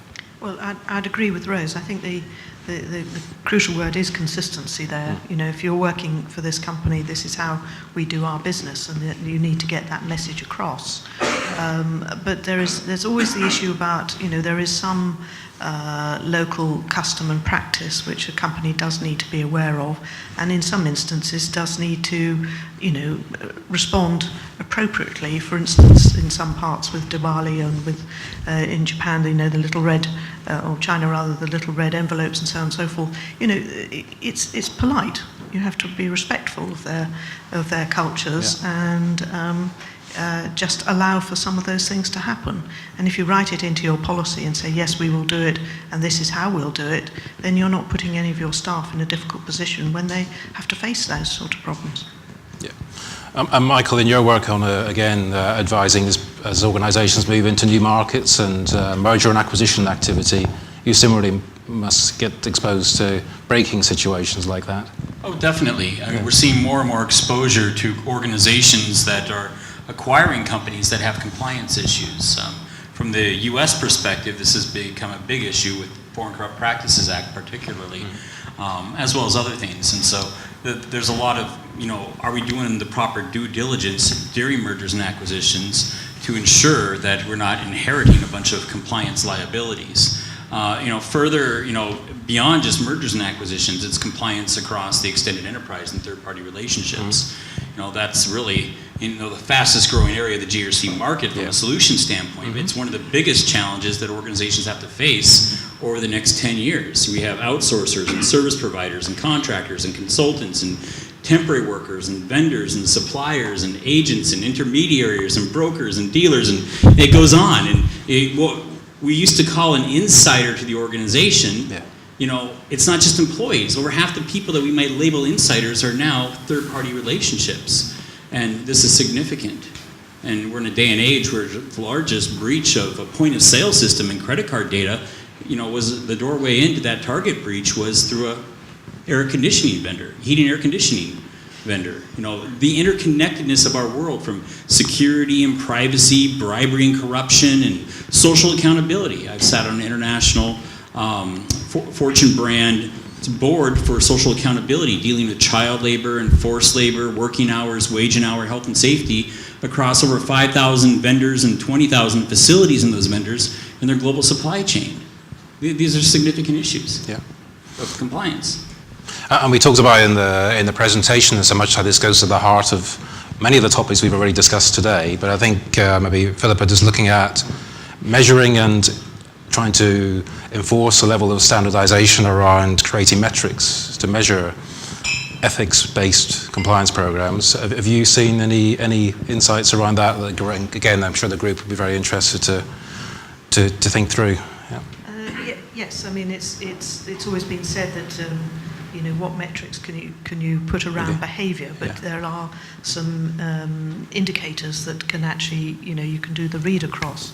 So for instance, and this is very crucial, where the information comes to the attention perhaps of the audit committee or the risk committee, whoever it is who's actually got an overview, an oversight of actually the whole organisation and all the metrics.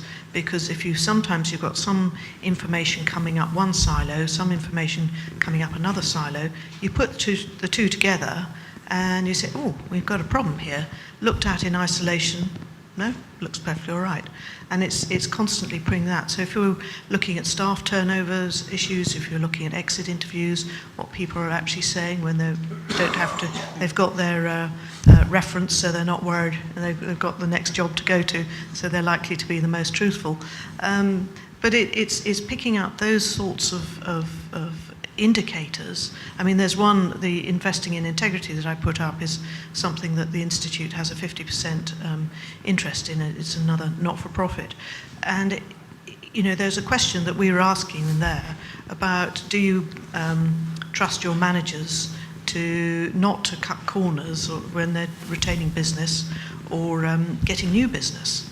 And two of the companies that we surveyed, both blue-collar workers and white-collar workers, both said, up to 25% of them said, they did not trust their managers not to do the right thing. They were not going to live up to their code. They were going to cut corners. Now that information got fed straight back into the boards of those organisations, and their programs are ready to start addressing this. But it's pulling out that sort of information which a company needs to know about, because if it doesn't, what's happening down there? Yeah, I think that's very real. And I think probably the biggest theme that we touched on in our early discussions and through the presentation around the tone of the top and how important that is. And I think, Rose, to your role and what that means to you, I think, again, would be really interesting to share insights around that. Okay, well, yes. Sorry, again. The tone at the top is absolutely crucial to me in my work. I have worked at companies where the tone at the top is a series of words, and where the reality that sits under it is not actually as consistent as one might wish it to be with those words when it comes to the practical realities. Right now, at the moment, I'm very happy to say that my CEO gets it. He gets it entirely, and that's a great place to be. To the point where I know that if I travel and if I encounter issues, which invariably in compliance and ethics you will when you travel, then I know that as long as I stay within the Code of Business Conduct and Ethics, of which I am the custodian, and within my own remit, which of course I'm careful to do, that I will have the absolute and 100% backing of my CEO. And most interestingly, of course, that word gets round really quickly.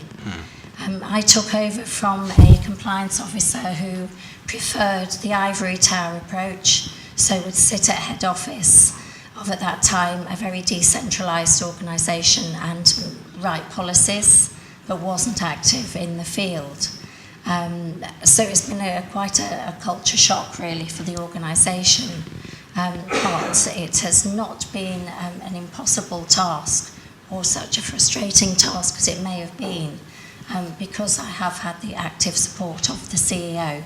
So from my point of view, the culture and the tone from the top allows me to be confident and really very much on the front foot when I investigate compliance issues and when I travel and do training and all of the compliance awareness and ethics awareness that I do. Thank you. And I think, Michael, before we just go to the floor in terms of any other questions for the panel, I think an area that's on a lot of people's minds is, in corporate compliance and ethics, how do they, what's the right way in terms of them fitting together in an organization, and maybe how that varies from one organization to the next. Rose has described a very connected piece where it's all in the one row. Could you expand on that for us? Certainly. I think part of the challenge, if we take it apart the acronym GRC, Governance, Risk Management, and Compliance, these are three terms that are used throughout the organization in very different ways, which becomes challenging. Myself, I haven't really met a chief compliance officer that's really responsible for all of compliance. The compliance officer is typically responsible for the big picture compliance issues like anti-bribery and corruption and insider trading and things like that. But then you have HR compliance issues like harassment and discrimination and working hours and wage and hour. You've got IT compliance issues and security and privacy. You've got quality compliance issues and health and safety compliance issues. Compliance is a very distributed function with a lot of silos. And so what I advocate is that there is really a federated model to compliance, which then brings into the federated model for GRC. Because we need to federate all these little silos of compliance and get them working off a common architecture for policies and assessments and things. There might be unique needs in different departments, and we need to address those. But there is a reason why compliance, as well as risk and other functions, are distributed, because there's subject matter expertise and understanding in different domains across the organization. And so taking a federated view to compliance, I think is critical. And then as we federate compliance, we federate risk, this all comes up into a federated GRC type model to bring these different functions and pieces of the organization together. Okay. I think for me, the linking of compliance and ethics together, it really, I think, reinforces the whole vision around GRC. And I think that those really, in terms of what Rose has been advocating and the reasonably intense discussions we had before the session as well, I think it's the bringing together of the two that I think really conveys the vision of GRC and what we're all trying to achieve. But if done correctly. Yeah, of course. Yeah. So just time is short, but it'd be great to open up to the floor in terms of any questions for the panel. Any questions? One at the back. Yeah.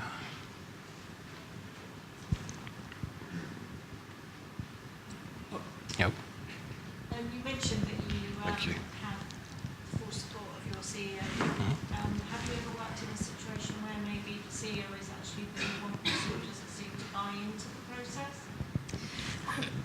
Yes, I have. Yes. How would you try to approach that? That's very difficult, and it depends upon the makeup of the organisation. What happened in one place where I was working was that the CEO was engaged enough to have a treating customers fairly steering group, which I chaired, which was made up of entirely of board members. But I discovered later that the whole board was instructed not to delegate activities as agreed to their teams. And that's very difficult to manage. And in that case, what I did was to, very canny, I must, I think I always say I must have Scottish tendencies, because very cannily, I thought, I stayed for 2 years and 1 day, so that I would make sure that I'd done everything that I could, and yet walk away thinking, could I have done more? No, I could not have done more. And, the outcome of that particular issue I was dealing with there was they would not take up the treating customers fairly mantle and apply it actively. And about a year later, they received a significant fine from the Financial Services Authority for not doing so. But I really felt that in that situation, I'd reported, I'd escalated, I'd done everything I possibly could, I'd trained people out, there was nothing more I could do. Of course, when the FSA did come in, there was absolutely no treating customers fairly issue, because everything that was done could have been done. It was on the controls and the policies taken up by the senior management. Okay. So you can't win them all.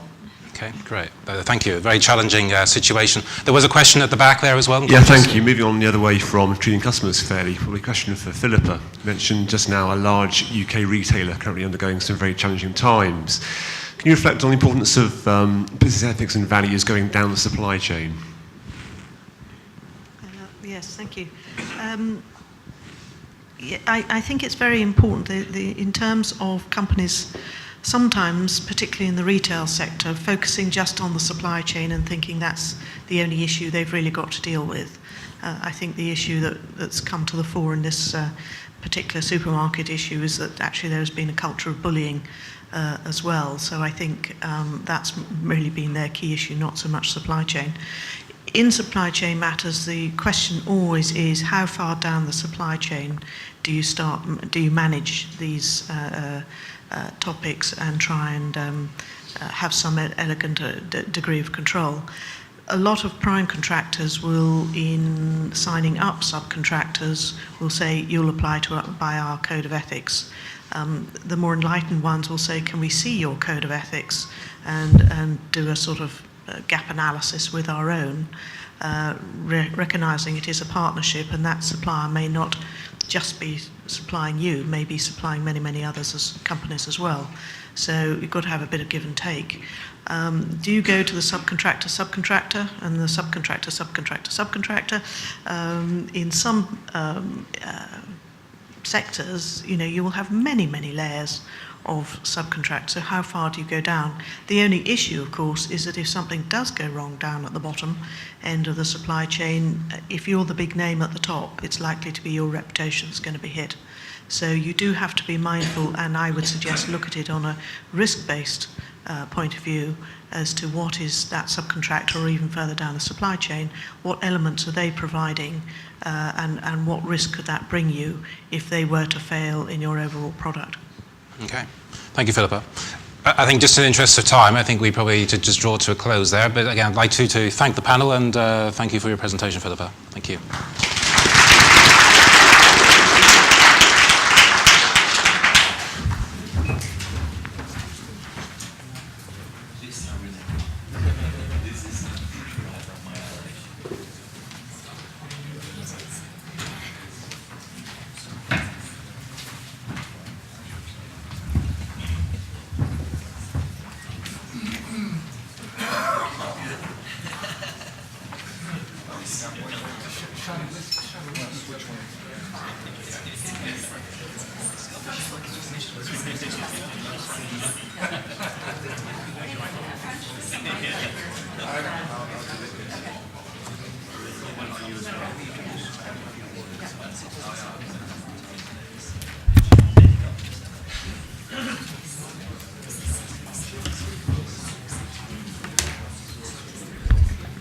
That was pretty unique. We finished a little early. Never happens. So the next session, is a pretty unique session. We have two individuals, one who you've seen as a moderator earlier, but I just want to reintroduce her, Brenda Boltwood. She is the Senior Vice President at MetricStream for GRC Solutions, and also heads up our, including some other things in her portfolio. She also heads up our European practice. So, all customers, partners based in Europe would definitely urge you to, spend some time with her over the next couple of days.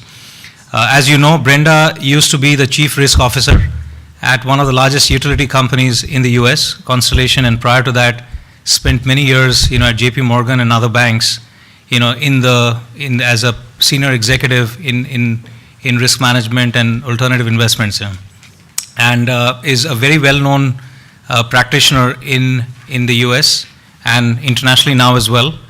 Importantly, before Brenda joined MetricStream, she had implemented a very aggressive program at Constellation over a few years, and was recognized as one of the leading GRC practitioners in the US by OSEG, which is a recognized standards body, if you will. So I wanted Brenda to come in more as a practitioner here onto the panel. The second person I wanted to introduce you today, and we are very proud to have him on board as well. Many of you know French Caldwell. He was the primary analyst for GRC, for Gartner. And since the inception of the Magic Quadrant for GRC platforms, when there was the word GRC itself wasn't there, he's been providing coverage, research, and help to a lot of the customers in the space over the last, 10 to 12 years as part of that process. And I'm very happy to announce that French has just recently joined us, has joined MetricStream, as a chief evangelist, and will be part of our team helping our customers, on the GRC journey.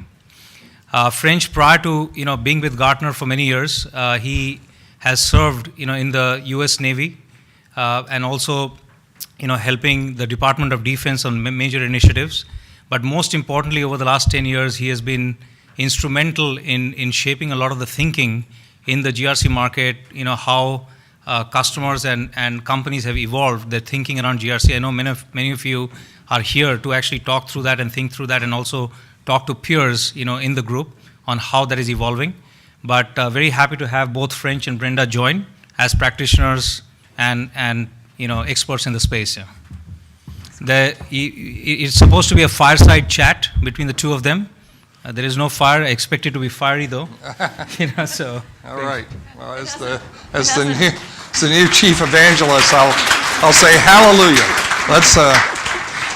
Yeah, and it hasn't been lost on French and me that we're missing the fireplace and the hot toddies, right? You're right. Exactly. But welcome, French. We're thrilled to have you at MetricStream. But maybe you could comment, on your 12 years at Gartner and how you saw this market evolve. Certainly, I think when I first got to Gartner, I was there to be the lead for knowledge management. So I was the knowledge management analyst. And then, in 2002, we started getting in a lot of inquiries concerning compliance, mostly to do with the new rules around Sarbanes-Oxley, right? And people were asking, at that time, believe it or not, what they were most concerned with was document management and records management. They didn't really know what this whole corporate governance compliance area was all about. So it was a couple years later when they began to see how the regulators were going to enforce it and what the auditors were auditing for, that they realized that this is all really about understanding our controls and having the proper documentation to be able to prove to the auditors that we're doing what we're doing.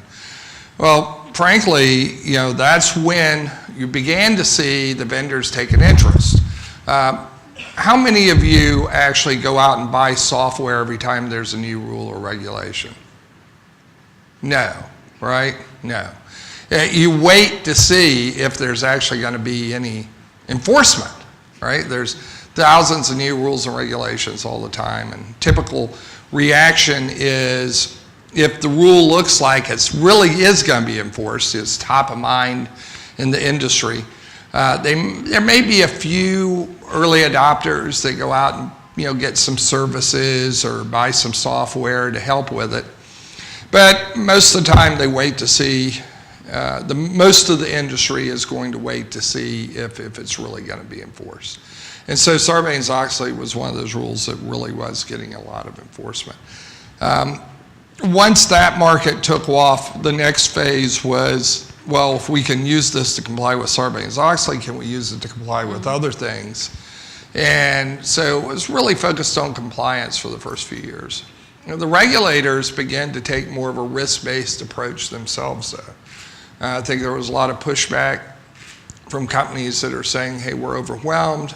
The regulators began to come back, and you've seen this in both the UK and the US, where they're advocating more of a risk-based approach. Well, this means you have to have a risk management program, right? So that added on new challenges. It required a good understanding of what are your risks, and can you be able to conduct risk assessments. And also we wanted to be able to map all those risks to the controls, and the controls to the policies, and the policies to the regulations. And that's when we began to get into this phase of integrated GRC, which really started, I think, in earnest probably around 2008 or so. Yeah. And then these days, what we're starting to see is the relationship of risk to performance as people really begin, the first enterprise risk management programs were kind of, these are our top 10 risks. We've discussed them among ourselves, and we've shared them with the board, and these are our top 10 risks. And that was the enterprise risk management program. But now there's this idea that we're going to make sure that those are really the risks that are most significant when we look at our business objectives, that are most significant when we look at the requirements we have around the world, and that are most significant to ensuring effective performance. And so now there's this idea that we can align risk to performance and drive better business performance towards the objectives. So that's where we are today, and that's sort of over 12 years what I saw as the journey for GRC, from just kind of a single focus on a single regulation, then broadening out to include more people, and now moving towards this transformation to a performance-oriented discipline. So we've seen quite an evolution then in risk and compliance. And I remember you showed up as a Gartner analyst at our GRC Summit in Vegas last April. And we looked at your presentation, and it was everything I learned about risk management I learned at Das Boot. Right? Yeah, right. And so we thought, oh my gosh, what's this going to be about? So can you explain the theme there? Well, I'm a submariner. And I retired from submarines. I loved it. It was a great career. In fact, one of the reasons I decided to leave Gartner now is I didn't want to be at Gartner longer than what my submarine career had been. Yeah. Okay. So that was the highlight of my professional life. But one of the things that I learned with submarines, in looking back on it, is that we were able to do things that you just rationally and humanly would not even think about doing, right? You're operating hundreds of feet, thousands of feet sometimes beneath the seas, right? 100 pounds, 44 pounds per square inch for every 100 feet of depth. You're operating in hostile waters. You have a nuclear reactor. You may or may not have nuclear weapons on board. I can't say. There are all kinds of dangers, and yet we did it, and we did it quite effectively, and it was all because we understood what the risks were. And we also practiced for crisis. Now, crisis management is what you do when risk management fails, right? If you were identifying all the risk and mitigating all the risk effectively, then you'd never end up in a crisis. But we have black swans, or our risk management. We didn't anticipate something that maybe we should have anticipated. But crisis, we would practice for those crises, a reactor scram, flooding, torpedo in the water, all of these things, practice. So I think Lord Blair made a very, very good point this morning about, you don't have to practice everything around risk management, but think about those black swan events, and you do need to practice those. You can't do crisis management effectively without practice. And so I really also learned that from that experience, that your key performance indicators and your key risk indicators have to be aligned. And they both have to be aligned to what your real business goals are. There was a submarine in the Civil War. Since Lord Blair offered a Civil War story this morning, I'll give my own. There in Charleston Harbor, the Union had blockaded the harbor, and the Confederates were developing the first, some people consider to be the first modern submarine. That submarine went out on sea trials. It had 8 people. The propulsion is they're pedaling like this, okay, under the water. It sank, all 8 died. Second sea trials, big volunteers out here, second sea trials, guys. Yep, I volunteer, sir. And out they went again, all 8 died. Third time, it was an operational mission. They thought they'd got all the kinks worked out. And so they went out and they attached a mine to the Housatonic, one of the blockading ships from the Union. And to show that they had successfully attached the mine, they held up a blue lantern. That was the signal. And on shore, they saw the blue lantern, and a few minutes later, the Housatonic blew up and sank to the bottom. The Hunley did not make it back in. It did not surface again until 1995, and it's in a museum in Charleston now.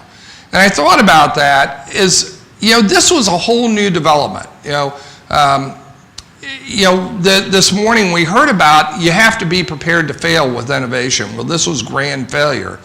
But they were innovating. They didn't know really what were the key performance indicators. Their thinking was that, hey, our goal is, our big goal is to sink the Housatonic, so the key performance indicator is a sunken ship, right?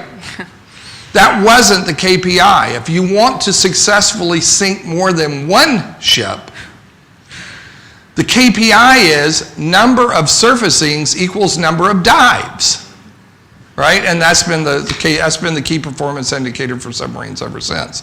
So you really do need to think about what are your key performance indicators. Do we have those correct? Are these key performance indicators that create a sustainable business? And right now, when we're all in the midst of this digital innovation and digital business strategies and so on, it's really key that we think about, or is this just sort of a one-off KPI, or is this a KPI that builds a sustainable business? And now what are the risks to it? And can we marry up those KRIs and KPIs? Thanks. Sure. So that was the short version of my presentation from last spring. Brenda, I got a question for you. So this is going to go both ways. You were a chief risk officer in financial services and a large utility. So I think, and you and I were out at a customer visit last week, and I think I kind of wanted to get a sense from you as to what you see as, what do you see based on your past experience and now having been exposed to a lot more companies as sort of the key challenges that are facing MetricStream's customers. Our customers, yeah. So, we spoke on the panel about the fact that GRC is complicated, right? This is not easy. Even if you take it in silos, really creating a risk program that has meaning, at all levels in the organization, or a compliance program that allows you and management of the company to feel confident that you are in compliance. And what measure of proof do we need of that? And figuring out this puzzle in itself is complex, right? And I think that most of us kind of seasoned in a career of risk and compliance, we grew up in a world where, a lot of the tools that we used could either be, if you're very smart, a lot of things managed in your head, or you have some good people working for you, or you may have a few ad hoc tools that you can leverage. The fact is that, these requirements are so complicated and intertwined that we underestimate when we undertake a GRC program the need to have ownership in the organization and the need to have change management as a program running parallel, right, to the actual, IT and people and process work that's going on. And I know when we were implementing GRC, we actually, kind of hired the services of our internal marketing team and said, this is complicated. Most people in the company really don't understand the language we use in our risk and compliance silos. So we really need to, we're admitting that we need to learn a better way of communicating, right? And we need expert advice about this. So I think, you know, the key thing is, you know, don't underestimate the challenge of change management. Don't underestimate the importance of an owner of the overall program. And it can be great to, you know, form an executive governance council and we say, yeah, the chief financial officer, the chief risk officer, the chief compliance officer, and the CEO, maybe we're all lined up, right? But at the end of the day, who owns overall accountability for the program, you know, from a people, process, system, you know, perspective? And unless there's some place where the buck stops and where, you know, from a program implementation perspective, can sometimes make the hard calls, I think your program's bound to wander, right? And not really achieve the value as quickly as you need to.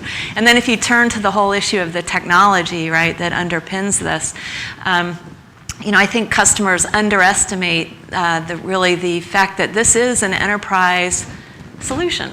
And we saw the first wave of enterprise solutions 20 years ago when, you know, we were coming in with, you know, big monolithic financial systems, right?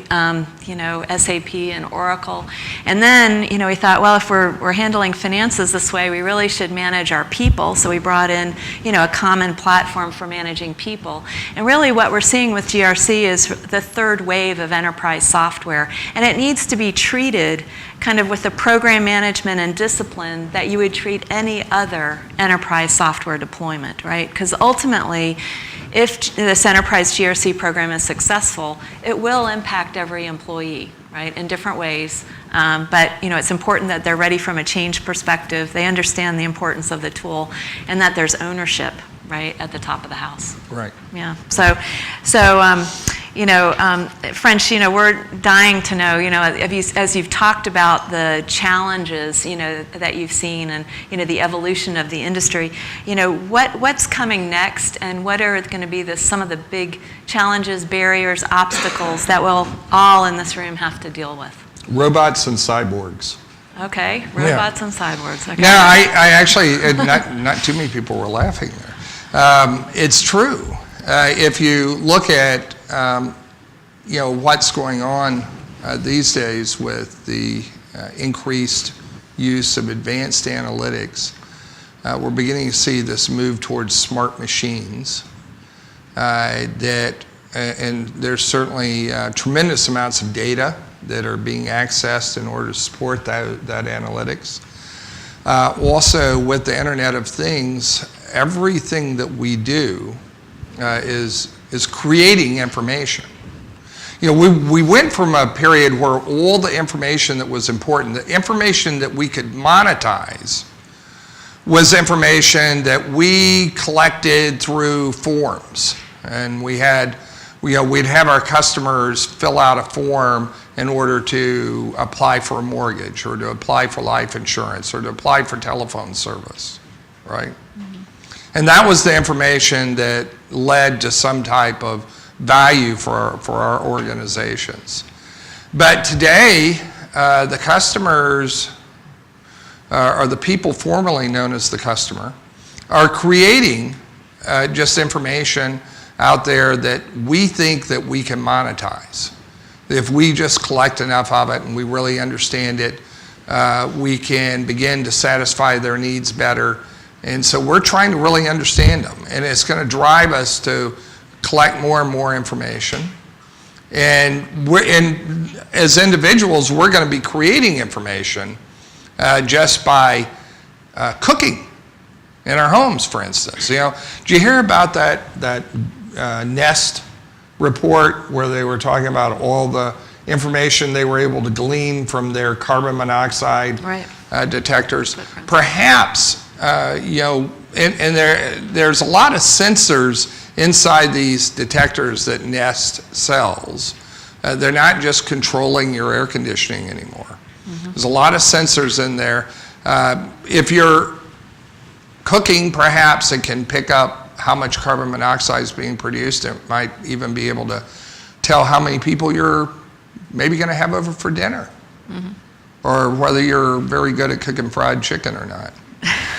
But so it's going to be a challenge, I think, in meeting the new meeting this new world, their public expectations on how well you're going to manage their information. And even though, and you're collecting information from more and more sources, this isn't just information you're collecting from social media data, where they may have signed an acknowledgement already. This is information that you're collecting just from people doing what they do and from machines doing what they do. There's all kinds of risk and privacy concerns. Anybody here bought a smart TV yet? You know, it's one already internet enabled and so on. Yeah, just about all of them, if you bought one in the last couple of years, are smart TVs. How many of you changed the default security setting on it? Where's no that? one? The default security setting. Where's that? When I ask a security audience, by the way, everybody raises their hand. They haven't done it, they just don't want to admit they didn't. So typically that shipping with a certain, shipping, they're all shipping with the same setting. Maybe it's 0000 or 1234 or whatever. Earlier this year, there was a botnet attack where essentially smart TVs were used as the source where they were doing all of the, generating the attacks from. And all these smart TVs and one refrigerator. There was one refrigerator involved in the attack as well. It's true, one smart. This refrigerator must have been really smart to keep up with the televisions. So I think there are a lot of challenges there. And the public expects that you're going to do things in a responsible manner. In fact, one of the things that I've been toying with is this whole concept of a responsible use doctrine. What is responsible use? We're not going to be able to go back all the time and ask, can we use this data? We're going to have to move to more of a different perspective on privacy, and I think it's going to be incumbent on industries to come up with this concept and doctrine of responsible use, where, number one, it has to benefit the people of, whose data you're collecting, right. Not just you. So I think that's a huge challenge, and it is going to take us a long time to get to this point where we're managing all those risks. You see Silicon Valley leaping ahead of the regulators here. It's like, we're not waiting for you guys to figure out how to change your, the London taxi regulations on, we're going to go ahead and launch Uber, right? You regulators catch up. And we don't really care if we're going to get fined $250,000 per violation in Germany. You guys got to catch up. And that is the Silicon Valley attitude. I don't know how long that'll hold up, but their point is we're not going to wait. We can't afford to wait for the regulations to catch up. Just earlier this year, or late last year, the banking industry in the US issued the social media risk management guidelines. We're still waiting for the PRA here, right? They said they were going to release them by the end of the year. So I guess that means December 31st. Soon. Yeah, it's coming. So the regulators are slow catching up here. That does not mean the regulators are slow overall, but in this particular area with social and mobile services, they're very slow at catching up. Yeah. So,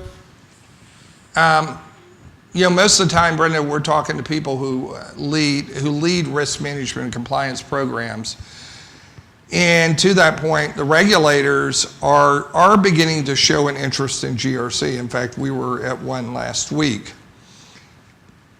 They're looking to collect vast amounts of data from the entities they regulate. I saw an SEC program called CAT, the Consolidated Audit something or other.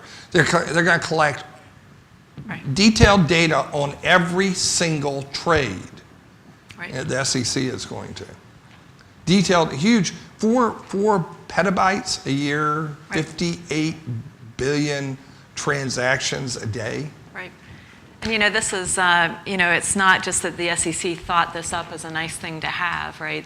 They're really under pressure from Congress, and want to kind of preempt more legislation like Dodd-Frank, right? They'd like to make the rules themselves rather than having Congress tell them which rules to make. But imagine a scenario, French, where not so long in the future, we're going to contemplate regulators that have, automated examination systems. So they've got a consistent methodology. There's kind of a common database that they're going to pull from, so they know all the regulations that apply to your type of entity. They have, rule books that are consistent, right, and updated, based on, the expectation of the state or federal parliament or legislature. So they're going to be operating with sophisticated examination tools. And then second, just imagine, the way they interact with the examinees is also going to become automated. So, the days of, oh, did you send an email and, oh, maybe that got lost, or, it was sent to the spam box, those days are going to be over, right? And the reality of like an examinee communication channel that is automated so that you will receive notifications, you will have specific information requests that you have to comply with, and there will be really no excuse for late information or incomplete, right? And then another aspect of this, a third thing, would be imagine that the regulators are receiving kind of automated updates of things in the environment that are changing. So, they've been informed real time of the latest cyber attack, or they've been informed of the latest rule change in a different jurisdiction, but maybe they're thinking, oh, well, how will that lead to changes in our jurisdiction and what we do? And then imagine a fourth component where they're able to actually put in the names of all of their entities that they regulate, as well as all the principals, the board members, if it's a public company, the principals of the company if it's private. And then they can do automated, bad guy checklists, right? So they're informed real time about, any aspect of your management and governance at your company that, where you might be, kind of doing business with a politically exposed person, or someone who's, for whatever reason, on an OFAC list, or maybe appeared with some logical parameters in a negative connotation across a LexisNexis or Bloomberg feed, right? So imagine the world when all these four aspects are coming together, right? And for the thousands of entities that are regulated or examined, the expectation is you'll have the same. Right. You'll have the same, right? So there's really going to be no, if they've gotten through their bureaucracy, they've gotten through their, people and organizational challenges, and they're able to get this going, right? There's going to be no tolerance, on the private sector side for why it can't be done there. So all we say is, based on the interest we're seeing in GRC, the automation tools, the ability to manage some of these disruptors, as Suki was talking about this morning, or at least be aware of them and how they, impact and then do scenarios, across their jurisdiction, is going to be really, it's going to be powerful. Right? Yeah, data-driven regulation. Can you imagine? Right? That's the next phase. And kind of, to your point earlier, just, risk-based. Everything risk-based. We're not even going to worry about statutes on the book. We see all this stuff coming. How well prepared are you? It could possibly be less invasive on companies if it's done right. If it's done correctly. And if you think you're getting more value, right. From that regulation. So, right. So, French, as we assess more and more information, known about a company, or, a government agency that might be doing the regulation or the oversight, what can you say about brand and reputation, and the role of social media? I don't know if any of you know, French is working on a doctoral degree. And it's really a fascinating topic about, social media's impact on public policy making. Right. So how do you look at that, and how is that going to change? Well, I do think that in some cases, companies are starting, and industries are starting to respond to issues in a more or less a preemptive manner that are brought forth to them through what one of my former colleagues at Gartner calls the network army. I've heard other people refer to it as the social lobby. And that's all of these individuals who are now empowered and are able to connect and identify with each other through social media. I'll just, there's an example here a few years ago in Austria where the Austrian government had decided to cut its funding to CERN. This was in 2009, right after the financial crisis. And Austria only provided about 2% of the CERN budget. But within a week, an online petition circulated through social media had 32,000 signatures. And within a couple of days after that, the government restored the funding to CERN. So you think back a few years ago, that would have gone through a very long process. The funding would have gotten cut. Maybe in the next election, there might have been a few people who really felt the pressure from their constituents. And 5, 6 years later, maybe the funding gets restored. In this case, it all happened in less than 2 weeks. So, there we're beginning to see the impact on public policy that social media is having. What I'm trying to look at is there a longer term? We've also seen where you can have what I would call total e-anarchy enabled through social and mobile technologies. The London riots are an example. We saw the collapse of governments in the Middle East. These are, it can really be a challenge. The more autocratic the government, perhaps the more of a concern this ought to be. But I think it's a concern just about anywhere. In the US, where I'm from, you've seen the emergence of political organizations that are very, very powerful outside of the traditional political parties. So the Tea Parties, you've heard about them, and on the left, the MoveOn.org people. Very, very powerful in operating outside of the normal governmental and political institutions. So this has, just as the record industry was disintermediated, just as Hollywood is being disintermediated, you may very well see certain parts of government, certain regulatory practices disintermediated. So I think, maybe this is a good time to take a few questions from the audience before we get too further. We've got a couple more things that I think we'd like to share, but I want to make sure people have an opportunity. Here you've got, I was at Gartner for 15 years. I used to talk to maybe even some of you on the phone. Here I am right now. So, ask me those questions before I drink all of the MetricStream Kool-Aid. It won't take long. Yes, sir. It's interesting that you say that regulations, if you like, take much longer to catch up with reality, what's happening out there. But at the same time, you're now saying that the regulators can pull in all this data and use it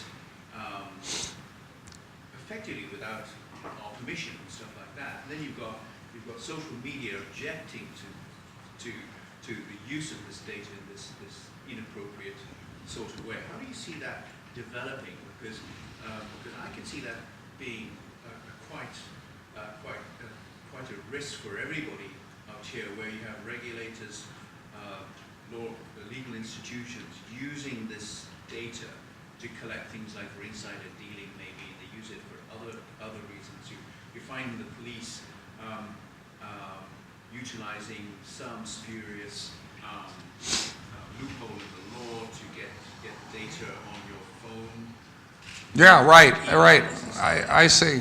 Yeah. So really seeing that you see social media actually being used as a way of challenging these developments around the world. Right. So it's just an interesting.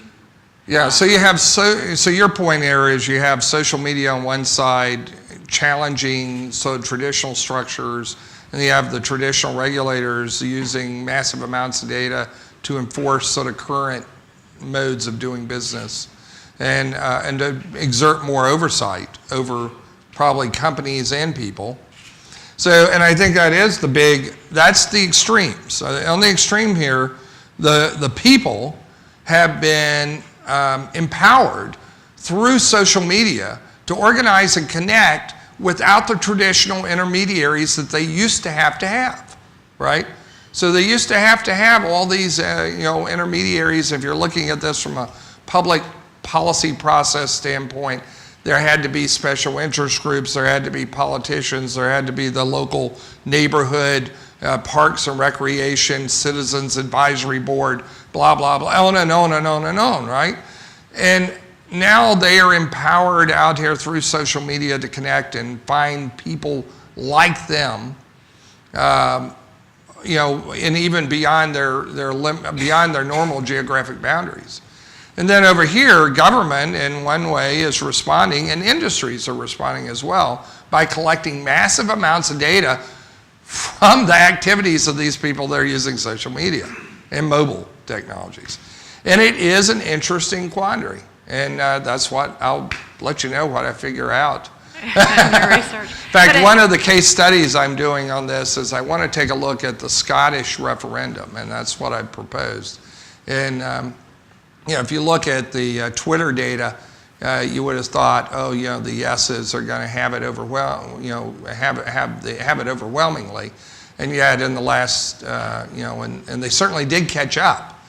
But they should have never been behind, according to volume of Twitter data.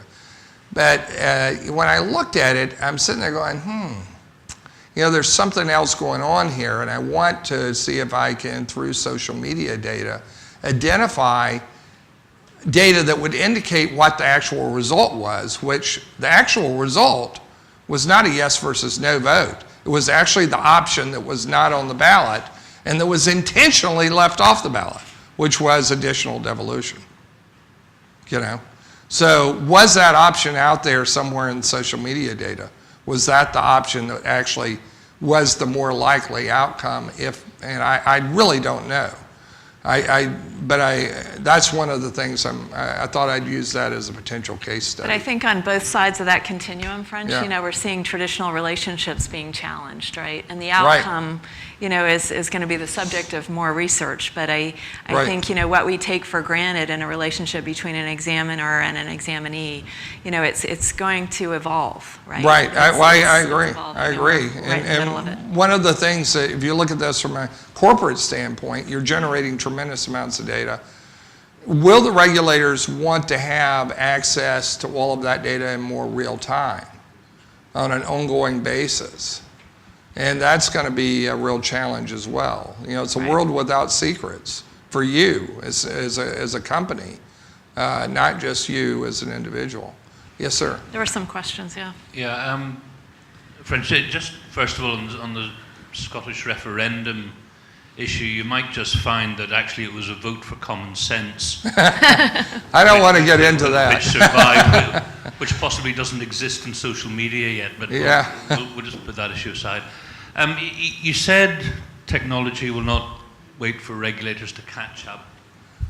And I just wonder if there is a danger, or turn that around a little bit, could you foresee a position where the regulatory community and possibly politicians simply turn around and say that technology has gone too far, it is too dangerous, right, and we're not going to allow it to happen? Right, and that is a concern, and there have been plenty of times in human history where society has done that. They've said, hey, this technology is too dangerous. The book many years ago about Japan giving up the gun. They were making some of the best cannons ever, and they gave it up intentionally because of the threat to their own society. And then you had the, you do have that risk, but technology is moving at a much more rapid pace than it did hundreds of years ago as well. And essentially we've given up on lots of things. We've given up on technology lots of times in human history because of concerns about it. That's possible. We're kind of running into a position, or have run into a position though, where, the regulators were clearly caught with their trousers down. in 2008. And there is an avowed intention amongst that community not to let it happen again. As a result, we've seen massively increased regulation, which you could argue may or may not have been necessary. The existing regulation was probably perfectly adequate. It's just the application of the supervision is what failed. But we've got this knee-jerk reaction now. So in the financial services, we're paying the penalty for 10 years or 10 years plus of appalling behavior. And I just really wonder if the regulators and politicians will dig their heels in and say, if we don't understand it, we're not going to let you do it. Right.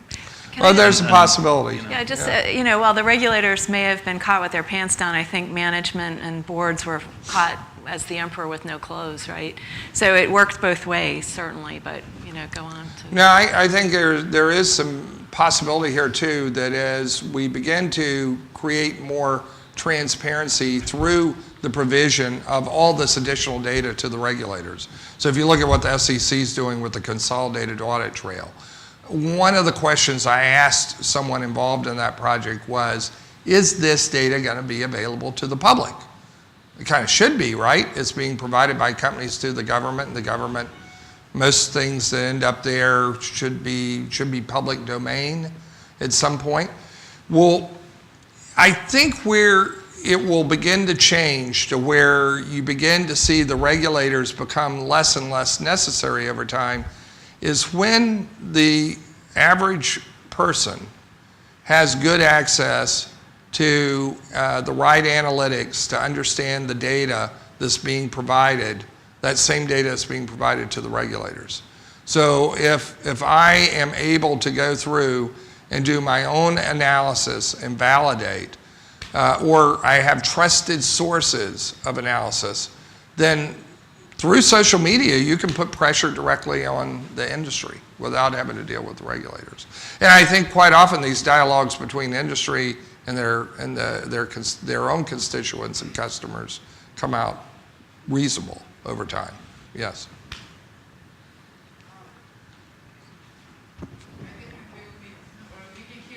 I can hear you. If you speak up, I'll repeat the question. So we are all speaking about the implementing the risk compliance activities, investing, system funds, everything, and that the regulators are constantly foreseeing of us, and the penalty. Thank you.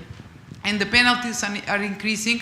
So we are doing our best to perceive this GRC as a bank, as institutions, but at the very recent moment, we have with Brenda yesterday short discussion. We finalized and we realized that some companies, including major banks, are already budgeting possible fines from future. Yeah. So considering the fact that they are already budgeting something and predicting, I think, what is your opinion personally? Are they not doing enough in order to prevent? Or they reach up the limits and said, okay, we are budgeting the possible fines, we are budgeting the possible penalties and non-compliances. Up to now, we did everything. So it is a very strange situation. That actually turns the compliance officer into a profit center. Because, no, seriously, you can now say, oh, well, we came in, we actually, we had budgeted, 3.5 billion euros, and we only paid 2.5 billion euros in fines, and so therefore I made €1 billion for the company, for the bank last year. So that, in a way, so it does give you a metric that could be valuable. If it's being projected, and I assume someone's doing some type of reasonable analysis to say, here is the amount of fines that we expect that we're going to have to pay, and that you come in on at a lower rate than that, or you can project, hey, if we spend this amount additional money on audit or this additional amount on enterprise risk management, it'll have this impact on that budget.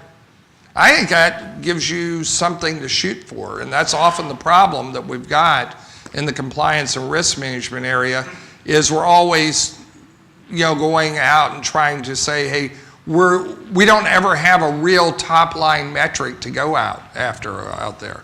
Now you have something that's on the top line. It's not just a productivity saving, it's a real savings against something that had been, forecast. But yeah, I think it's, it's interesting over here in Europe, there's this, you're on the slope up as far as fines and so on and penalties. The amount of enforcement actions. The SFO, I guess, is on a trajectory this year. I think it's already hit more warnings than it's ever given before this year. So you're on this upward slope. In the U.S., even though you see these gigantic sums of the enforcement actions from around FCPA and money laundering and so on, the actual number of enforcement actions has been going down every year since 2011. Yeah. So we have reached the peak of inflated expectations, as we would say, as my Gartner colleagues would say. And we're down and heading down over there, whereas here in Europe, you're just starting to go up. I think it's worthwhile keeping an eye on those types of trends. Now, certainly for the large organizations, large banks, and large companies have been hit with very, very large fines in the U.S. And I guess as a prosecutor or as someone who works at DOJ and you're able to go negotiate this settlement, this multi-billion dollars, maybe it helps make your career. But overall, the number of enforcement actions is actually going down. So we may be starting to get over the peak, and at some time the same thing may happen here in Europe. These trends go in cycles. It is definitely a cycle. I would like to urge everyone, just think about, 10 years from now, are we really going to be in this same situation? I seriously doubt it. We will probably be heavily into, deregulation at a rapid pace. And by the way, deregulation doesn't mean getting rid of current regulations. That just never happens. It just means fewer new regulations, every year. So you have to think, we've got a few years here now to link what we're doing, there's all of this valuable risk data to the performance of our organizations and make a real strong linkage there that enables us to actually begin to identify those things that are going to hit performance, not just regulatory risk, but operational risk, reputational risk, strategic risk, and so on. They're going to hit the performance of our companies. And if we can manage those in an effective way, we can drive really high performance. And I think in particular, when you get into some of the new innovative digital strategies, that's going to be extraordinarily important. So, French, I think it would be remiss, given the topic of our conference here, for us not to ask you, in your experience, and you've talked to thousands of people and many different companies, right? What are some of the critical success factors you see in a GRC program? Well, I think you hit the big ones actually earlier when you were talking about having clear accountability. Having people whose job it is, and if you're a very small firm, perhaps some of these positions are part-time, but it still needs to be clear that I'm accountable for this activity. All right, I own these risks. Right. I own these controls to help the person who owns the risk. That all needs to be very clear. And I have the title of GRC Program Manager, or I am the GRC Executive, they're called in some places, or I'm the Enterprise Risk Manager. But it needs to be really, really clear. And what I see sometimes is people say, well, I'll go, do you have a GRC, a project manager for this rollout that you're doing to guide your organization through the GRC journey? And they'll go, no, we're doing that with a steering committee. That's exactly the wrong name, isn't it? They never steer anywhere. So, it's like, ooh. So I would think steering committees are important. They are certainly important to get input and to make sure that you have clear lines of support from all the various stakeholders in the program, but there has to be someone who's chairing that committee, and there has to be a project manager who's supporting that person. Yep. Now, you need also, I think, to take a phased approach, and that's what MetricStream's GRC Journey is all about. We even run workshops to help people work through how do you develop this phased approach to GRC. Quite often, I see in some organizations where they just want to implement everything at once. They're really bought into it, and there's a lot of pain because they're doing everything on Excel spreadsheets and email. And it really, if you succumb to that temptation to do everything at once, you don't get the opportunity to sort of learn the lessons from the first phase and then incorporate that into the phase where you begin to roll everything out to other groups. And then you point out, I think this is actually the most critical. You made a good point of this, is the organizational and cultural change management cannot be underestimated. If you do not include that, it's gonna hurt. It is really gonna hurt. In fact, how about if I go through some of my favorite critical failure factors? Well, I was going to say, let's turn this on its head and talk about, what will doom a GRC program to failure, right? We've seen I've got that, it. right? I've got it. You got it? Okay. I've seen it Let's all. go through I it. talk to 400 to 500 clients a year at Gartner over all those years, and I've seen them all. And by the way, just one of these will really get you on the road to failure. If you do two, you are assured of failure. Okay, so just make sure you do at least two if you want your program to fail. First of all, the technology is going to solve the governance. I'm not going to put somebody in charge of GRC. I've got the technology that'll connect everybody. I don't need governance. I'm going to implement the technology. Yeah. Right? That's a good one. Make sure if you bring in a consultant and you're paying them millions of euros to help you roll out your GRC or your enterprise risk management or your operational risk management, you're paying them those millions of euros, make sure you tell them that change management is out of scope for their engagement. Okay? Please do that. They will always come in and tell you change management's important, and you're like going, yeah, right, that's just more billable hours. So make sure you cut it out. Okay. Don't establish any business benefits. It's all about just automating audit or automating compliance. Don't look at what the business benefits will be, because that's a sure way to make sure you don't get the support of the business unit leaders. That's a good way to do it. And keep expanding the scope. Oh, absolutely. Absolutely. Yeah, particularly in phase one. This kind of goes, with, if you can keep expanding the scope and adding requirements, then you're almost sure to fail. And make sure you don't have a coordinating program, a GRC program. Let risk management do their thing, compliance do their thing. So never determine a common language. No common taxonomies. Right, just nothing. Go ahead. Keep doing it the way you were doing it. So so there you go. Those were 5 critical failure factors. One will probably get you there, but just to be sure, make sure you do 2 of them. All right. Is there anyone else who wants to add another one? Right. I'm sure we've all got scars, right? Things that work and things that don't. I'm glad to be here. I've just felt really welcomed. I went out to Palo Alto a couple weeks ago, and felt very, very welcomed by the MetricStream team.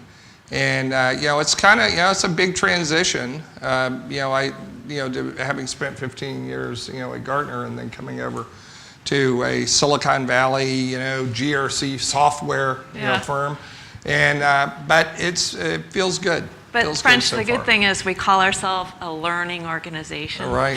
So we still have a lot to learn, and we're going to benefit greatly from having you around. So thank you. Thank you. I see a question in the back as well. So. Oh.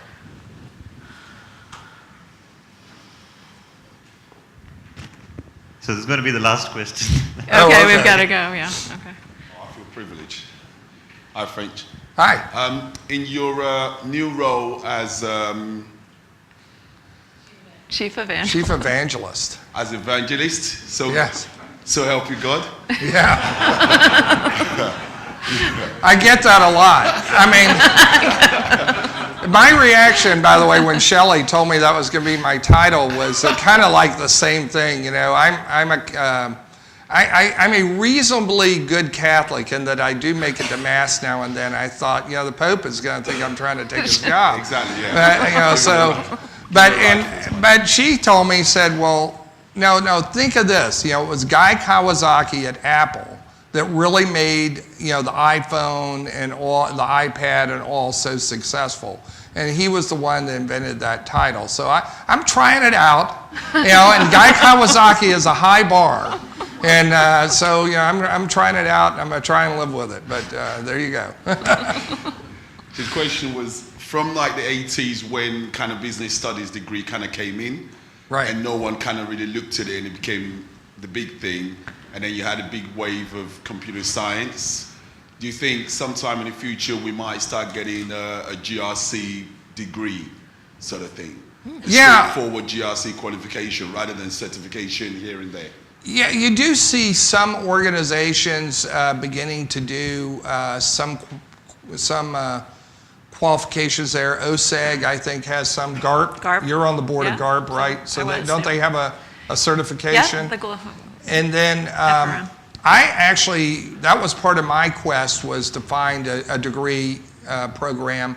And so I looked around for a degree program, an advanced degree program, and came up with the law and policy program at Northeastern University.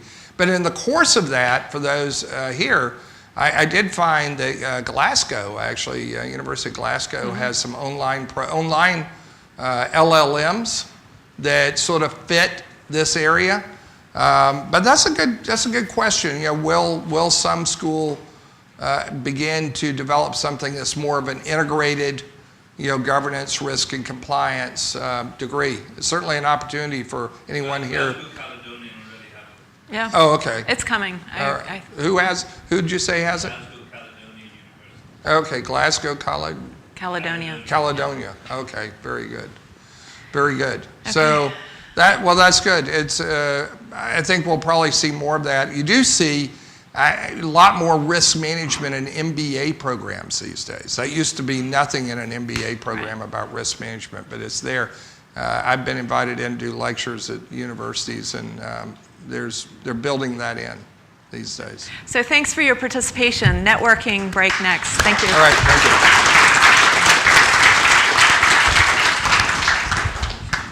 Thank you. Thank you.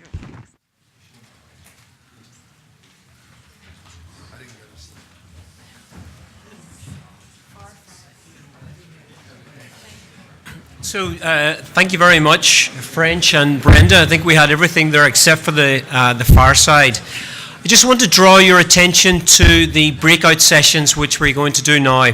So we have 4 very practical, real-world sessions.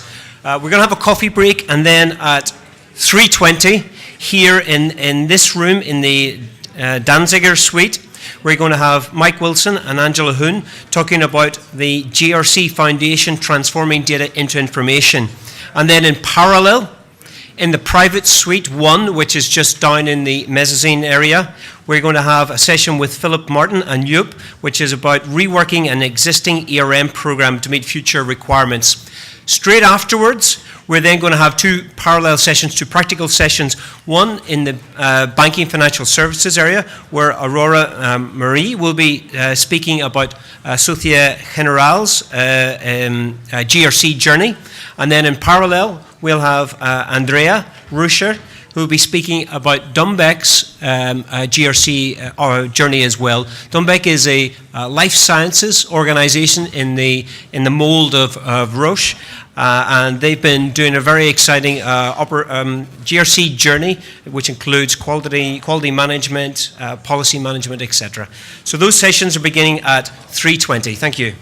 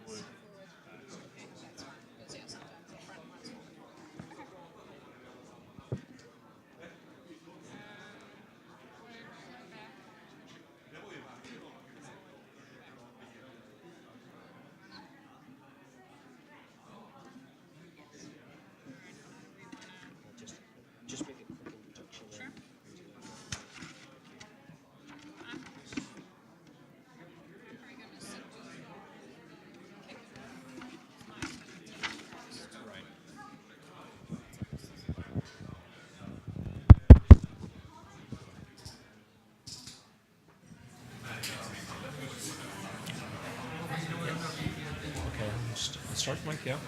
Yeah. Yes. If I could just ask everyone now to take their seats again, we're about to begin. I'm delighted to welcome to the stage Mike Wilson, who is the head of the GRC practice here in the UK for KPMG. Mike has over 23 years of experience in risk management, and he's recently been seconded from the the US business to head up the practice here in the UK. He's joined on stage by Angela Hoon, who is a principal in KPMG's risk consulting practice. Angela, who's already been on the stage now and sharing some things in an earlier panel, has over 19 years of experience in enterprise risk management, GRC, and internal audit. Mike, Angela, thank you very much. Thank you. I was actually going to start doing the math on whether 23 was right or not, but it's still too long at any number. And Steve mentioned that I've moved over from the US, and that's true, and depending on how you feel about Americans or Canadians, I'm actually from Western Canada, but for the last 13 years I've been a partner down in Houston, and moved over in January, and so I've had the good fortune of being in London running our GRC practice for about 9 months now. We wanted to run through a presentation really around transforming data to information or insight. And we've got a few topics spelled out that we'd like to work through. But certainly if there's other things that as we move through this that you'd like to cover, Angela, I would be more than happy to go off script and cover those as well.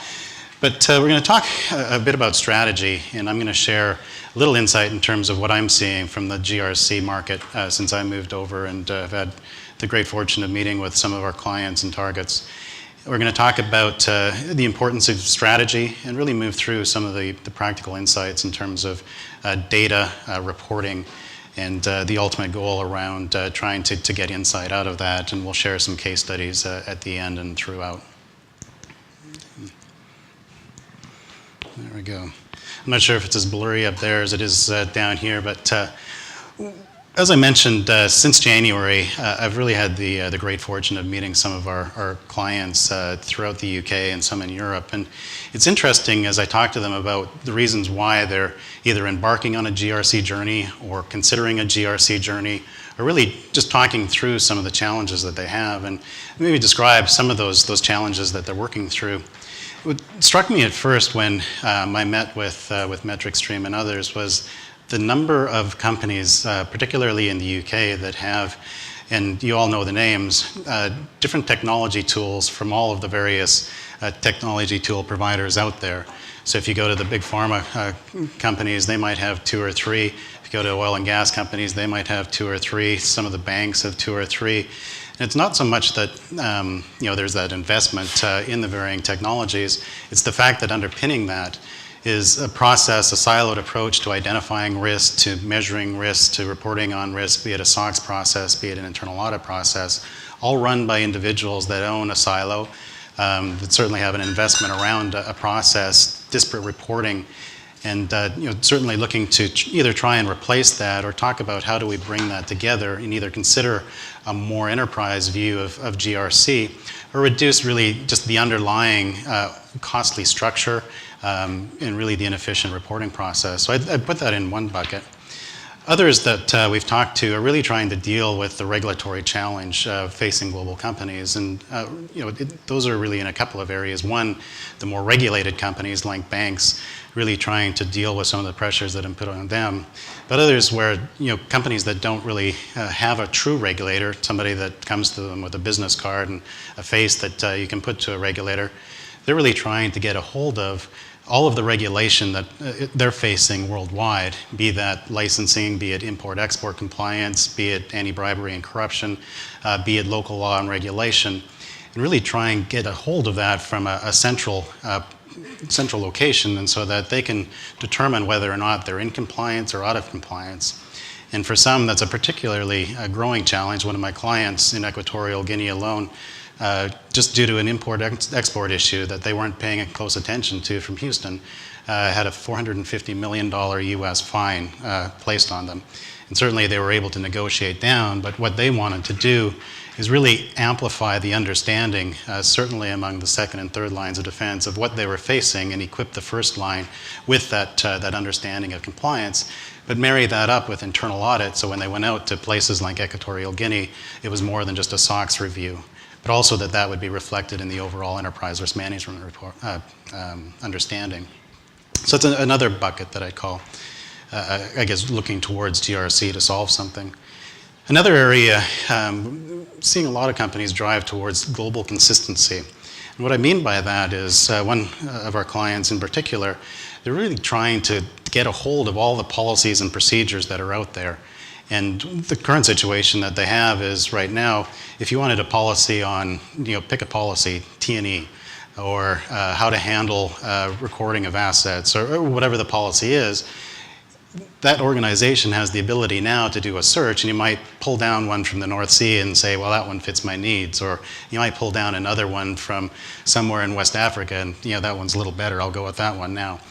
And so they're using really outdated tools like sort of spreadsheets and others to really try and catalog those, and they're looking for greater consistency around that. We should just have one T&E policy. We should just have one asset register and the like. And so using GRC tools to capture that, but then how do you translate that into risk understanding and really the capabilities around monitoring and assignment of monitoring to make sure that we're not duplicating that. So that's another bucket. And then the final bucket really is around, I think, those that are trying to drive more structural change. And so, again, outside of FS, we're seeing organizations that have really strong internal audit. They have a mature approach to ERM. They have solid reporting around compliance, and they're driving a compliance culture. But each of those report just disparately to the board. And the board is recognized, and CFO is recognized, that while we have great functions around that, they're not talking about the same things, and they're certainly not coordinated when they get together on risk issues and others. And so they're looking to really put those together, and they're expecting ultimately to put in a tool. But the biggest change that they're going to go through over the next year and a half is really trying to structurally bring those together. So that's a bit about what we're seeing. In each case, there's different data elements, there's different information that all of them are seeking, be it regulatory feeds of information that they can then translate into understanding of impact on risk, understanding on accountability, who's going to translate that into policies and procedures, how is that going to be monitored. Others are really trying to get a hold of holistic vision around risk, be it compliance, risk, strategic sense or otherwise. And then underneath that, others that are really trying to bring together an understanding of what exactly monitoring and how we can piece that together. So I'm sure none of that is too surprising for you, but certainly it's been an interesting 9 months for me as I've talked to companies and understood a bit about the challenges that they're facing.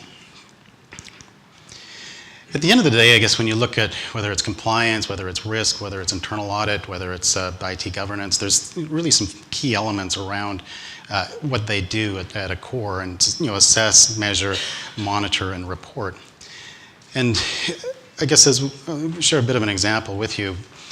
One organization that I'm dealing with now, large oil and gas company, and they've been merrily going along for the last 10 years or so with a board that's required an annual update around risk holistically.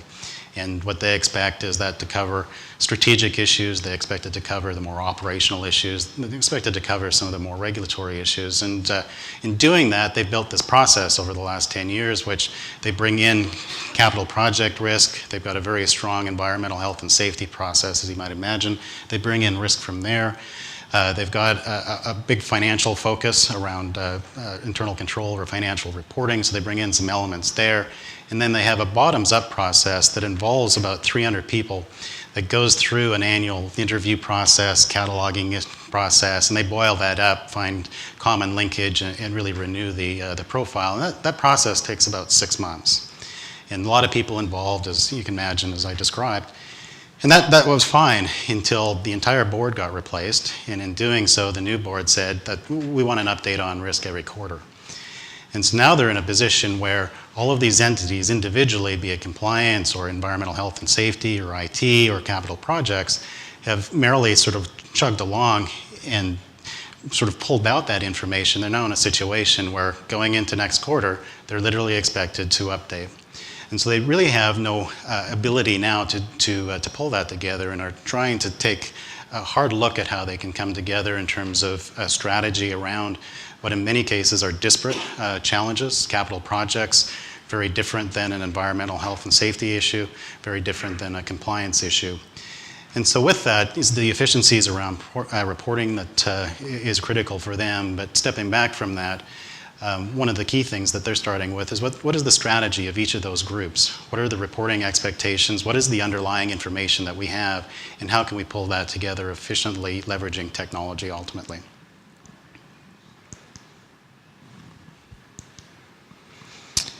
In terms of value, and many of you may be going through this yourselves in terms of building a business case or trying to really quantify the benefits that might be available from a GRC journey. And certainly, manual process, we all know that that leads to potential downside more than upside oftentimes. And from a siloed base, from a cost standpoint, that fluctuates as well in terms of peaks and valleys, and certainly doesn't necessarily lend to other benefits as well. But then from a cost of investment standpoint, when you look at GRC and considering around investing a tool, what we often find is that the tool itself is a drop in the bucket relative to the overall cost, and certainly that upfront investment ultimately, hopefully, will embed in terms of stabilizing over time. And so when you consider that relative to manual process or siloed-based approaches to risk and control, in an ideal world, again, you should be able to gain some benefits and stabilize that. We're working with an organization now which came to us and said, we've got till November to put a business case together around GRC, and we've got some tools that we have in place. But we're embarking on this journey, and we expect to have some big benefits. And we've spent the year up until now, as we go into budget season, trying to work out what that will be. And, we're counting controls, we're counting risks, we're comparing across each of the the risk and control functions, be it compliance or otherwise. And we're having just an extraordinarily difficult time in terms of figuring out what the overall spend is right now. Throw in licensing costs for our existing tools, throw in renewal costs, throw in, you name it. And we get a really big number, but we're not sure that's the number because we don't know how many people are going to ultimately be cut out. And what we've talked about is really putting together a business case for a business case. So forgetting by, the next month, putting together a business case overall, really, why don't you put a business case together around defining, what in consulting terms is a target operating model. So really sit back and say, okay, what are we trying to accomplish by our investment in GRC? And for them, it's going to be far greater around the actual structural change that's required, around the process change, and really around the underlying cultural change, frankly, that's going to be needed to take advantage of a tool. And so when they're looking at their overall cost of GRC and expectations, they've actually latched onto the idea, and ridiculous as it sounds, of putting together a business case for a business case to really take to the executives, this is what we think we need to do in terms of figuring out the cost benefit. But before we embark on that journey, we want to get it right and investigate it further. And so we're going to put off making that huge investment that we talked over the year about in terms of technology and process change, and really try and get some clarity around what compliance is going to look like. How are we going to look at SOX controls? How are we going to leverage the first line of defense in terms of self-assessment? Can we do it in a better way as we look to compliance as well? Better integration around testing. What's our risk from an op risk perspective going to look like? What's our strategic risk perspective going to look like? And come together before we drive off and try and figure out exactly what that cost of control is, or cost of investment. Okay. I'm going to hand it over to Angela, who created this wheel. Talk to it better than me.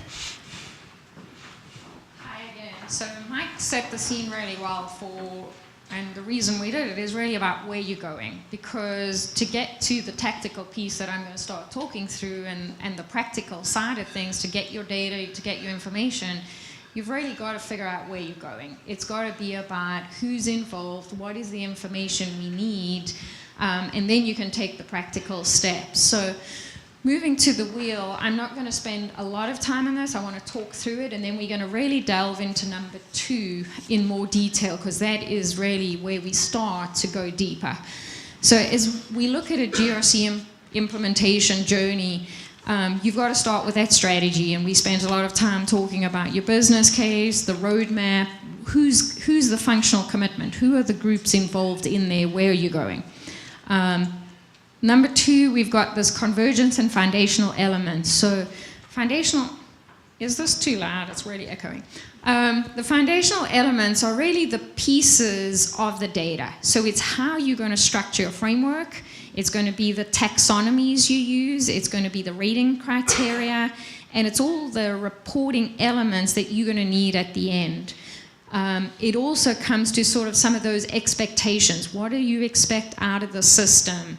So we're going to spend a lot of time on this, so I'm going to jump over and finish, and then we'll come back to it.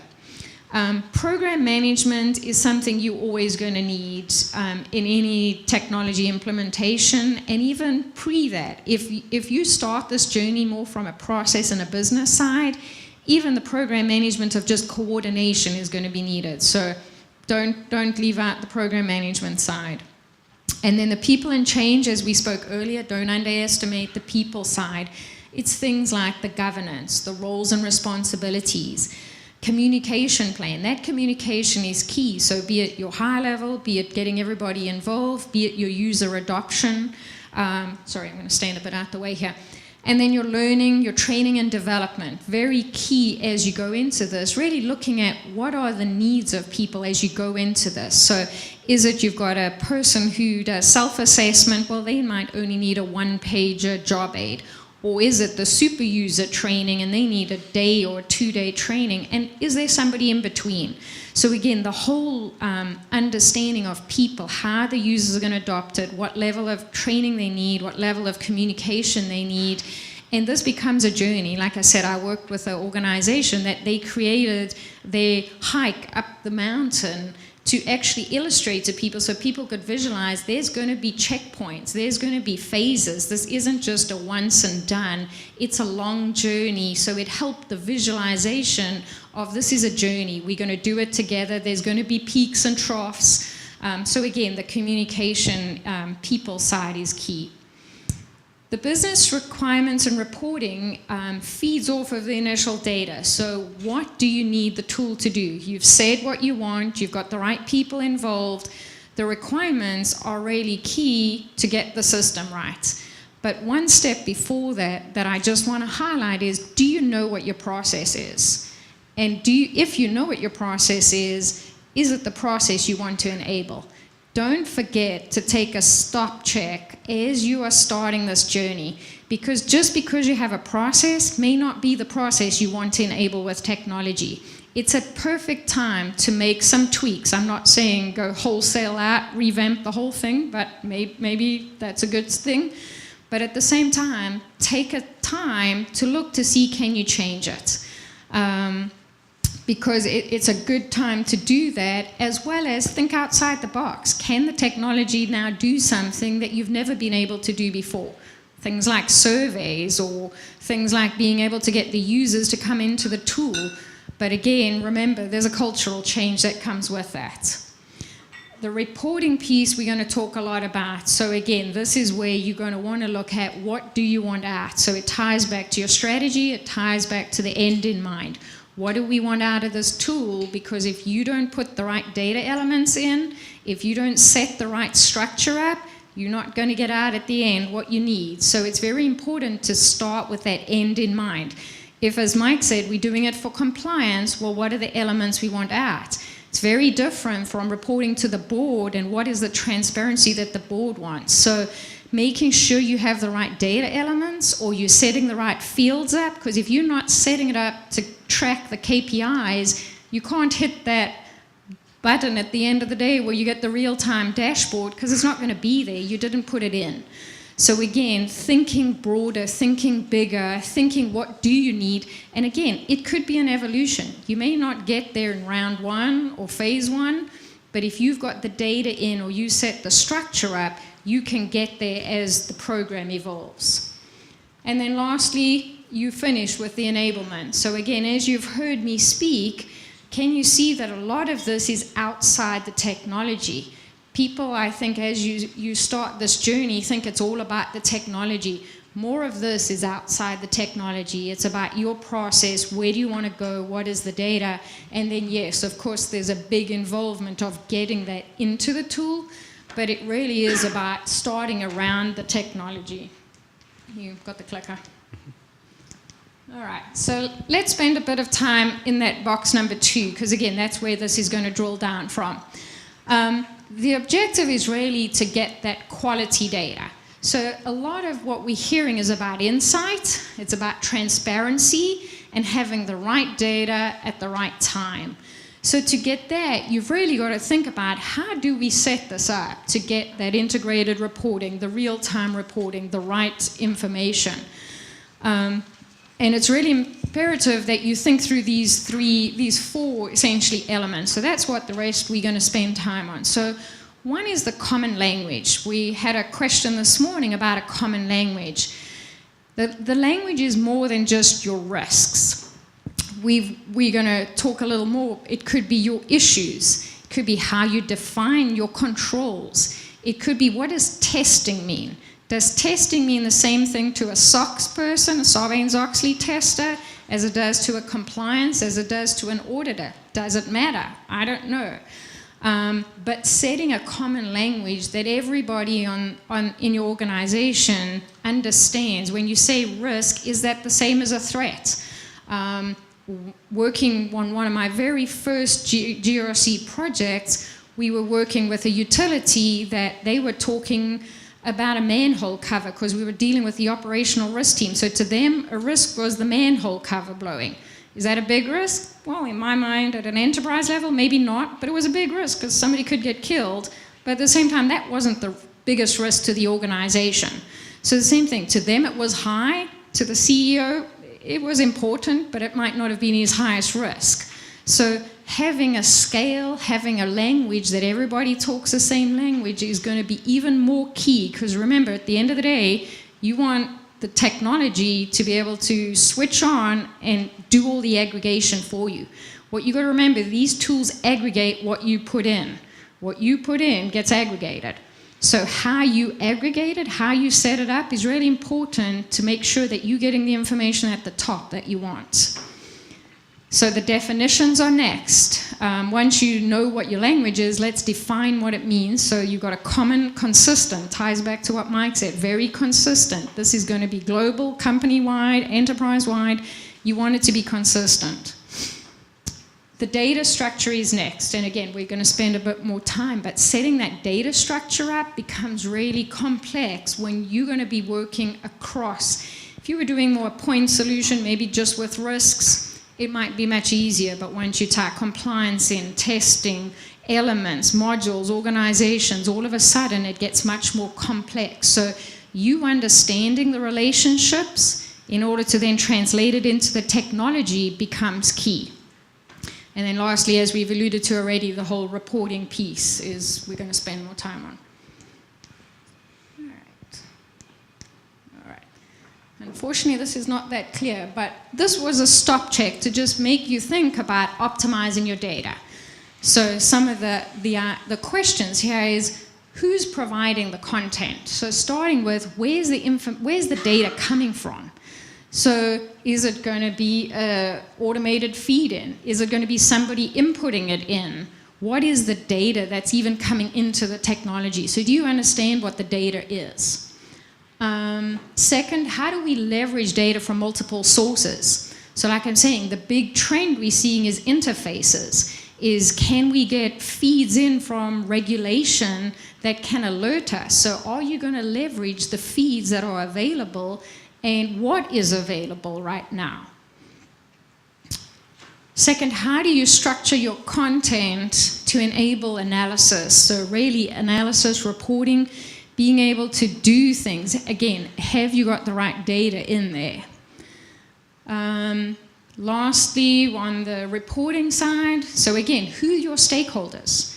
Take that step back to say, today it's just the board. But are we going to have governance committees? Is there a different regulator that we can see coming? What about social media? Are there other stakeholders? So again, as you think through these programs, take time to think about what's coming, what's changing, are there other pieces? It doesn't hurt sometimes to have the information there or have it set up that you can pull it out. It doesn't mean you have to go build all the reports right now, but if the information's there, it's much easier to get out. And then lastly, how are you going to maximize your information, but at the same time, minimize the cost? So again, that's more your efficiency. Can we use one set of data to test? So samples, if you think about test once, use many, can we use one sample of data to test, on example, IT controls that can be used for Sarbanes-Oxley, can be used for IT security, that maybe could be used for the external auditors, that maybe could be used for those, in the States, we've got SSA 16s, like a, SAS 70. SAS 70, what it was. So again, how can you maximize information but minimize costs? So have you had time to think about that? All right, so at least this is nice and easy to understand, to read at least. So I've laid out 6 steps, and we'll go through each one of them in a bit more detail. But 1, we've started, begin with the end in mind. 2, understand your data. What is the data you're going to be using? 3, design a comprehensive data structure. 4, link that data structure to your technology. 5 is more about the import of data as you go onto a tool. What is the content that you're going to bring in? So this is now once you've set separate from setting your structure up. And then 6, what are you going to do about reporting? So we're going to go through each one now in a little bit more. So end in mind. And it's interesting, just going back to what I mentioned around why companies are sort of considering embarking on using technology for GRC. There's some key ones there. As Angela mentioned, interface with other systems is becoming increasingly important as companies think through what they're going to do with the technology, and can they really leverage it to the extent that they'd like to. And things like regulatory feeds is becoming a key driver for some to think about how they can translate regulatory change after they input that sort of baseline understanding, where those changes happen, how does that impact risks, how does that impact policies and procedures, and who needs to know about the regulatory change. So certainly regulatory feeds is critical. Another area is really around monitoring, and for the longest time I think people have become frustrated with the overall enterprise risk management effort because there's no tie to either, it sort of gets to a discussion around top 8 or 10 risks and nothing more. So really pushing to try and get indicators around key risks really holistically, and so linking to other systems to bring in if we have a key risk around people, turnover, so that you're able through your GRC system to send out notification in X country that turnover has reached beyond a tolerance for your particular area. Can you please explain what happened and send it back in centrally? So again, interface with other systems is important, but as we mentioned, really, what are you trying to get out of it at the end of the day is particularly critical. All right, so here's one that you'll see I switch at the moment. So coming from South Africa, living in the US and now being in the UK, how do you say tomato, potato? All right, so it's all about the language. How common is your understanding? How consistent is the understanding? And I spoke earlier about foundational elements. Well, we came up with this little filing cabinet when I was working on a client a few years ago, and it really was the aim to say you need to categorize these main buckets. So as you go forward, as you think about technology, but really before that, how do you get consistency on these? So the org structure is really key. This doesn't just mean legal entity, it's how do you see your business? And how are you going to report on the business? So same thing, as you set a technology up, it's very hard to change. Once you've set it, it's very hard to change it. Doesn't mean it's impossible, but it's hard to change your structure. So one of the questions is, how are you best going to set that up to be maybe flexible in future, but to give you the reporting? So do you report by business line? Do you report by division? Do you report by country? And then how does legal entity come into that? So understanding what you use us for and how best to set the technology up is going to be key. Because again, once you set it up, it's very hard or expensive to change. And with MetricStream specifically, there are ways to set it up that gives you flexibility, but your first step is knowing what you need and how you're going to structure it. The process hierarchy comes underneath it. So again, this is your mega process, sub-process, and again, you can go as many levels down as you want, but at the same time, especially setting up the initial levels is very key as you go on to a technology. And I actually worked with another utility that they just merged, and they couldn't figure out what they were going to do because they hadn't restructured the whole organization yet. And we laid out options for them, and essentially we came to the fact that they needed to go the first 3 levels to get, like, you know, is a treasury, cash management, etc. But they didn't have to go down any further because they could build that out as they went. And really the aggregation was key at the first 3. And then you could probably give some of your individual functions autonomy to build their own. So what I think I'm trying to say to you is you don't have to build the universe. You need to build it to, you know, as you can start small, start with the top 3, and then you can give maybe some flexibility how far you go down. But having the consistency up top, again, thinking how do you report? And then how for, again, as you build different groups on, if for Sarbanes-Oxley you need a different level versus compliance, do you need to be consistent in any way? Risk hierarchy, when we do MetricStream, we often go 4 levels down on a risk taxonomy. You'll have your highest big sort of groupings of risk, like categories, go down to, and what we often do is the last level, we leave that as open so that the process person, business person can actually put it in their own words, but they tag it into 3 levels up. Because then you get flexibility. 1, you get reporting that aggregates it all the way up. So if it's a financial risk, inaccurate transactions, you tag it into the financial line, and at the top you can see it. But the business person at the bottom gets some comfort that I understand what that risk means, and it's not being pushed on them. So you sort of get both levels. So again, that's my comment earlier about what can you leverage. If information security is one of your risks, well, does your information security group already have categories they use or already have the risk taxonomy? Don't discard it, put the 2 together, because that taxonomy and the risk information security is just the deeper elements. And again, you could allow different groups to go as deep as they want. The key is, do they tag into the level that then aggregates up? Sorry. All right, no, it's fine. I'll talk through the one. All right, so this now starts showing you more of tactically how you do it. So this is just an example of an illustration really showing we were helping automate an exam. A client was using the internal audit module, and they were actually using it for the examinations they do of other companies. So this is showing more the data model, showing think through the data. They called it exam type. They had a member, or that was the company they were really auditing. They had different modules. There was like 5 or 6 different modules. They called them violations. They had procedures, and then they had rules. So this is now sort of tying risk together. It's tying procedures. It's sort of internal audit, and it's even tying to regulation. So that now translates into how do you link this to the technology. So here's how showing you looked at it more from how they think business-wise. Now the tie to example of MetricStream is the exam type is what they tagged into MetricStream as the organization.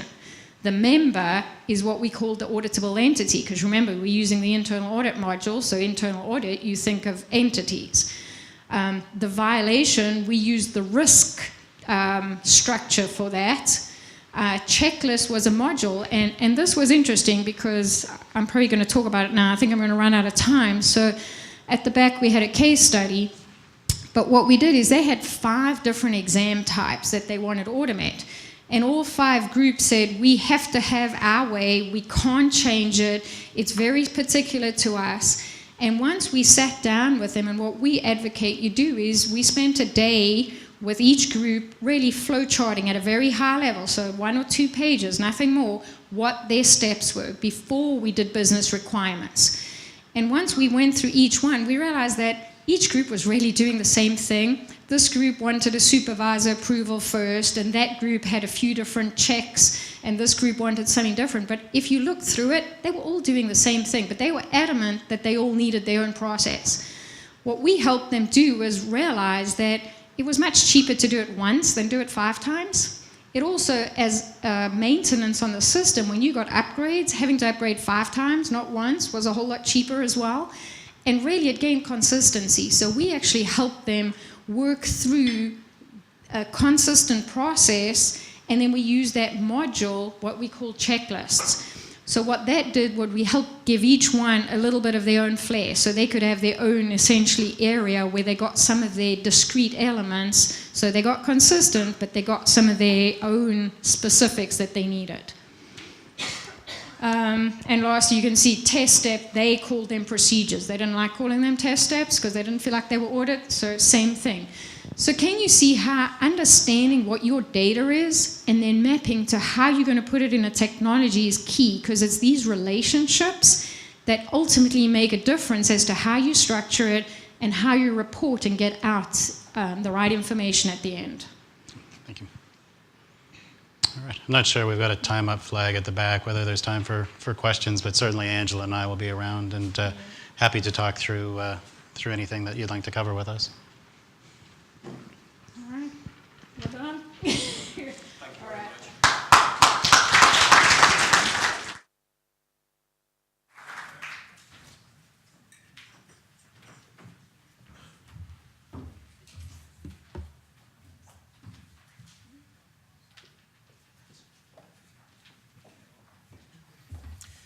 So we're going to start our next session in just a couple of minutes. That next session will be an industry experience session with Audrey Marie from Société Générale and Cedric Mirari.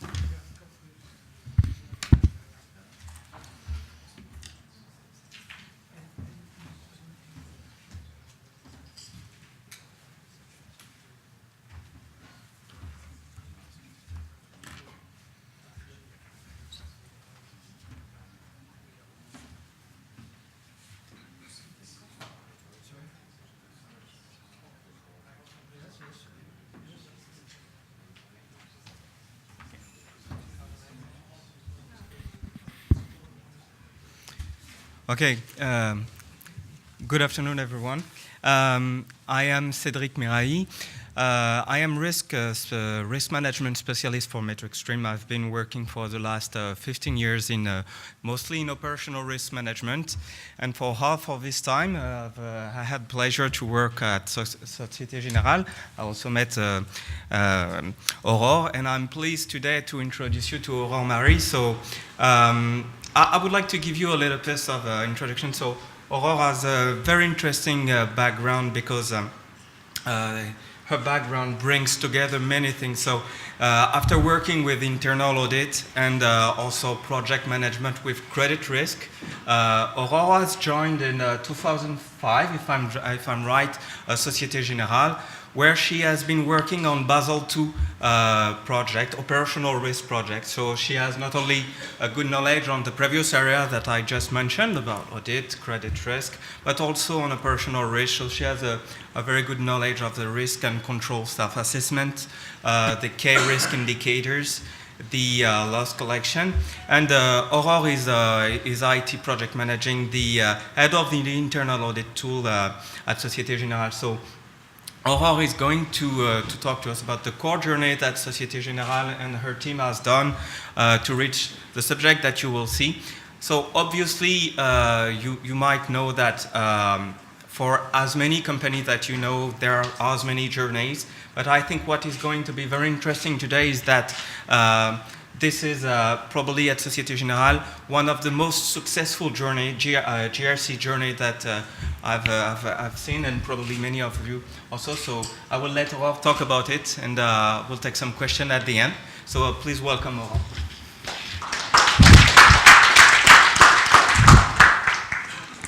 Thank you very much, Cedric. So I will present. I try to just give me the time if it's too long. And is this for the presentation? Okay. So I propose to begin. It will be about 15 minutes presentation, and I hope that we will discuss on the question. I'm sure that you will have many questions. No. Ooh. Okay, so that's the presentation. First of all, I will just do a quick presentation of Société Générale. I've seen that a lot of people are not from finance, and it's quite nice to see that risk is not only finance business. Société Générale, it's what we call universal bank. That means that we have many business. First of all, we have the retail banking, which is a big part of our business with 11 million of clients. We have also retail banking abroad, outside France, which is quite important. We have the Komerční banka in Czechoslovakia, which is number 3, the BRD in Romania, which is number 2, and okay, as you see, there is a quite big retail banking abroad. We do have also financial services like leasing for cars and so on. It's quite also a good business, and it's working quite well. And probably, as you all know, we have investment banking. So we are, for example, number 1 in equity derivatives, and it's quite a good business and equilibrate, and with all the crises that we know, we're still there.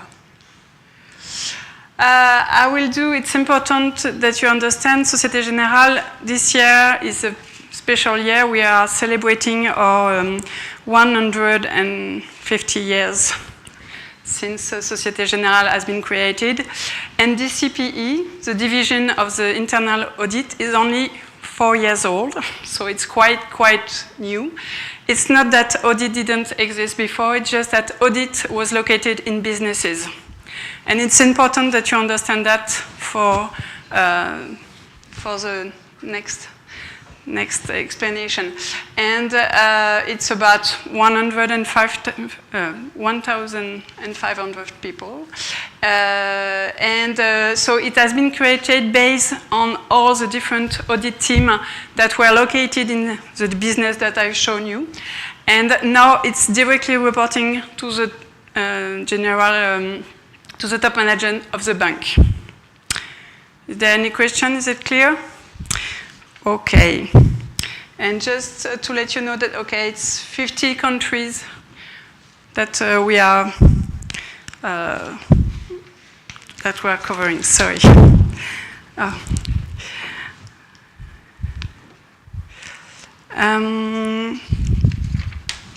Just to, is it okay? Do you hear me? Yeah. Just to understand why the audit had changed the strategy, I would say.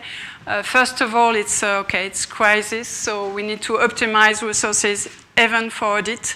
So it was a good way to concentrate all the different knowledge, and all the audit could exchange expertise and so on. And for example, if you think about IT audit, it's a best way to have experts in IT, but you can optimize and not use IT only for retail banking, but also for investment banking, or to also exchange different knowledge that you have between the retail banking in France or the retail banking in a subsidiary abroad, like in Czechia or in Romania. So it's where I want to come. Oops. Sorry, too quick. No. Okay. that's, I would say, all different applications that we have. They have been all created based on already existing or non-existing tools in the different audits. And it's what we call our audit suite.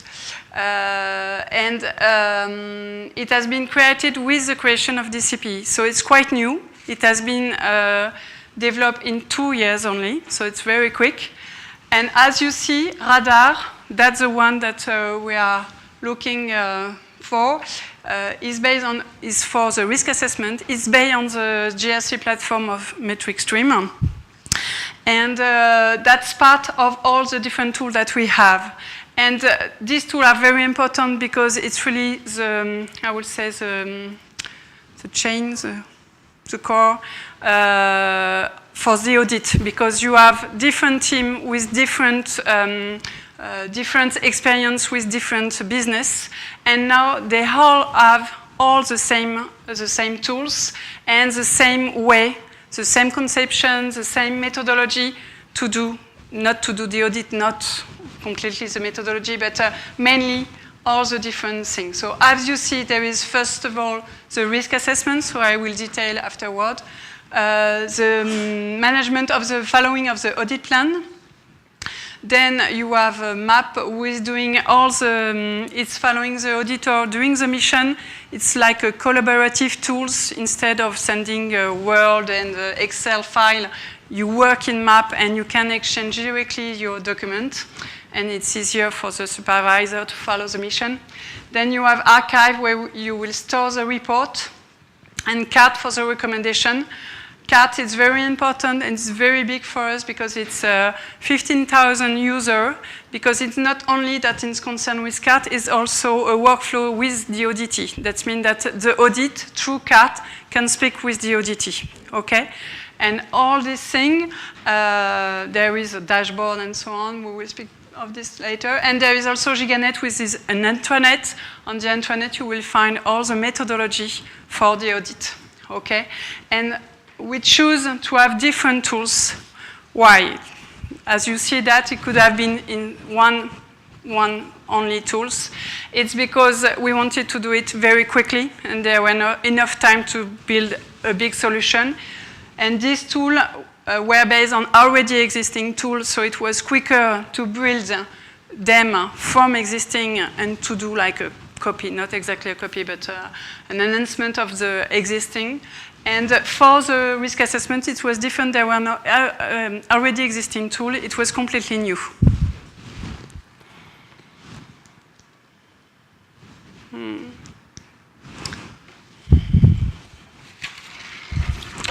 Okay, so what was the aim to build the Radar? First of all, as I said, there were many different methodology for the risk assessment. So it was, as it has already said, but it's really what we lived, I will say, to have one common tools for all the audits. That means that all the process will be the same and all the methodology will be the same. Risk assessment is not the easiest part of the audit because that means, okay, you have to see what is my scope first. So it's quite a big part for Société Générale Group. We have, to give you an idea, 30,000 entities to cover, so it's quite a lot. And when you've done that, you will score the different entity, and you don't score the 30,000, you will do like a regroupment, or you will size, and you will find out, okay, what are the scoring. And in the construction of Radar, we've done both parallelize the methodology and the construction of the tool. So it has been done in 6 months' time, which is very short. And it was very, very challenging. And I would say building the tool and at the same time the methodology. At the end, we cover 80 countries. We have 500 users that are in 50 countries. Mainly, it's not all DCP that doing risk assessment. It's more like senior manager, of audit, because they need an experience to give an evaluation to score the entity that we have. For radar, just sorry. No, I think it's everything. Do you have any question before? Oh.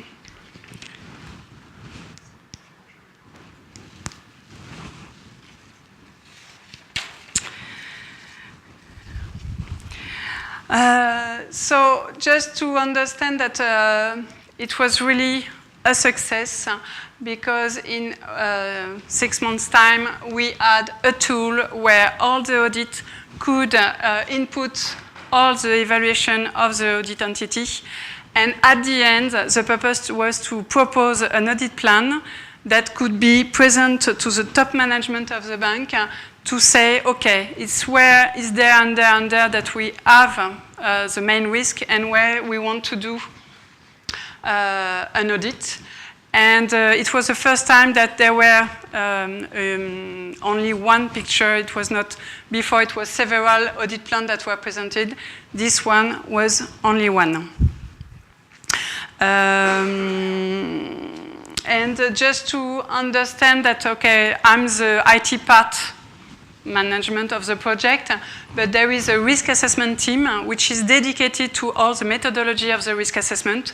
So we work together, and what is important to understand is during we've built the tool, they also work on the change management, to train the people on the tool, to explain exactly the methodology. And they have done that at the starting of the project, and they're still doing it each year when we do the risk assessment campaign. They also, it's very important to still explain, to understand, and the risk assessment has quite evaluate. And what is also important is to understand that for us in radar, we make sure that we cover all the group entities. That means that at the end, we are able to prove to the regulator that, okay, we cover all the entities because we have done an audit 2 years ago and next time we need to go in 3 years, or because it's important we go each year, or because it's not significant and we have argument, we have no argument, we have comments to explain why it's not important. And so the regulator, we have really a traceability of all what we are doing, and everything is in radar.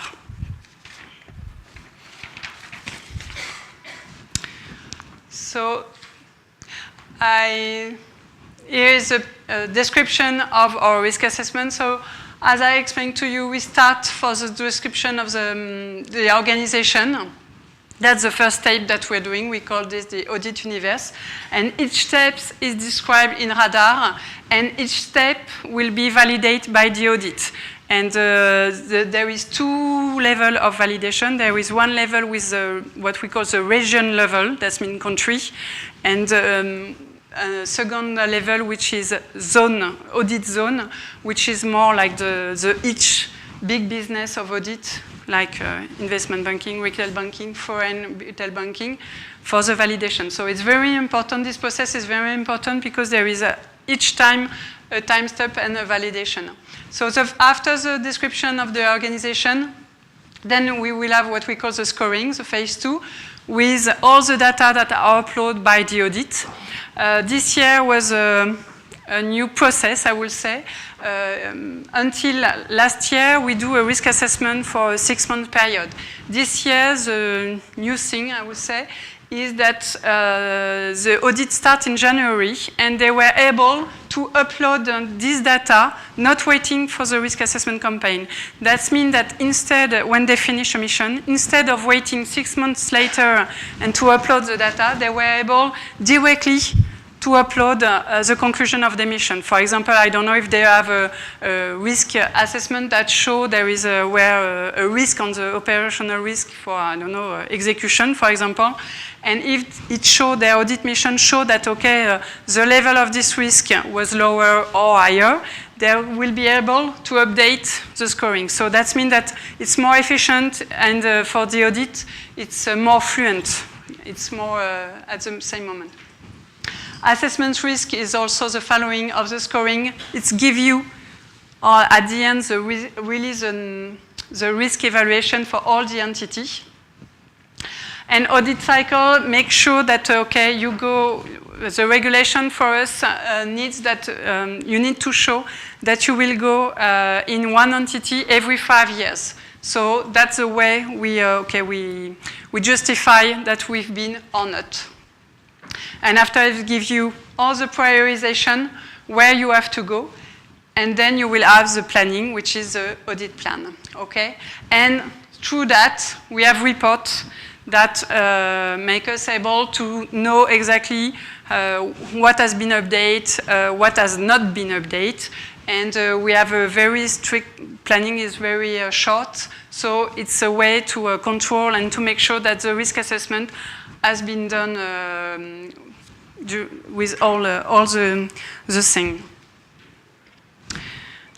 And as conclusion, sorry. Okay. My conclusion was that the risk assessment is very, it's something that, okay, in Radar we build like a risk assessment methodology, but what we see, and it started this year with the ongoing risk assessment, is something that is still moving. For example, the subject of this year, and probably we have to input next year, is we want to work more on the risk assessment with the processes level. That means that we have to change the way to see the thing. We are looking now on the risk assessment through the organization. Tomorrow, we would like to go to see it through the processes. That means that Radar needs to improve each year, and we change, and I think it's not the beginning, and it will get further and further. So I finished. Do you have any question?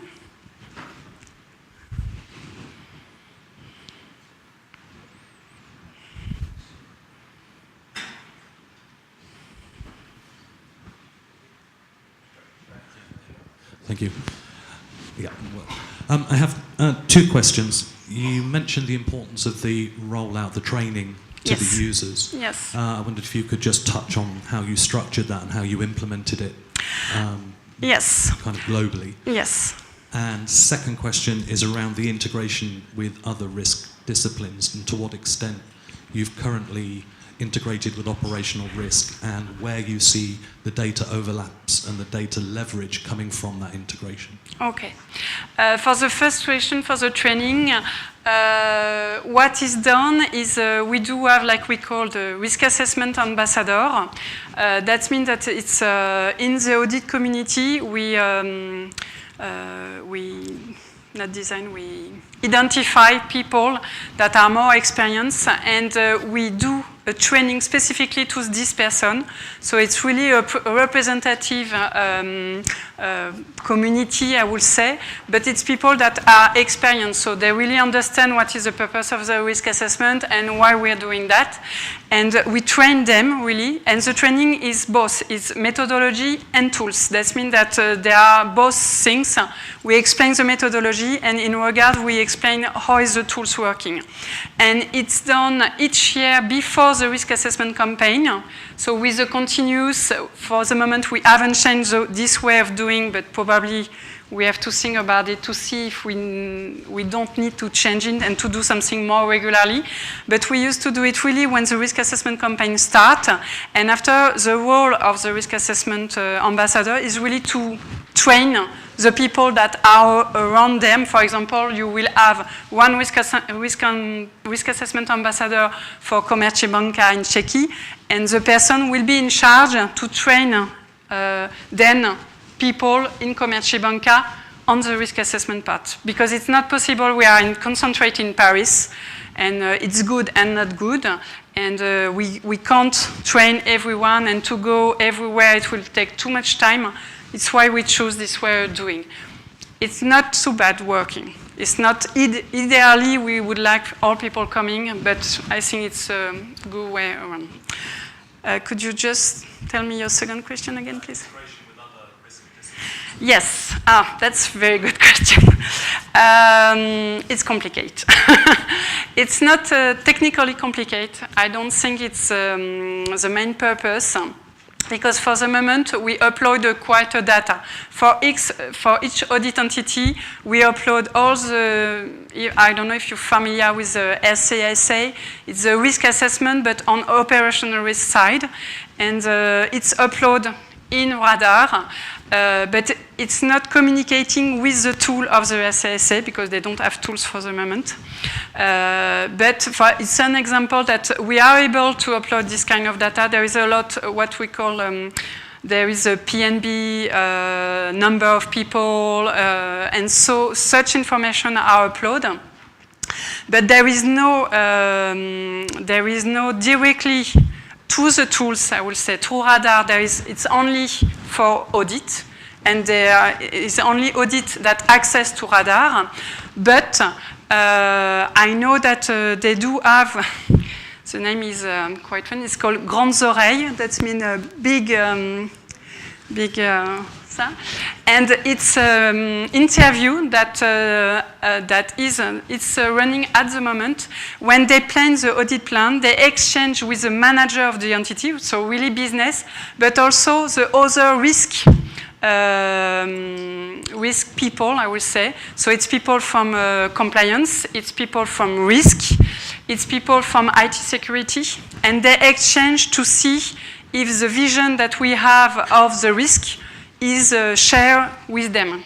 And it's a way to have some coordination, but it's more through, I would say, collaboration than through the tools. So ideally, one day, we will have everything in one tools.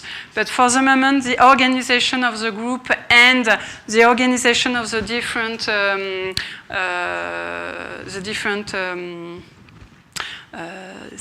division that are in charge of the risk mitigant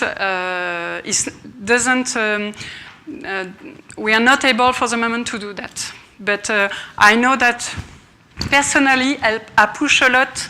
I push, for example, for the SASA, they don't have any tools. It would be very great if it could be the same tool as us. It will be very easy to share the data, and that means that we could give access to the risk, and audit could access to the SASA, and it will be much simpler. But okay, after there is, it's more complicated than that, but it could be one way to do it. But there is not only the SASA that is concerned.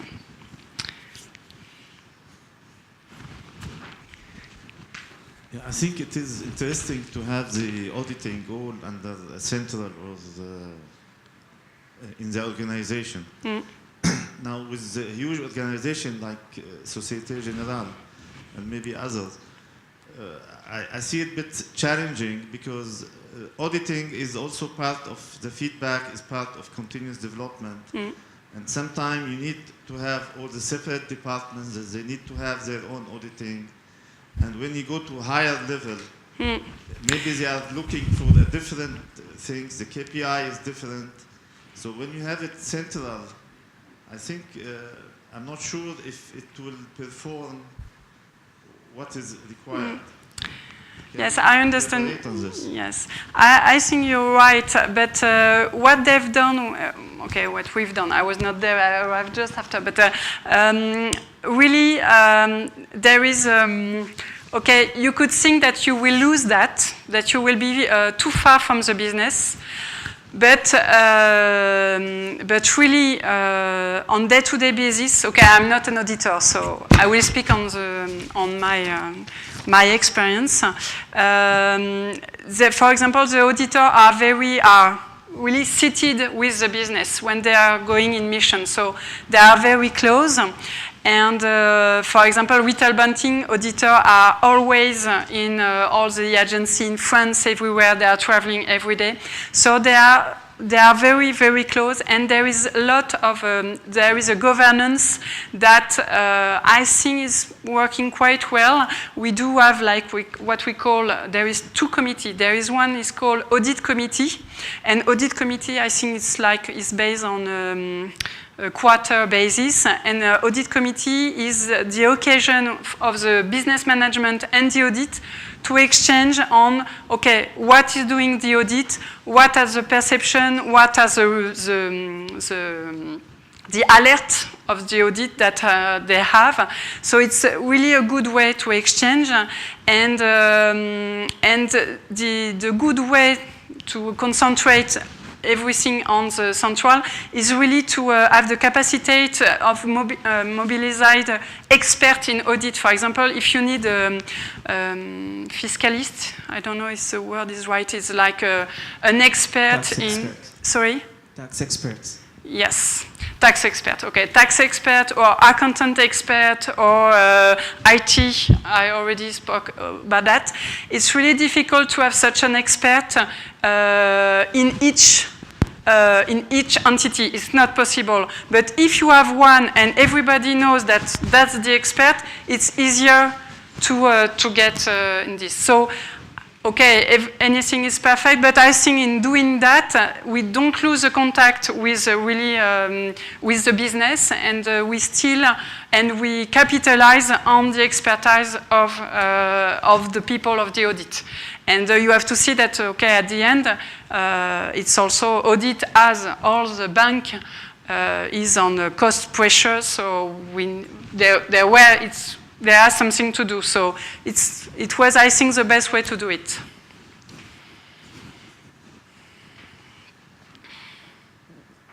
Any other questions? Yeah.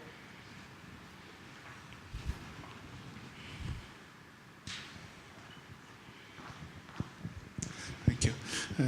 I'd like to know whether in your organization, when you talk about risk assessment, you differentiate between process risk assessment and network, branches net risk assessment.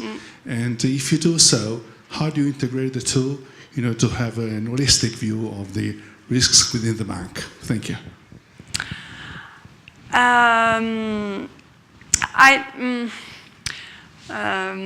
I think that, okay, that's probably, that was not easy, I think, because the methodology was concentrated in Paris. So we have done a lot of workshop with all of the business. But I think that it's always a thing that probably the way to do it, even if you do training, for some people it was still difficult to change the way, the methodology, I will say. And after, for the covering of the risk,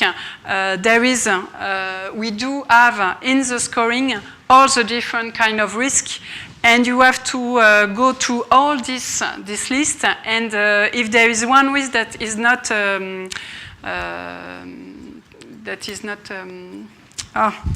that you can't, okay, you are, I don't know, in investment banking, you won't have, oh no, investment banking is not a good example because there is everything, but I don't know, you are in, okay, no. I will explain this another way. You will have to just to explain all the different risks and to say exactly why you consider that this risk is this level or not. And if you didn't evaluate the risk, you have also to comments. Does it answer to your question? Yes? Okay. Okay. I think we have a strong signal that we are done with it. Well, thank you very much for participating and answering this question. Okay, thank you.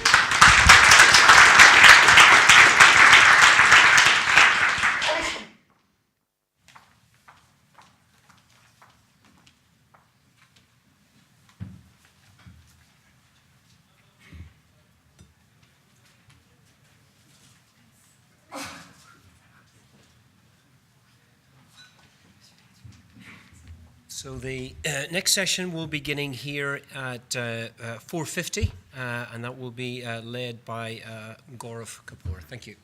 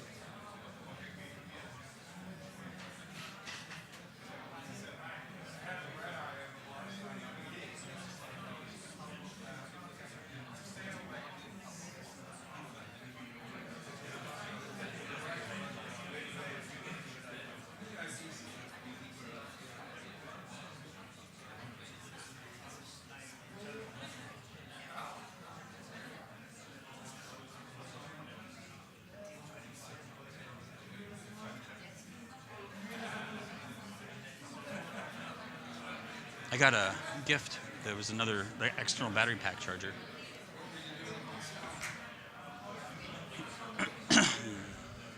In my bag.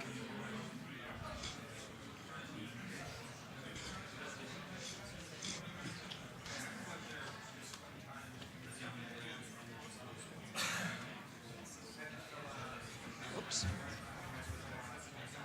I left my phone.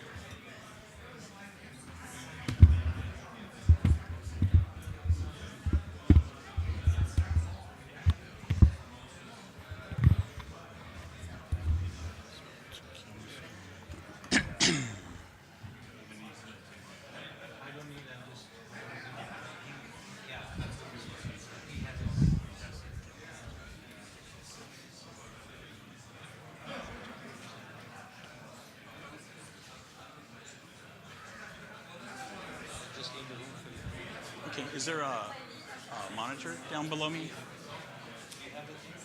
No, I just have my phone to keep track of time. And you want me to do a hard stop at 5:30 or no? 5:30. Okay. So here's the, I guess. Use this to keep track of my time. Okay, this one is a press. He will actually bring up 10 minutes left. Okay. Okay. Give a couple of minutes. So I'm gonna. Where's the clean glass? Yeah. This one seems to be. No. Yep.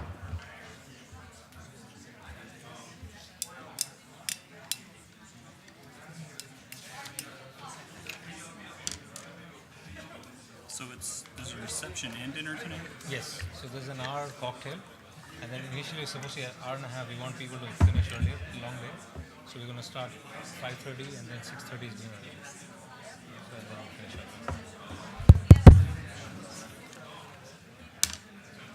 Should I stand up here by you or you want me to? I think it'll be more dramatic if you come in.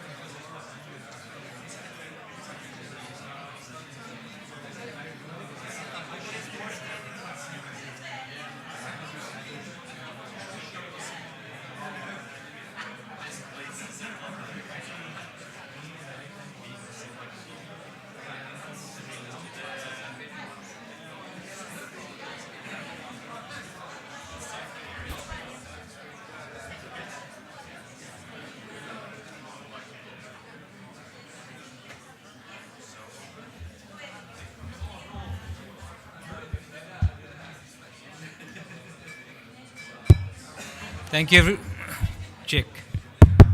Thank you, everybody, for coming back. This is the last session before cocktails. So, we had to get somebody who was commanding and who will command your attention for the next 40 minutes or so. So I have the pleasure of introducing Michael Rasmussen, who's right here. You may have met with him. Many of you know him from the industry. He's been sitting quietly for most of the day today, except interacting with several of you. Michael is, he runs his company called GRC 2020 Research, and has been one of the most influential, persons in the GRC industry for the last several years.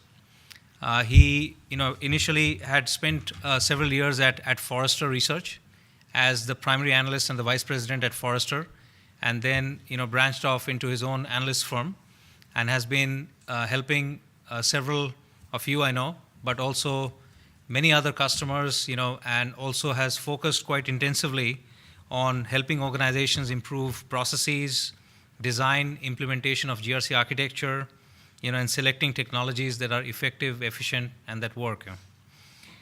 He is sought after as a speaker and has, keynoted many sessions across the globe, and has also, been contributing quite consistently to the OSEG group. OSEG, many of you are familiar, that's the Open Compliance and Ethics Group. And he's been contributing consistently for the last several years and is part of the leadership, technology, policy, and the architect councils of OSEG for the last several years. And also has contributed to several US congressional reports and committees as part of his GRC role in the marketplace. Michael has been quoted extensively in the press, and like I said earlier, he's been helping and has been recognized by the Treasury and Risk magazine as one of the most influential people in the GRC space. So with that said, I wanted to have Michael come on the stage and take us through how to benchmark your GRC program. One other interesting, we had a little laugh earlier in the day, about evangelism. Michael, actually, very interestingly, he's actually pursuing a master's in divinity and focused on ethics and the history of church, as well as apart from his full-time job as a GRC analyst and influencer. So I just wanted to highlight that because it's an interesting, and maybe at the end of the session you should probably speak for a couple of minutes on what you're doing there, because they might be interested. Thank you.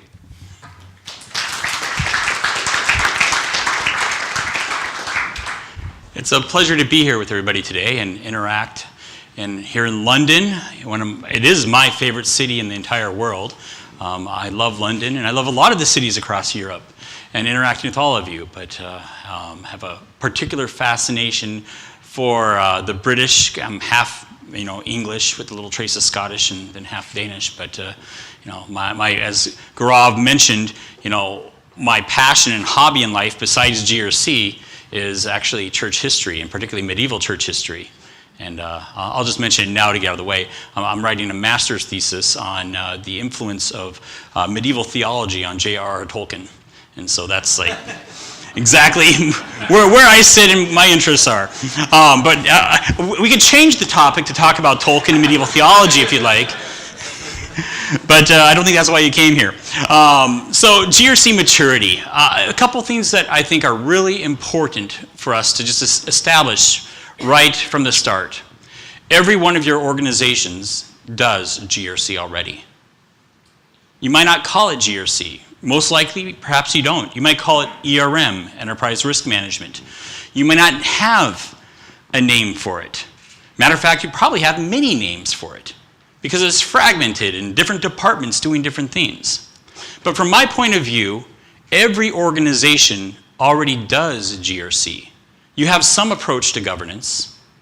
You're managing risk some way, even if it's sort of a ad hoc way that's not very mature or defined.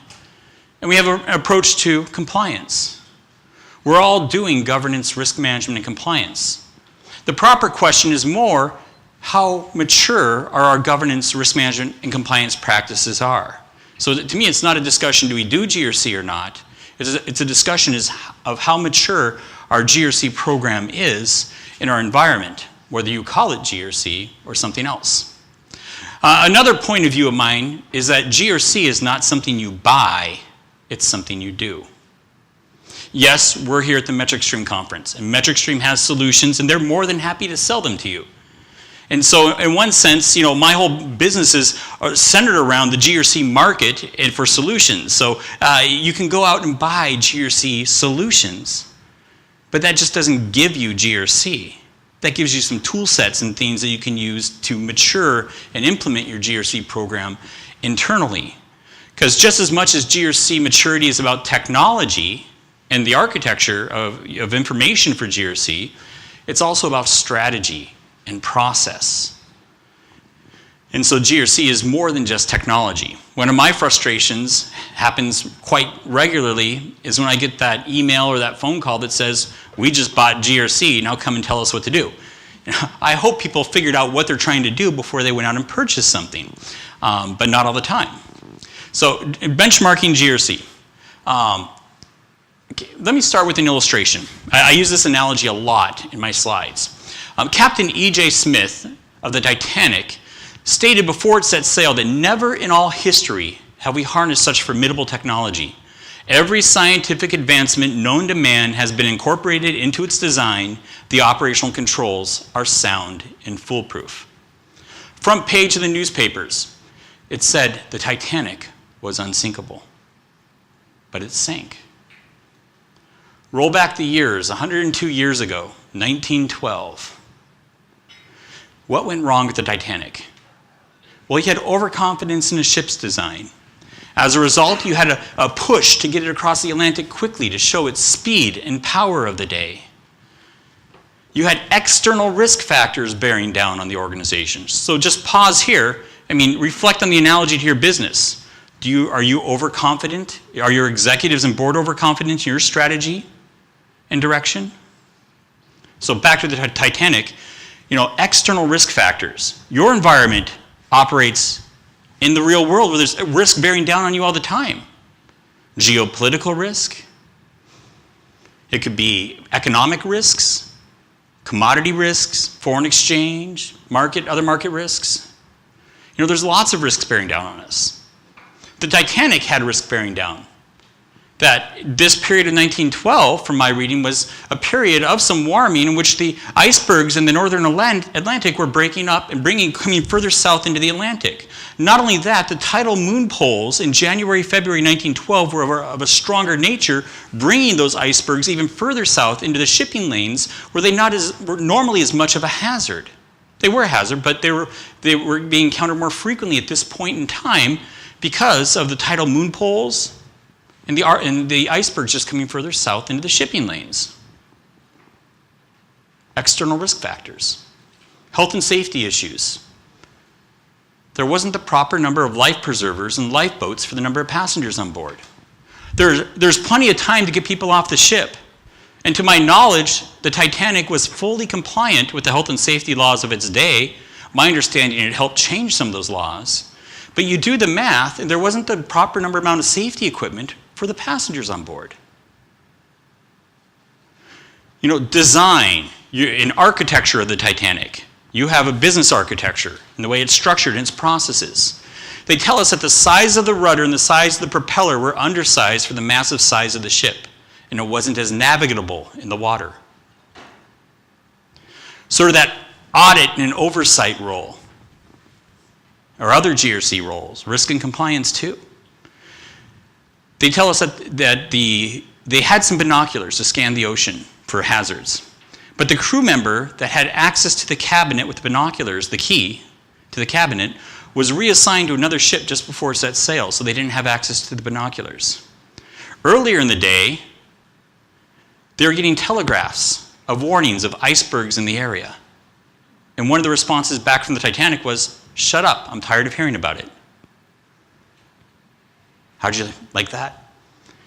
Be aware of this risk in this country, or be aware of this new regulation. Shut up, we're tired of hearing about it. It happens. Getting into supply chains and vendor relationships. We live in an era, as I mentioned earlier on the panel, where the largest credit card breach in history, I've had to replace 2 of my own credit cards as a result. A point-of-sale system breach at Target came through an HVAC vendor. A heating and air conditioning vendor was the doorway into compromising the point-of-sale systems at Target, leading to a massive credit card breach. I talked about social accountability issues in supply chains earlier and other things. The Titanic had its issues as well. They tell us that the iron ore that was used in the rivets to hold the seam of the ship together was of an inferior and brittle quality. And when it hit the iceberg, the seams of the ship just ripped wide open and the ocean waters flooded in. Finally, the Titanic was supposed to be headed dead on towards this iceberg. It decided to steer and hit on the side. The Titanic was designed to stay afloat with 4 compartments flooded. If it would have hit it dead on, they estimate that 2 compartments would have flooded. When they hit on the side, 6 compartments flooded, and the Titanic sank. So what went wrong with the Titanic? Yes, it hit an iceberg. But there were multiple contributing factors to that disaster. And if the Titanic would have addressed just 1 or 2 of those things, we might have, most likely would never have had the disaster of the Titanic. It's very much like your business today, in which your business is operating in a multifaceted, interconnected risk environment. We spend a lot of times trying to put risk into our little risk hierarchies, these cascading waterfalls. And it's a good endeavor. I believe in that. But we fail to realize when risk materializes, it crosses those hierarchies, and there's a lot of contributing pieces to it. Your business is very much like the Titanic in an interconnected risk environment with lots of silos doing their own things without seeing the big picture. And there's lots of change and things bearing down on us. You have regulatory change, legal regulatory change. How many are in financial services in the room? A good percentage. In 2008, there was 8,763 changes, probably more, but that's the ones that I'm aware of as far as stats. I didn't track all those myself. That's actually a Thomson Reuters number. There was 8,763 changes to laws, rules, regulations, enforcement actions, administrative decisions, and so forth, impacting financial services organizations globally. 8,763. 2013, between 5 and 6 years later. Each year's gone up, but 2013, we saw 26,950 changes. We've tripled the amount of regulatory change on financial services in the last 5 to 6 years. Banks and insurance companies are often telling me that they're trying to manage all this in very manual processes. They haven't added staff to manage this. And they're at a breaking point. It's not sustainable. We need better regulatory intelligence and insight, better technology, or we have to, hire a lot more subject matter experts. The amount of regulatory change is staggering. But you also have risk change, geopolitical risks, economic risks, other market risks, industry and societal risk factors, bring your own devices and things like that. As technology evolves and changes, so does the bearing internally on our organization. We had one of those sessions earlier today on social media risk. That's not something that's like an internal risk to the environment itself. It's coming externally and then into the environment. It's changes in technology and the use of technology. Sometimes by the changes on the consumer side, and when those consumers want to bring it into the organization and use it. Then you have changes to the business itself. The two greatest things that GRC has to deal with in the next 10 years is change and then third-party relationships. And I mentioned the third party earlier. Vendors, suppliers, outsourcers, contractors, agents, you name it. Lots of challenges. But your business is changing.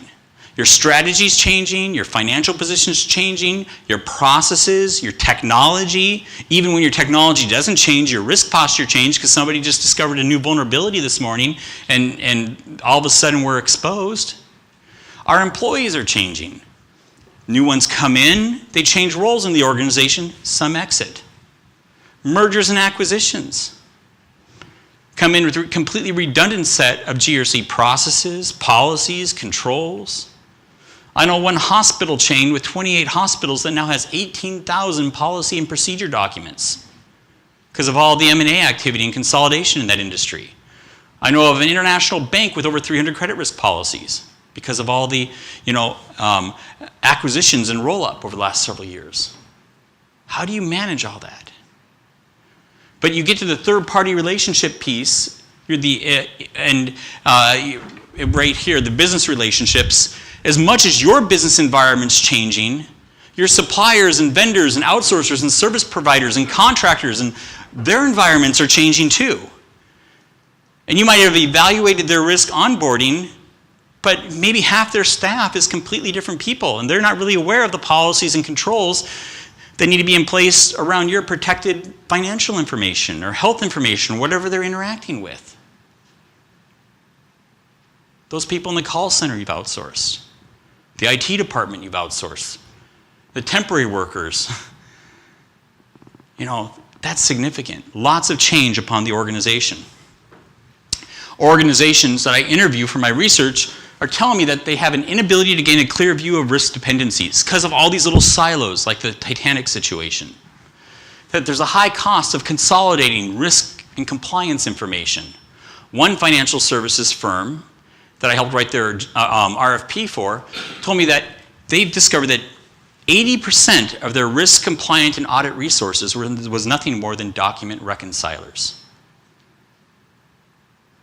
That their staff time was literally trying to manage literally thousands of different spreadsheets, documents, and emails for different assessment and reporting periods and build reports out of all this. And it was swamping them, and it wasn't sustainable, and they had to do something about it.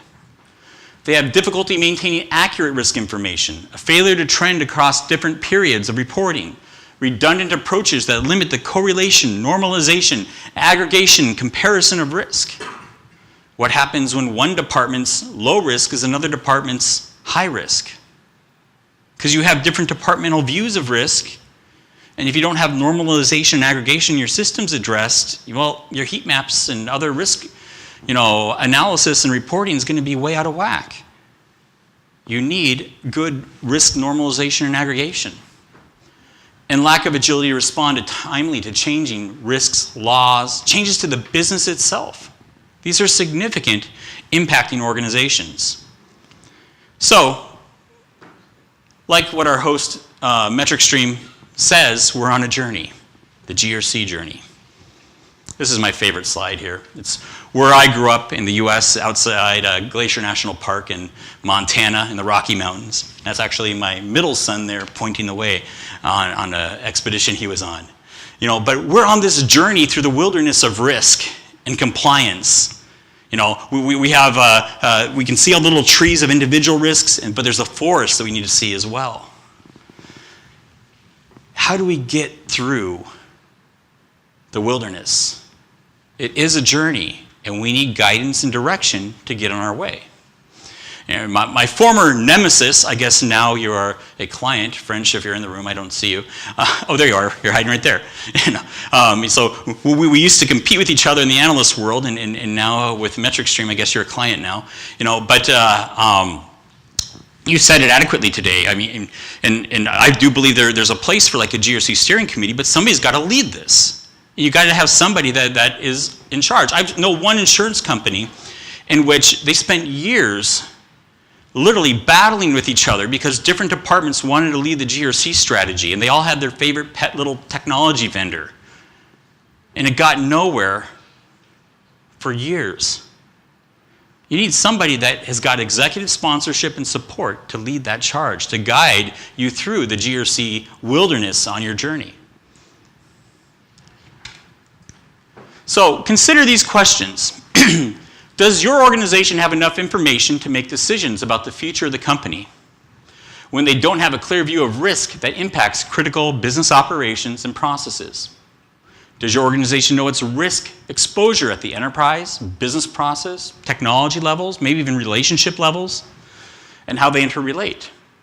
How does your organization know it is managing and mitigating risk effectively in the context of business to achieve business goals? Can the organization accurately gauge the impact of risk on business strategy, objectives, and operations?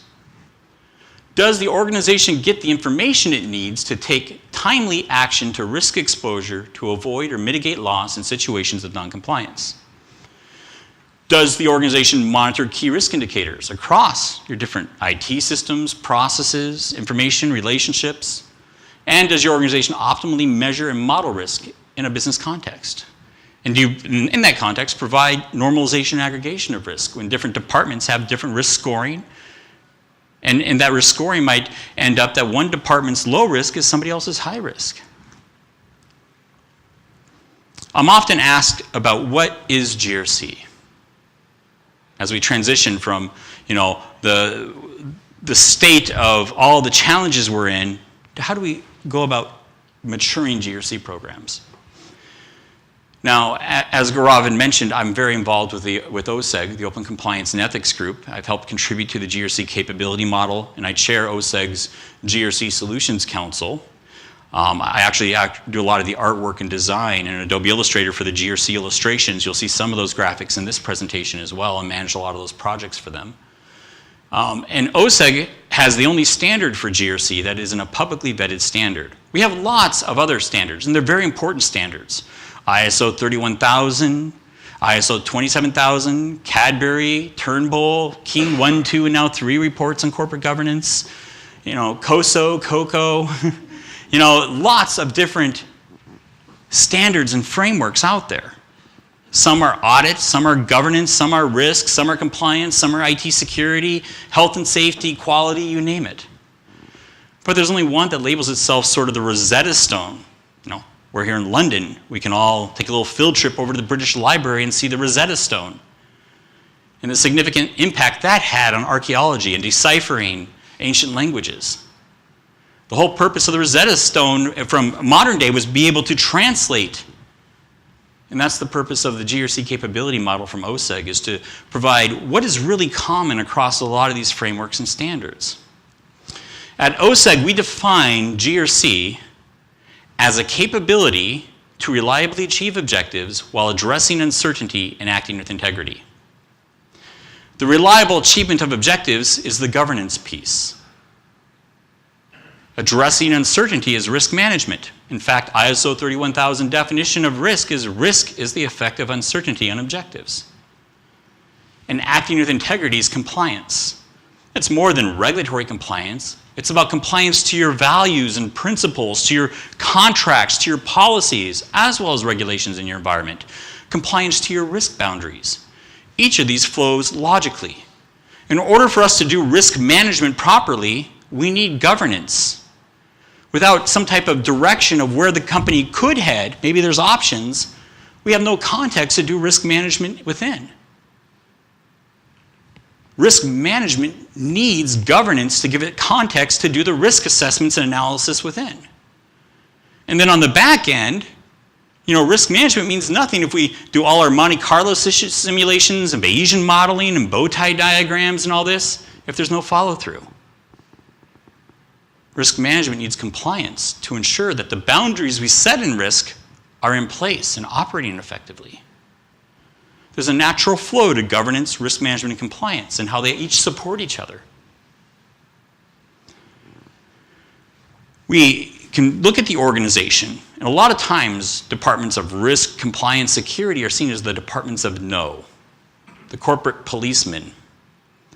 And we're trying to change that mentality, because high-performing organizations are like high-performing cars. You don't want just a great engine. Great engines are great. I mean, we could just walk out, the block here and up and down the street, and there's lots of very nice car dealerships out there. The Bentleys out there and others, just within a few blocks of here. I mean, great cars.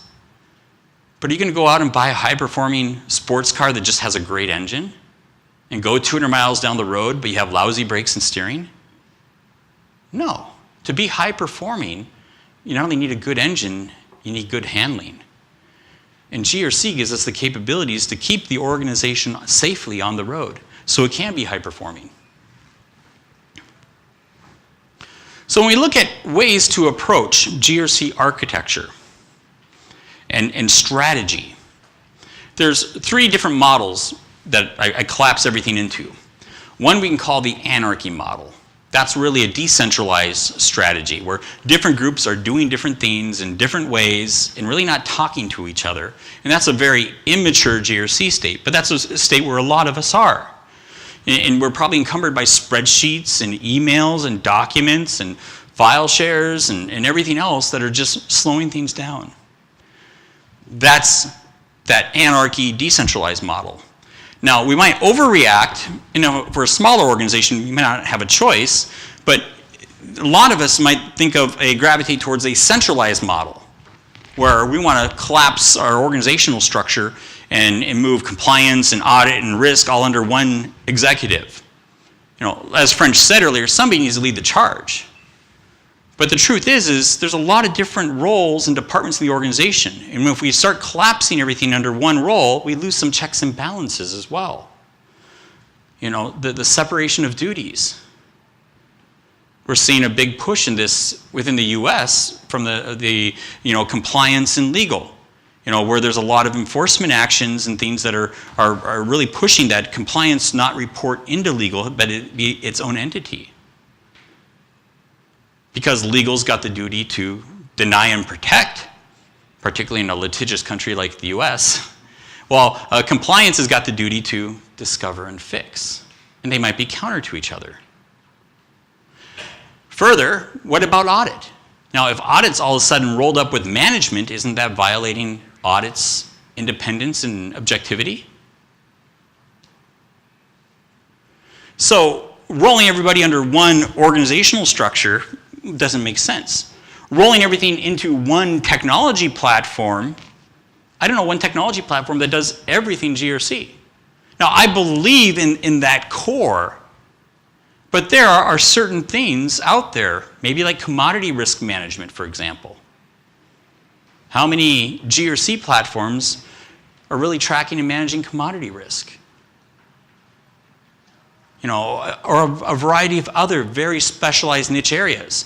And you get into some of the transaction monitoring and reporting requirements. It might mean tying our banking systems to our CRM systems, to external databases with politically exposed persons and watch lists and sanction lists and things, and start analyzing all that and bringing those pieces together.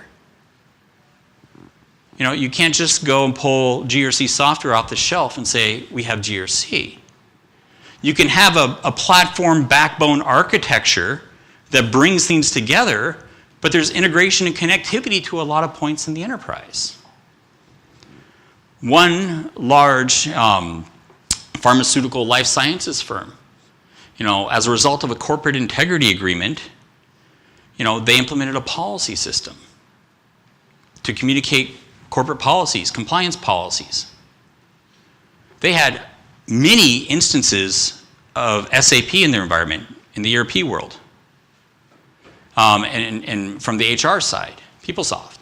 And their policy system was the only system that had the master records of all the employees in the environment, because it's the one that went out and integrated the ERP, HR systems, and pulled in all the employees of who was added that day, who changed roles that day, who was terminated and offboarded that day.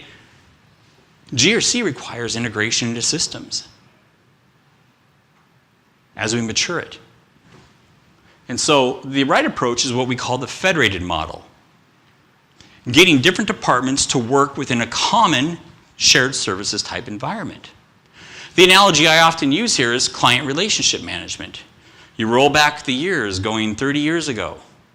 Now, we didn't need CRM systems to all of a sudden start managing client relationships, just like we don't need GRC systems to all of a sudden have GRC. You're already doing GRC now. The question is, how do you mature it? CRM systems came in because there was chaos of information. Sales had a view of the client that was different from marketing, and marketing had a view of the client that was different from, you know, the call center and service and support. Even within those groups, there's different views of the client.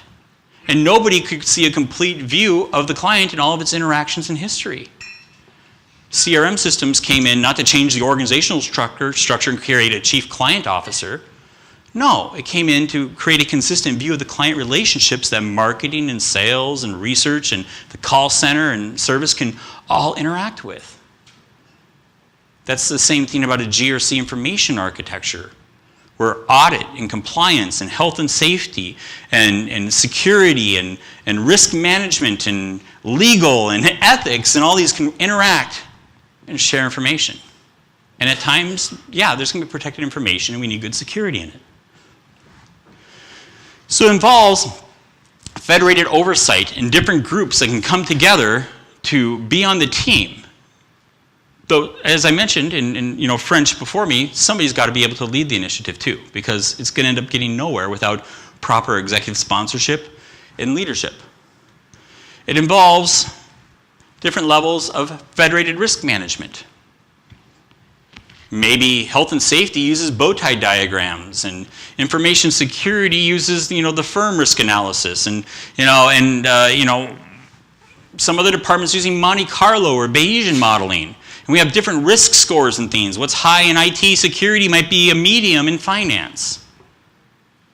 You know, we need to be able to federate risk management, allow for a variety of different risk analysis techniques and reporting models that make sense at a department level, because when I do department level risk reporting, I want to see what is a high risk at the department, not have all my risk collapse to a low risk because, you know, finance is a completely different risk structure than me.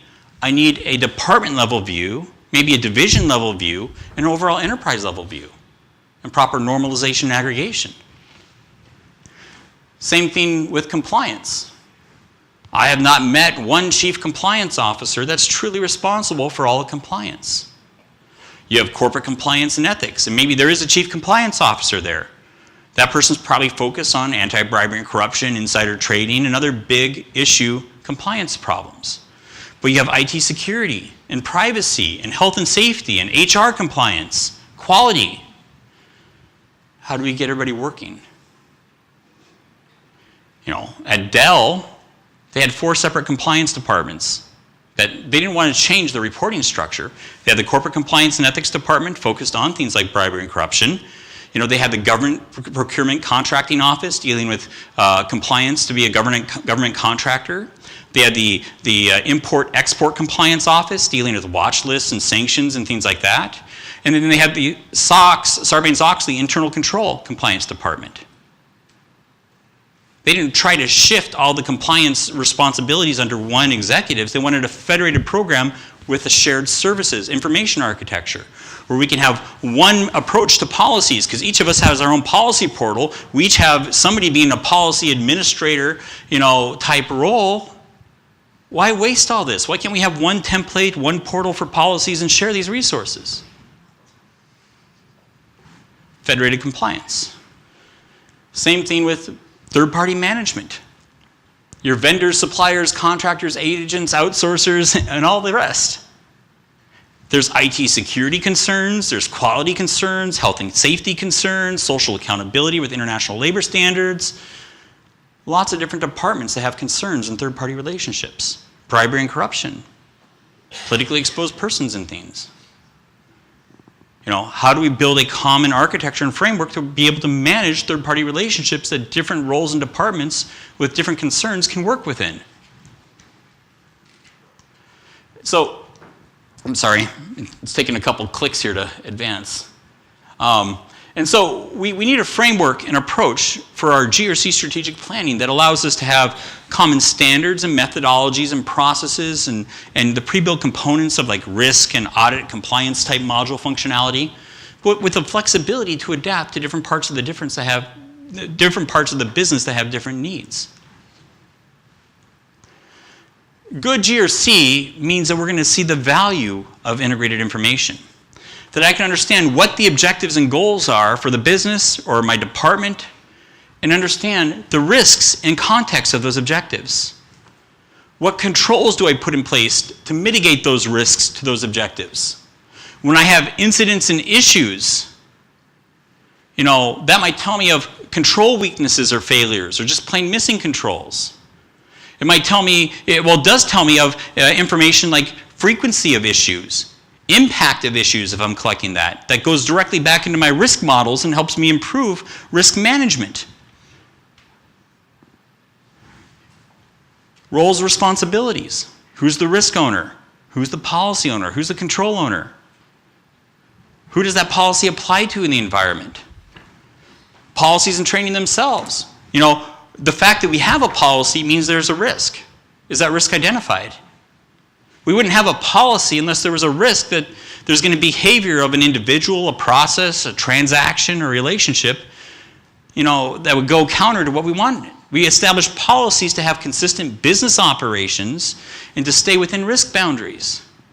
Just the fact that we have a policy means there's a risk somewhere, and we want consistency. And so, you know, do policies map back to risks? You know, policies establish controls. Your password policy says you shall use strong passwords. Well, it tells you then that, you know, from the standard of that policy that they should be, you know, 60 characters long and changed every 5 minutes. Those are controls that get implemented into your environment. You know, incidents and issues might be violations of policies that tell you how to improve those policies, because we're not hiring bad people maybe, but instead, you know, there's lack of awareness of this policy in this region, and that's why we're having issues there. The power of integrated information that currently is in a lot of distributed, disconnected spreadsheets and databases and documents and emails that we can't mine and get intelligence from. So when we look at GRC maturity, stage 1 is the ad hoc stage. I'm going to just build these out here. In the slide deck that MetricStream handout, you can look through the self-assessment questions. But you have the ad hoc stage in which, this is very much an immature department level view in which there's really no structure to risk and compliance oversight at that department or area, and probably using a lot of spreadsheets and documents and emails when they do so. The second stage is a little more maturity because there's probably some structure to the program, but lack of architecture and technology and information to build it out. Level 3 becomes more of a mature department level functionality, in which we might have a good technology architecture like an IT GRC platform or a corporate compliance platform or a health and safety platform. And we're using things to manage things very well and maturely at a department level, but it's not consistent across the enterprise. And level 4 and 5 is where we start to get into enterprise GRC, where you get consistency in information and technology architecture to bring this together.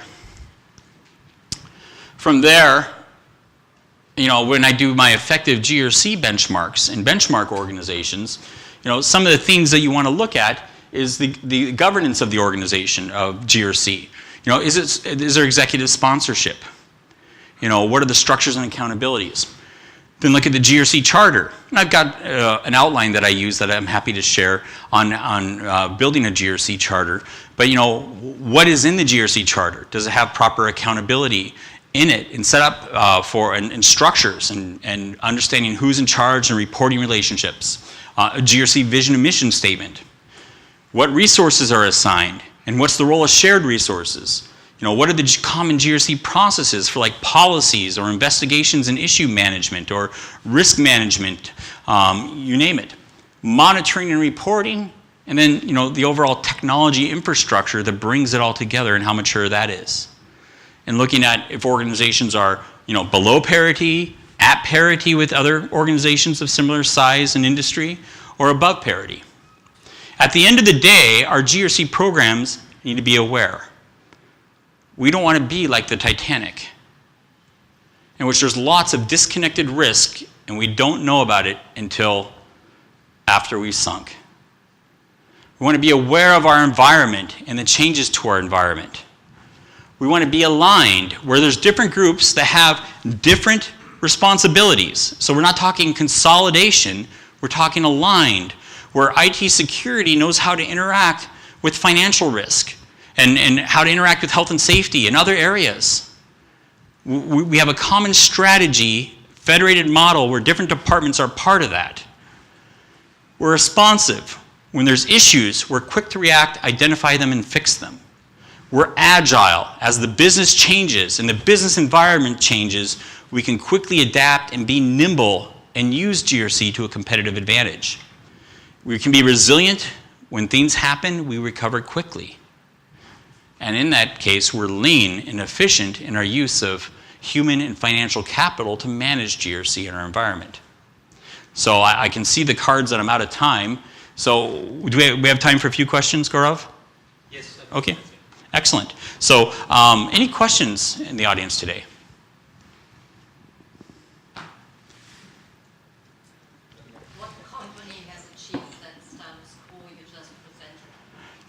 Right now, I don't know of one company that says they're the poster child for GRC. Everybody right now would, well, not everybody, because some people haven't started what they would say their journey, although I would say everybody's already on the journey because we're all doing GRC. There's a lot of people that are on the progress towards that, but nobody that says, look at us. I don't know if anybody ever will at that point because they don't want to put themselves forward like that. There are some organizations doing great things, and I would encourage you to look at some of the MetricStream case studies out on the table out there. That point out to some of those companies doing some very good things. We've heard some of them up there today. I just wrote case studies on 2 MetricStream clients that'll be published in the next week. One is on Duval, who we heard from earlier today, and another one is HSBC, Hudson City Savings Bank. And so there's lots of examples out there, but I'm not sure any of the ones that I'd refer to would say that they've arrived, follow us, do what we do. Was there another question back here? It was the same question. Same question? Okay. Yes? One of the drivers to establishing strong GRCs, of course, is culture, risk culture for it that we like. How do you think risk, compliance, and audit could promote a change and improvement of the culture of the company? That's a really good question. And you mentioned risk culture, and the truth is with cultures that culture is multifaceted within an organization. We might compartmentalize and look at risk culture, and that could be of, are we really aggressive in taking risk? Are we more adverse in taking risk? And either way, we might have structures for risk accountability. Just because we might take on a lot of risk doesn't mean we manage risk well. And just because we don't take on a lot of risk doesn't mean the risk we take on we manage really well. I mean, there's a great article on that topic in The Economist several years ago called Goldman Sachs Behind the Brass Plate, and compared Goldman Sachs risk management practices with Lehman Brothers, and very different cultures and approaches there. So there's risk culture, but then there's also ethical culture. We might have an environment in which, the ethical culture might be very utilitarian based. What's the best thing for me? Or maybe it's what's the best thing for the company. If it means breaking rules and policies and regulations, I'll do that. While another culture might be very much a rules-based culture.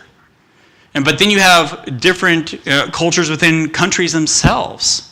And that impacts things. There's certain areas of the world that, things like hotlines and whistleblower systems just don't work. They culturally don't work. So the whole culture is multifaceted. GRC can be positive in directing culture. The challenge with culture is it can be destroyed overnight. To build culture takes years. And it takes years of consistency. And it means establishing our controls and policies, our risk boundaries, and following through with them. And when things step out of line, there's repercussions, and we're monitoring. And we make it noted that we know that somebody stepped out of line. Because we want a solid culture that you can believe in this. I had one British bank that had interacted with me a few years back, in which they're putting a lot of effort into green IT. In environmentally friendly data centers and things, part of their corporate social responsibility program. Well, that doesn't mean a lot when you outsource your IT operations. How do we go out and validate, was the question from them, our service providers and outsourcers that they're meeting our green IT expectations in data centers and things? That all contributes back to culture that, corporate social responsibility isn't just, a nice report published by marketing. It's a reality in the organization itself, and we live and breathe it not just within our organization, but across our vendor relationships or supplier relationships.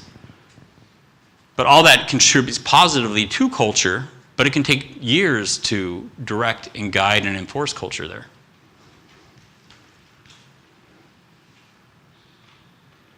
Other questions? Okay.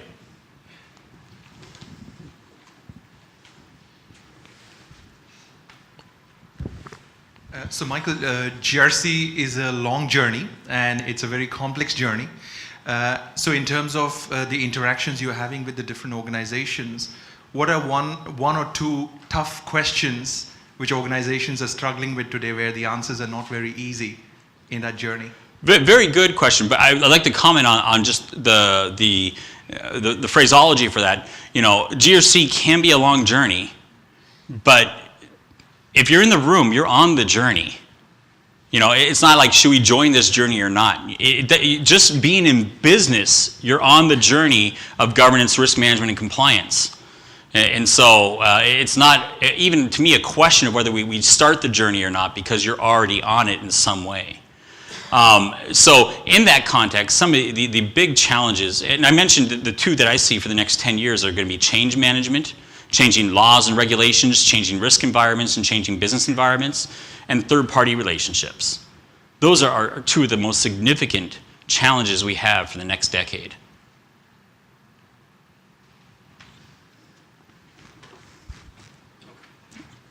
Excellent. Thank you.